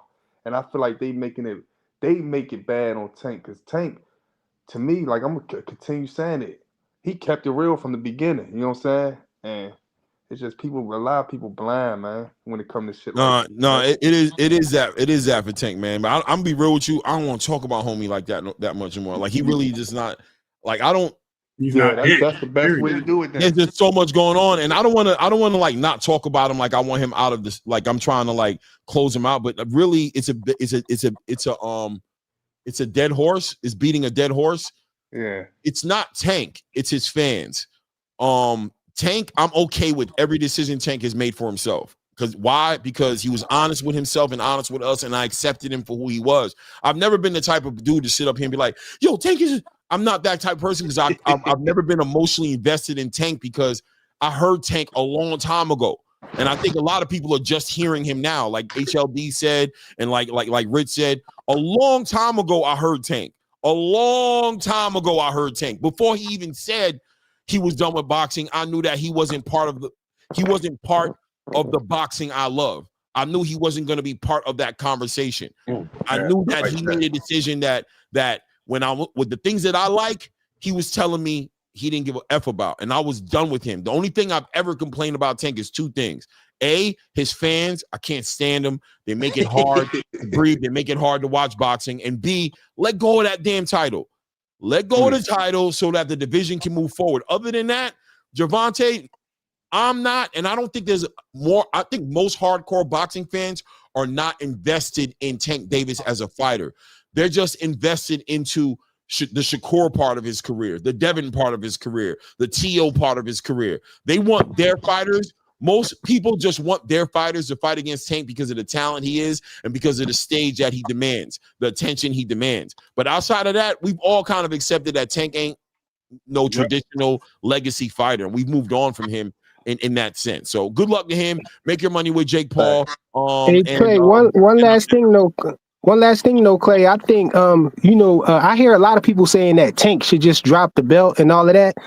But even if he's not, even though he say that belts don't matter or he don't care about belts and all of that stuff, I think it looks better for what he's doing to try to hold on to a belt. You know what I'm saying? Like after he win a fight, it looks better for him to raise his hands and put a belt around his waist or something. You know, a belt. He's the champ. You know what I'm saying? So he gonna keep one of them belts. You know what I'm saying? He just saying he don't care about collecting them and all the accolades and all of that stuff. He just wanna hold that belt for what he's trying to do and get his money. You know what I'm saying? So I don't think he's just going to drop the belt. I don't think he's going to do it. No, I don't think he's going to drop it either. I don't think he's going to drop it either. I'm just saying I want him to, but I don't think he's going to. But I can't make him do it. That's up to the WBA. The WBA has to get active and take control of their situation and ask themselves in real time, how do they benefit off of him fighting Jake Paul? Right. And once they decide on how that benefits him or doesn't benefit them, the next decision should be natural and organic because you got people who. Hey, y'all ain't thought about this, Clay.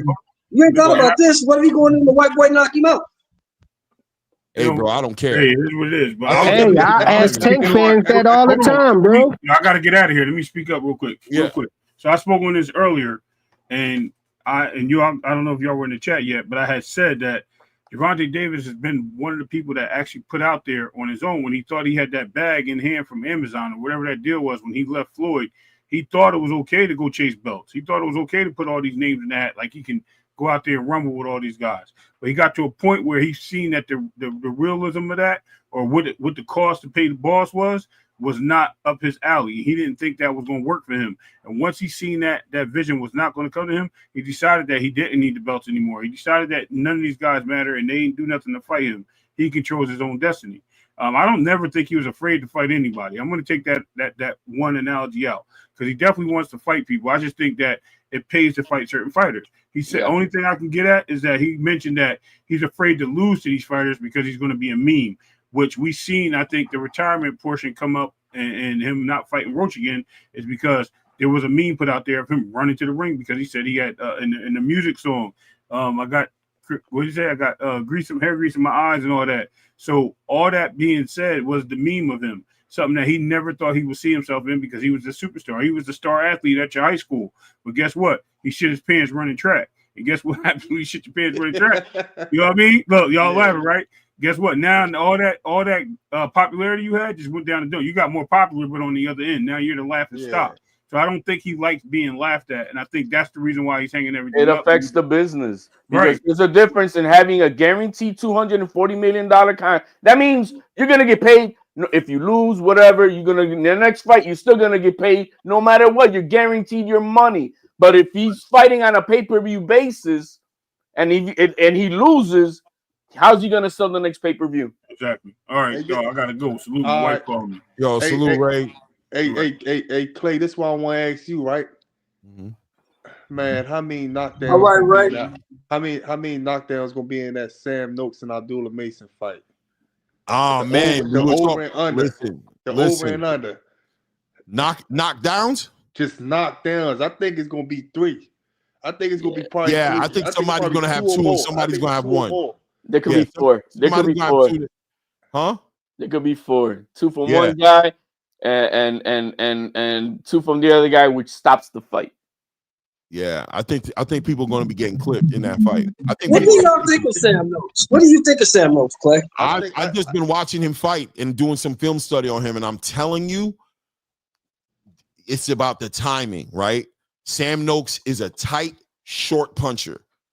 He likes to use that jab to get in and get out, and he got good footwork. He moves well with his feet, and he has a very committed body campaign, and he works well off the jab. He hooks well off the jab. He doubles up, triples up, gets to the body with the jab, sets the right hand up with the jab, and it's a stiff jab.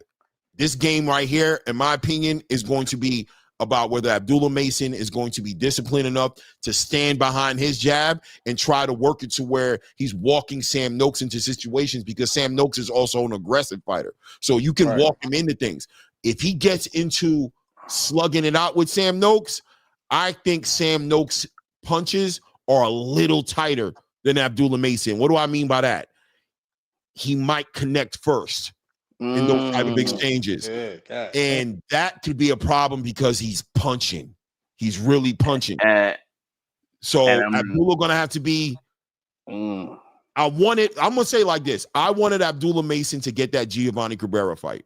I felt like that fight was an important fight. And when that fight didn't go through because Giovanni had the injury, I thought that was a disservice to Mason. And I think yes, it was, because he needed, his stance is a little wide. He got these little rookie things he does still, these amateur things that he does that I think a tight fighter like Sam Noakes, a disciplined boxer like Sam Noakes, could potentially exploit some of those holes. But this is what I also believe. I believe Abdullah Mason knows that, and his team knows that, and I think they've been working on it.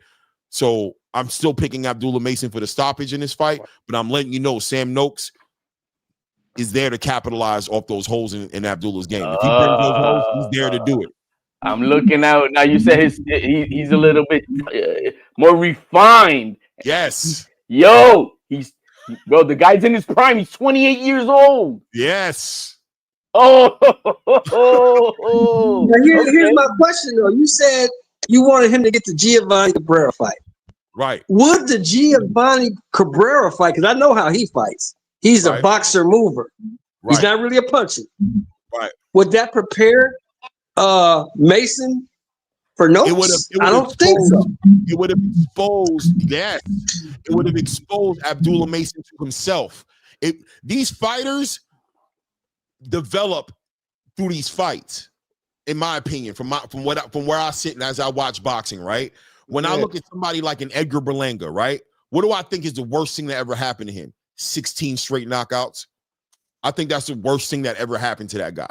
I think that guy came into professional boxing a better fighter than what he did against Hamza Shiraz.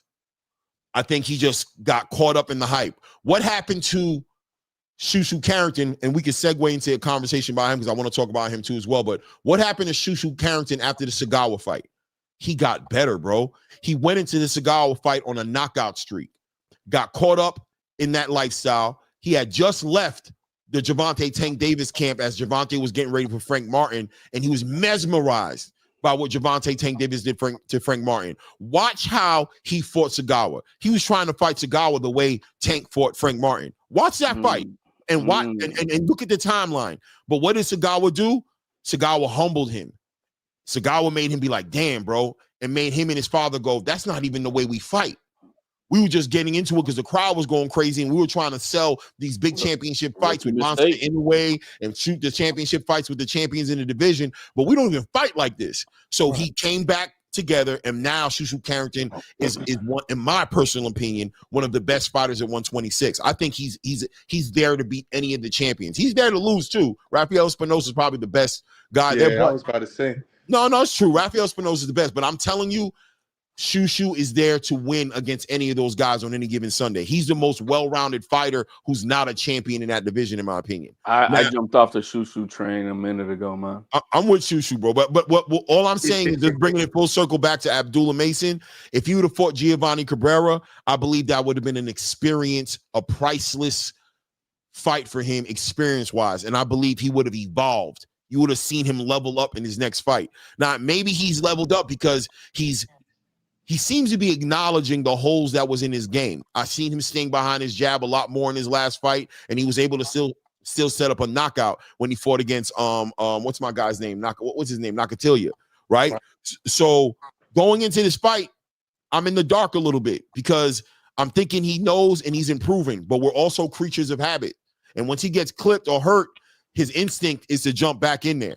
You know, Terrence Crawford took a long time to get him to that point to when he fought Canelo Alvarez, to where a lot of us were still worried going into a fight with Canelo Alvarez that he would get hit by Canelo and overreact and become a dog and get clipped. And that man was a 2-weight class undisputed, 4-weight class champion going into that fight. Abdullah Mason is just a pup.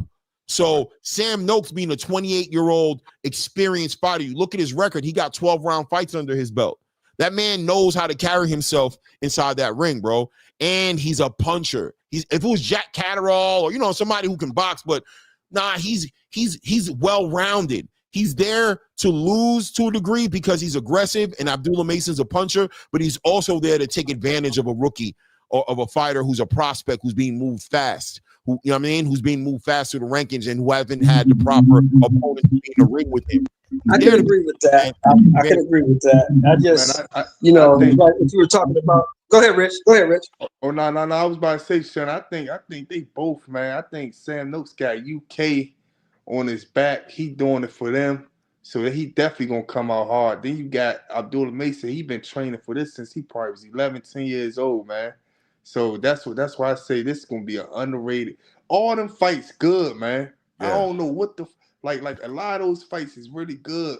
I'm not the band fight is good too, but like all those fights on that card, so far as I see, is really, really good, man. And it's basically people got a point to approve, especially with the David Benavidez fight.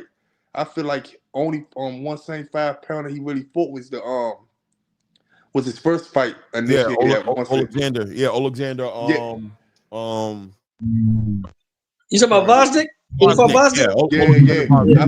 I feel like that's the only 175 pounder he really fought. You know what I'm saying? The other guy, they moved up from 168 together, so I'm not gonna consider that as a 175 pound fight. But I feel like I gotta see how his power holds up there, cause he ain't fighting no more. Not trying like go on him or none of stuff, but he ain't fighting no more small fighters.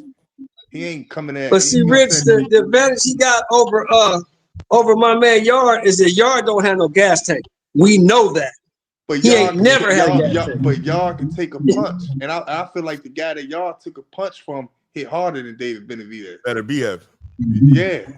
But here's the thing: if Yard don't get him out of there before that gas tank run out, it's Quaitons. Right. It's Quaitons. Nah, you're right about that. I agree with both of you guys, right? Like I believe that David Benavidez is fighting. At the end of the day, David Benavidez, 175 is a different animal than 168 as far as power is concerned. Because even outside of Anthony Yardy, I think Caleb Smith is different power. I think that obviously Beterbiev is different power. I think him talking about going up to fight a cruiserweight is a different conversation, right? Yeah. But at the same time, he has that high output, and he is. I've always questioned this about David Benavidez: skills, will. Ooh. Which is the thing that he brings to the table that just separates him from the rest of his peers? Heart. He got skills. He heart. Heart. But he don't got that amateur. The will is a heart. That's what I meant. The will is a heart, right? So he don't got that amateur pedigree, right?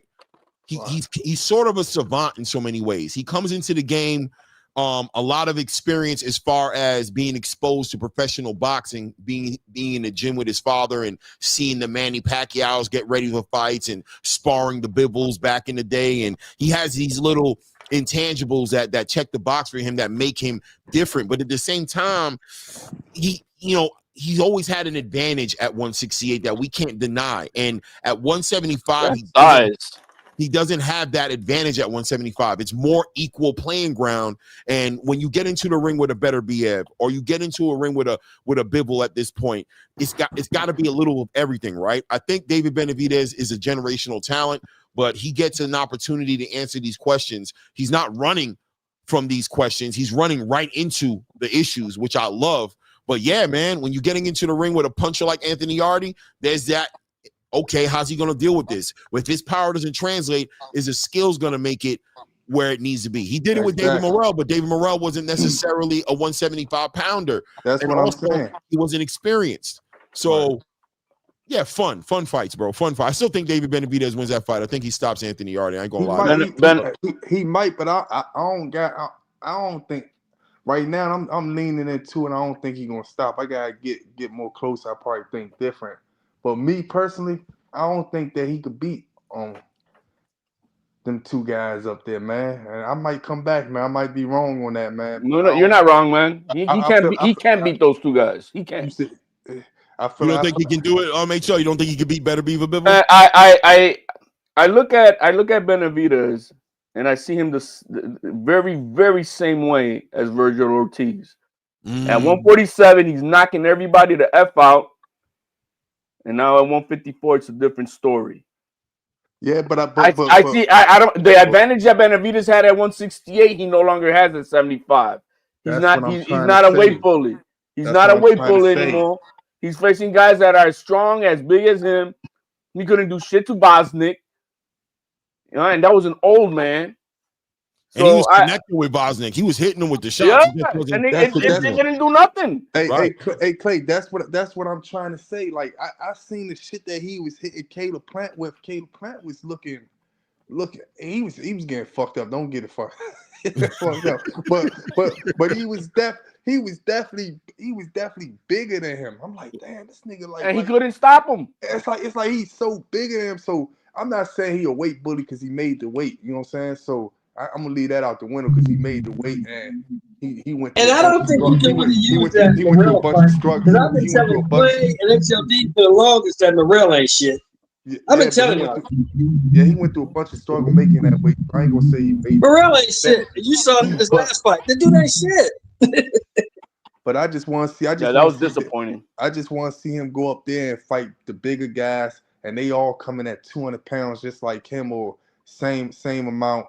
And they've been packing punches, and they've been feeling the same amount of punches as, you know what I'm saying, as he been throwing at one. Yeah, I want to see the difference, man. That's all. Well, I'm with Clay. I'm with Clay. I feel like Yarde. I think this is his first real test, Clay. Test for that. I think this is his first real test. Yeah. For Benavidez?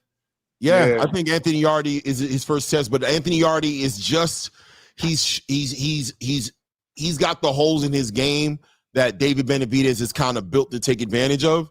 So I expect David Benavidez to win. And like I said, I'm calling for the stoppage. I think David Benavidez stops Anthony Yarde, but he may get exposed, and it may be a fight that opens up the doors for the next fighters to be like, I think, you know what I mean? You might see a change in the momentum of David Benavidez to a certain degree. And I'm not pushing that this man is going to lose, but he's going to be in some wars, I believe, and the reason he's going to be in it, and it's the reason that I love David Benavidez, is the fact that he's going to jump into the fire. He's going to jump at the challenge, and he's in the wrong place and the right place at the same time. Turki Al-Sheikh loves David Benavidez's mentality, and he is going to finance that mentality, you know what I'm saying, to give boxing moments. And David is more than happy to give that, especially the money is one part of it, because David won't even let the money stop him from getting into a big fight. But you combine that with the money, I'm expecting to see the biggest fights. I'm expecting to see David Benavidez all the way up at heavyweight at some point. As long as he's willing, Turki gonna feed Seymour.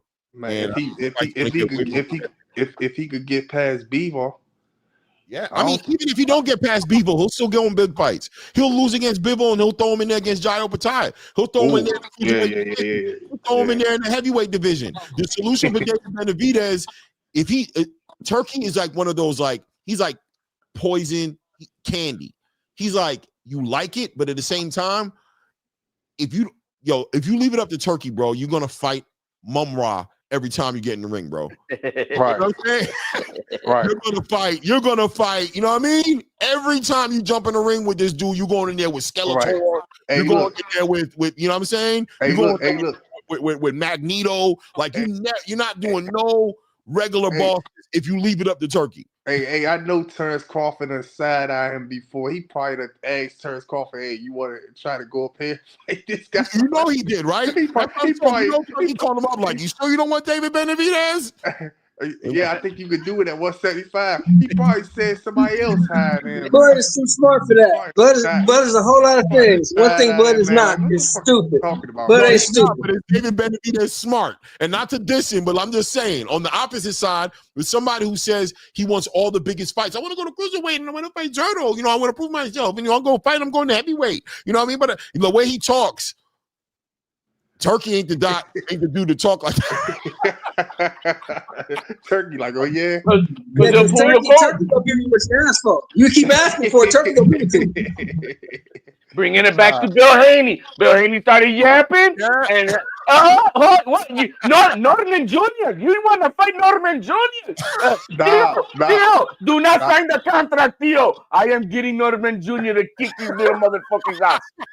Nah, and I saw, I ain't gonna say the person's name, but I seen on somebody on thing that he said that he been knew the Brian Norman Jr. was coming up because he said once Turkey seen that Brian Norman Jr. knocked the gal over there in Asia, in Sasaki, he said I want to get in contact with him.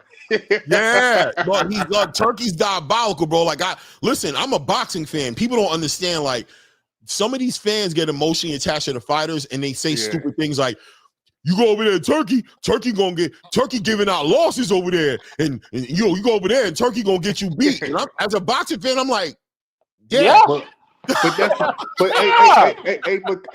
Clay, that's the thing that I've been saying from the beginning. When they try to say, I ain't gonna say his name, but when they try to say that he ain't want to go over there because he thought Turkey was gonna try to make him lose or whatever and stuff like that, right?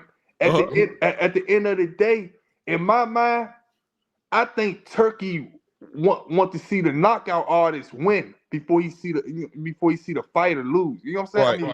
I think he wants to see. So when he offered him to go over there to fight him, all he know about him is he knock out people. So he's like, yeah, bring your ass over here, man, because we gonna love this knockout. It's entertainment to us. So I don't think that he wanted that guy to come over there to lose, man. I feel like that says way more though. I feel like that says way more about the nigga's mentality.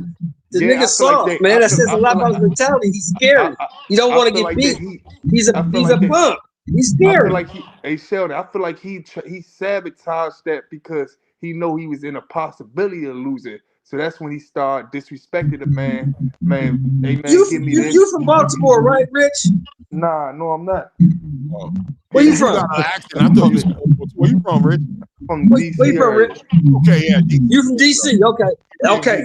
You know what I'm about to say? You from DC? The best city in the world. We competitive in the hood. We are competitive in the hood. The motherfucker say he can beat me. What? You can't beat me. I don't know. You don't want me to lose. That's some whole shit. I ain't never known no nigga say no whole shit like that. You tell Gary Russell you think you could beat him, bro. Gary showing up to your gym. He not even sending the contract. He trying to beat you up ASAP. He want the sparring man. Like he not letting it slide. You know what I'm saying? So that's that DC energy, bro. That's just how. That's what I'm saying, Rich. Where they do that at? You tell me what Tank is doing. Where they do that shit at? Man, Tank, I ain't. Man, Tank, they don't do it in my hood. I don't know what Tank got going on, man. He's getting paid, guys. You guys don't get it. Yeah, he's just getting paid. He's just getting paid, and that's all that matters for him, bro. He's been in that culture of that for a long time. He got the Canelo mentality. You remember what Canelo said, man? I'm not giving you no fight because you disrespected me. Just stop talking tough, then. If that's your mentality, be a boxer and stop talking tough like you a tough guy. I don't heard. Hold on a second. Let me get this off the screen before I forget. Alan Land, man, with the $5, man. Gotta support the grind. I appreciate you, family. Thank you, man. I appreciate you, man. Thank you for the support, man. Love. And the reason why I say he got that Canelo mentality because I seen him in another interview he says it's a certain way that you go about getting fights with him. You don't gotta be disrespectful. I said that's the same shit Canelo said, man. And that's sad, man. Okay, but I'll be real with you. Canelo said that about David Benavidez. In real life, Canelo be ready to fight people, but David, he was Tank picked that up. Yeah, I agree with you. He picked that up from Canelo. It is, man. It's the same thing, Clay. You're not saying it.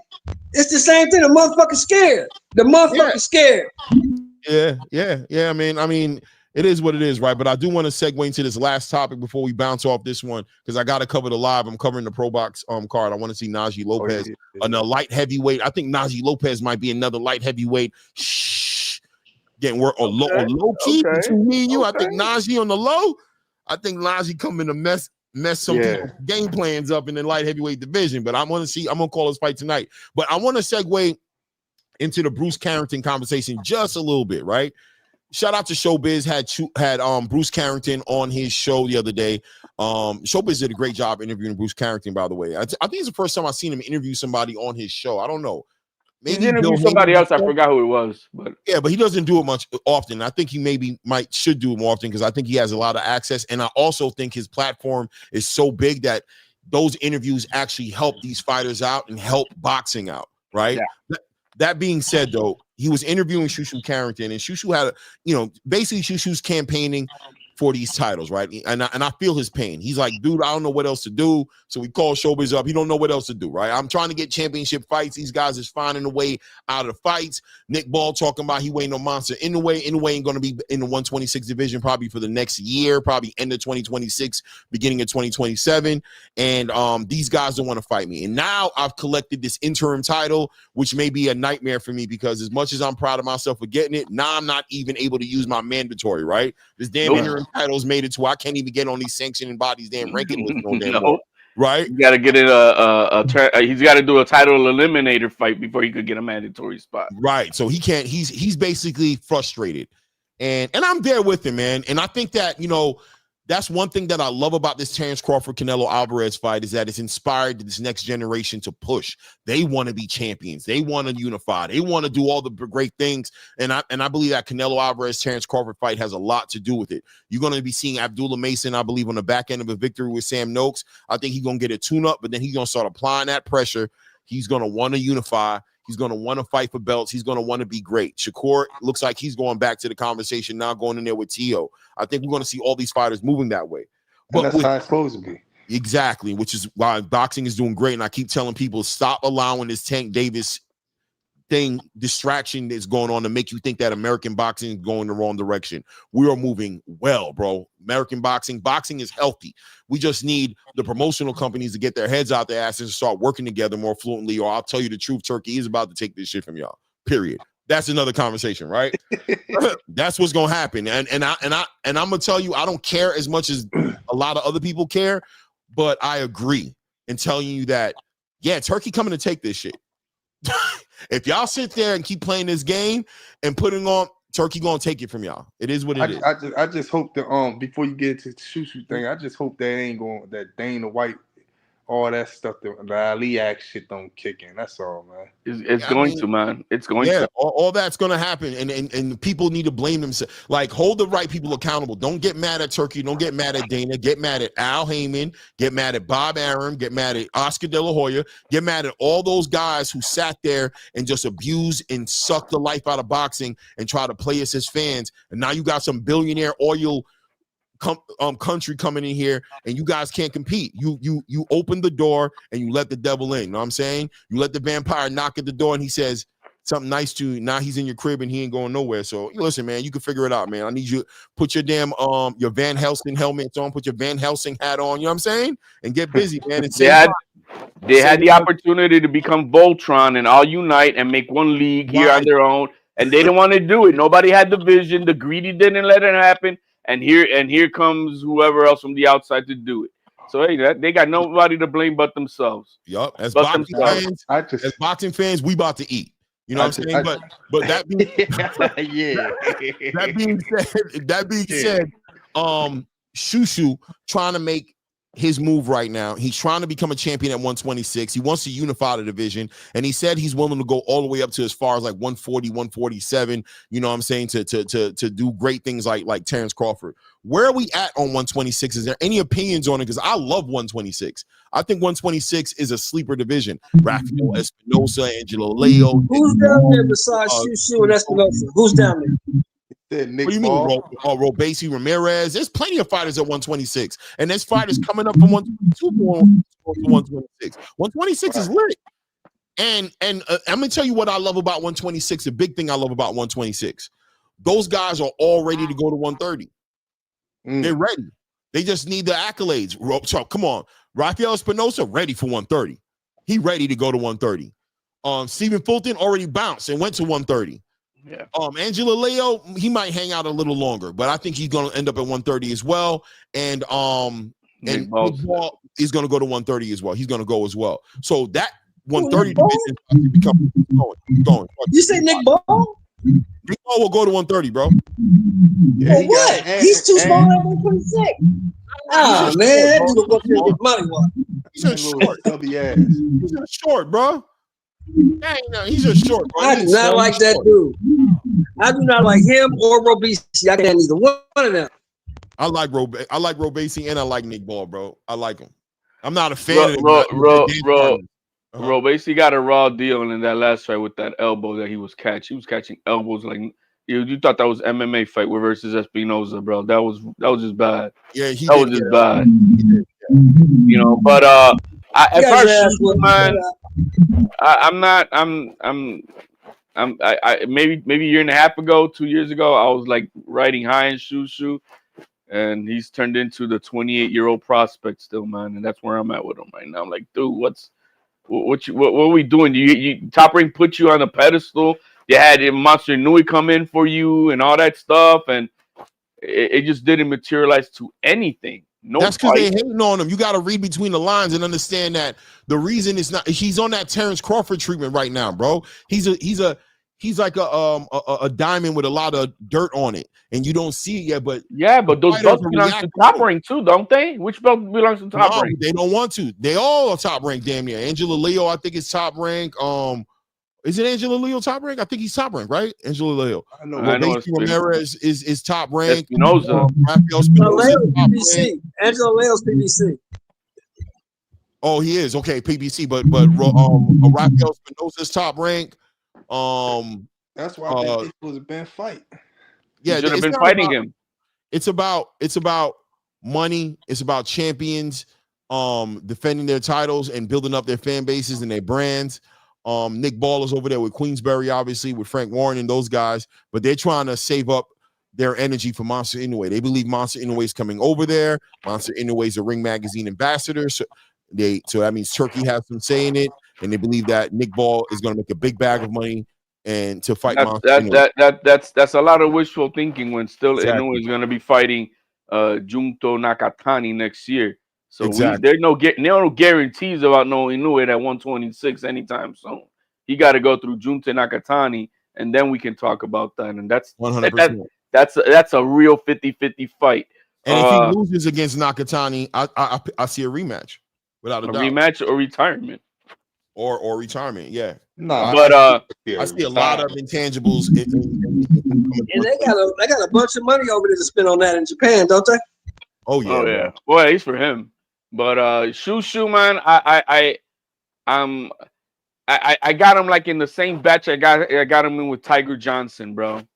That I got him in the same batch. Like these were guys I was high on, and they fizzled, bro. And I don't see no movement. I don't see what's next. They in the ring they didn't look spectacular to me. No, Shushu has not been looking spectacular, not to me. And he's what 27, 28. I thought the kid was 22, like 29, 28.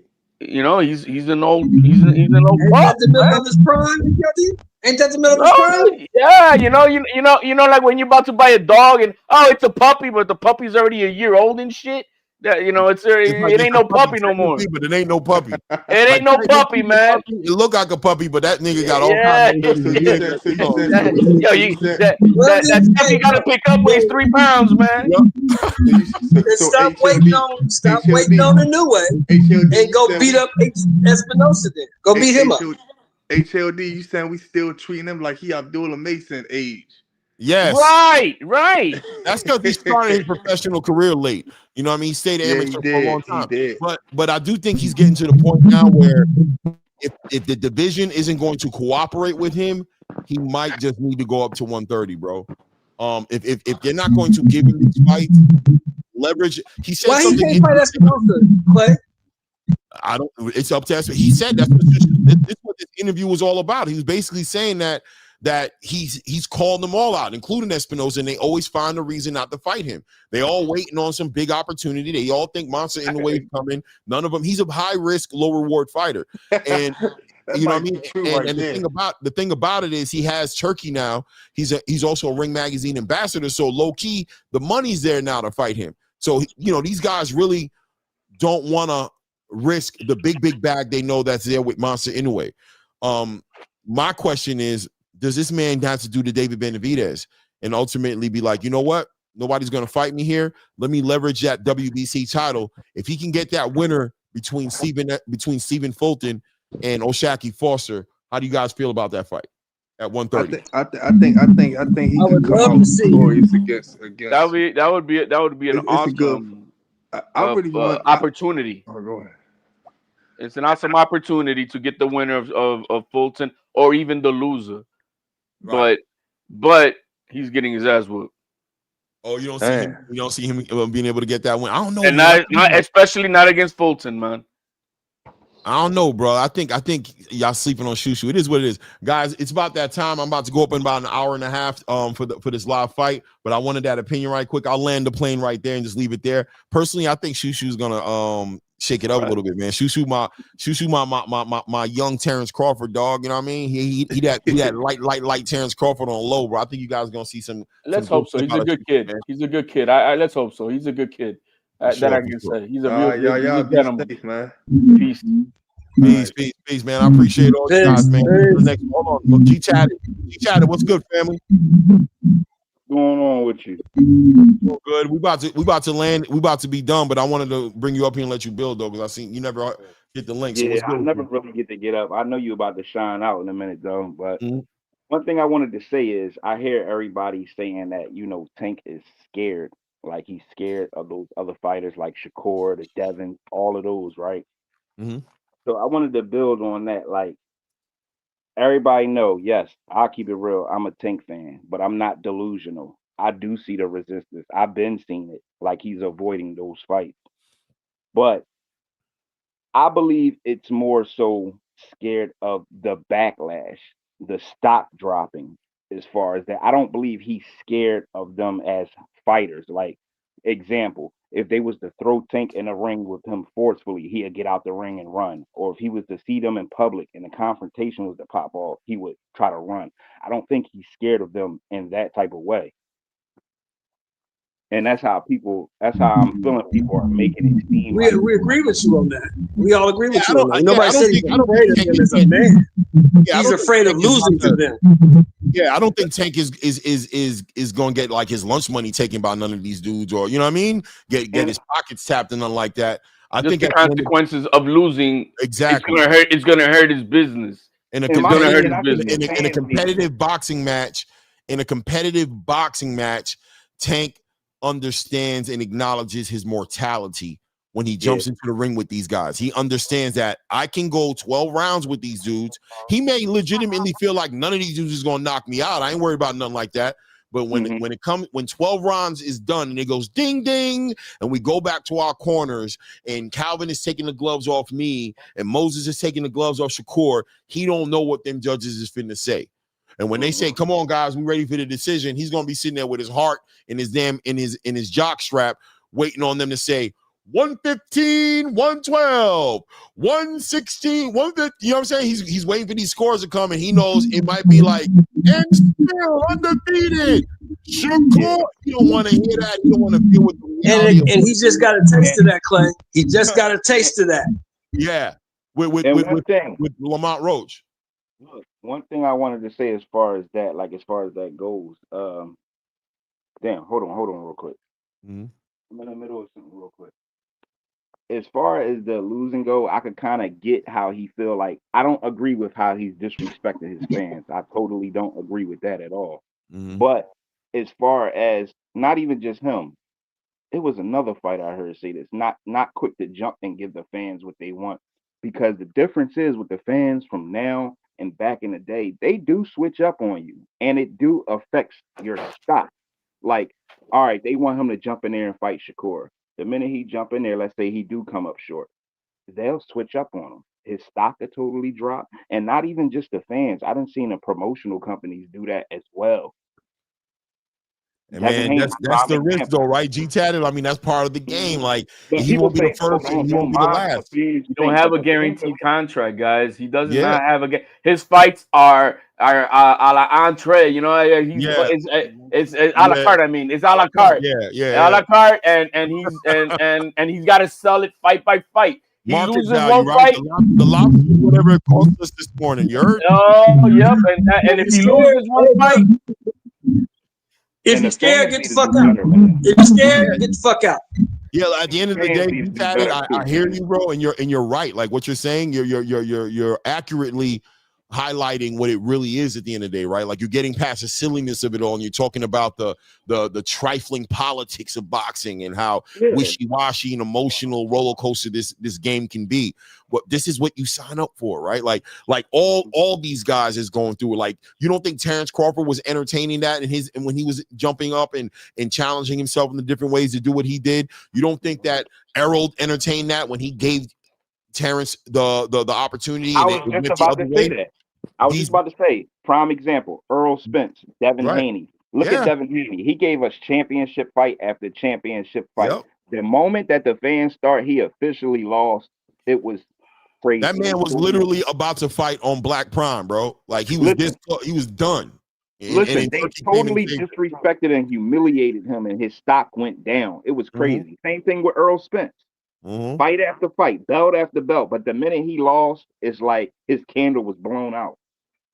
Yeah. And it shouldn't be that way. It shouldn't be that way. No, it shouldn't be. But I think I believe Turkey's bringing that change when it comes to that topic, where if you lose, you're not worth money no more. No, Turkey's giving guys second chances. He's bringing them back. You know what I'm saying? Literally, Nick Ball got robbed in a decision against Ray Vargas, and what happened? Boom, he put him right into a fight with Raymond Ford, and now he's a champion of the world.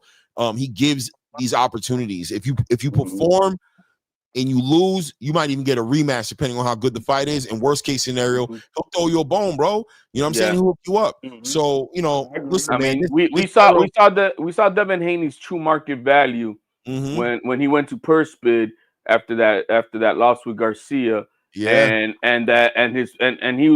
His fight was worth in total $2 million. He was going to make only 1.5 out of that, so he decided to vacate. So then after that is when Turkey came in and got him that fight at the Madison Square, Times Square. And so, you know, he's now got a 3-fight deal with him, and he's got 2 more fights now to honor. So, I mean, it's true what Turkey does. That's why everybody talks so much shit about Turkey, but he's keeping the game alive one way or the other, and he's giving us what others are not trying to get us. And so I can't complain about the man at all. As a fan, I just can't muster up the energy to do it. Like, people be trying, I just can't. Like, you know what it's like? It's like I have a Mercedes. Like, it's like somebody brings you a G-Class G-Wagon HLD, right? He's dropping in front of your crib, and you like, damn, this shit clean, bro. And then somebody come at you like, hey, yo, bro, that dude's not a good dude, bro. I don't even much deal with him, bro. And you sitting here looking at him like, yeah, I hear you, bro. So what are you saying? Give him back that G-Wagon, bro. You don't need that. You good with your Camry. Like, yeah. Get it out the mud, man. Get it out the mud. Nah, bro. Get up out my property. Matter of fact, I'm about to call the cops on you, bro. You stay away from you out your rabbit-ass mind, bro. Unless you got something else comparable comparable to what I'm dealing with here, I'm gonna need you to keep it moving, King. Go ahead that way, bro. Go ahead with that blasphemy, bro. With that crazy talk you bringing over, that crazy nonsense you bringing over here. Anyway, it is what it is. Look, salute to everybody on the panel. Salute to everybody in the chat, bro. I appreciate you guys. We did like 4.5 hours a day. You guys always do this to me, you, man. Bless in an hour and a half, I'll be back up. I'm going to start covering the I don't know, it's probably like 2 hours actually, but I'm going to be covering the Najee Lopez, the Pro Box card, calling those fights. Please feel free to come back, man. We're going to build on that, man. Thank you to everybody in the super chat that showed love today, man. You guys really, show some love today. I really appreciate you guys, man. Come on back over to the other live and show some more love. Thanks, HLD. Shout out to my co-host, Ray. Oh, Ray, did you want to say something? Shout out to G Taddick, Shelton Moore, Freaking Fly was up here a little earlier. Ray, were you trying to say something? Okay. Shout out to everybody who showed up in the building, man. Y'all know what it is. It's that ATP Combat Media Show. It's your boy Clay. And at this point, we out. We out.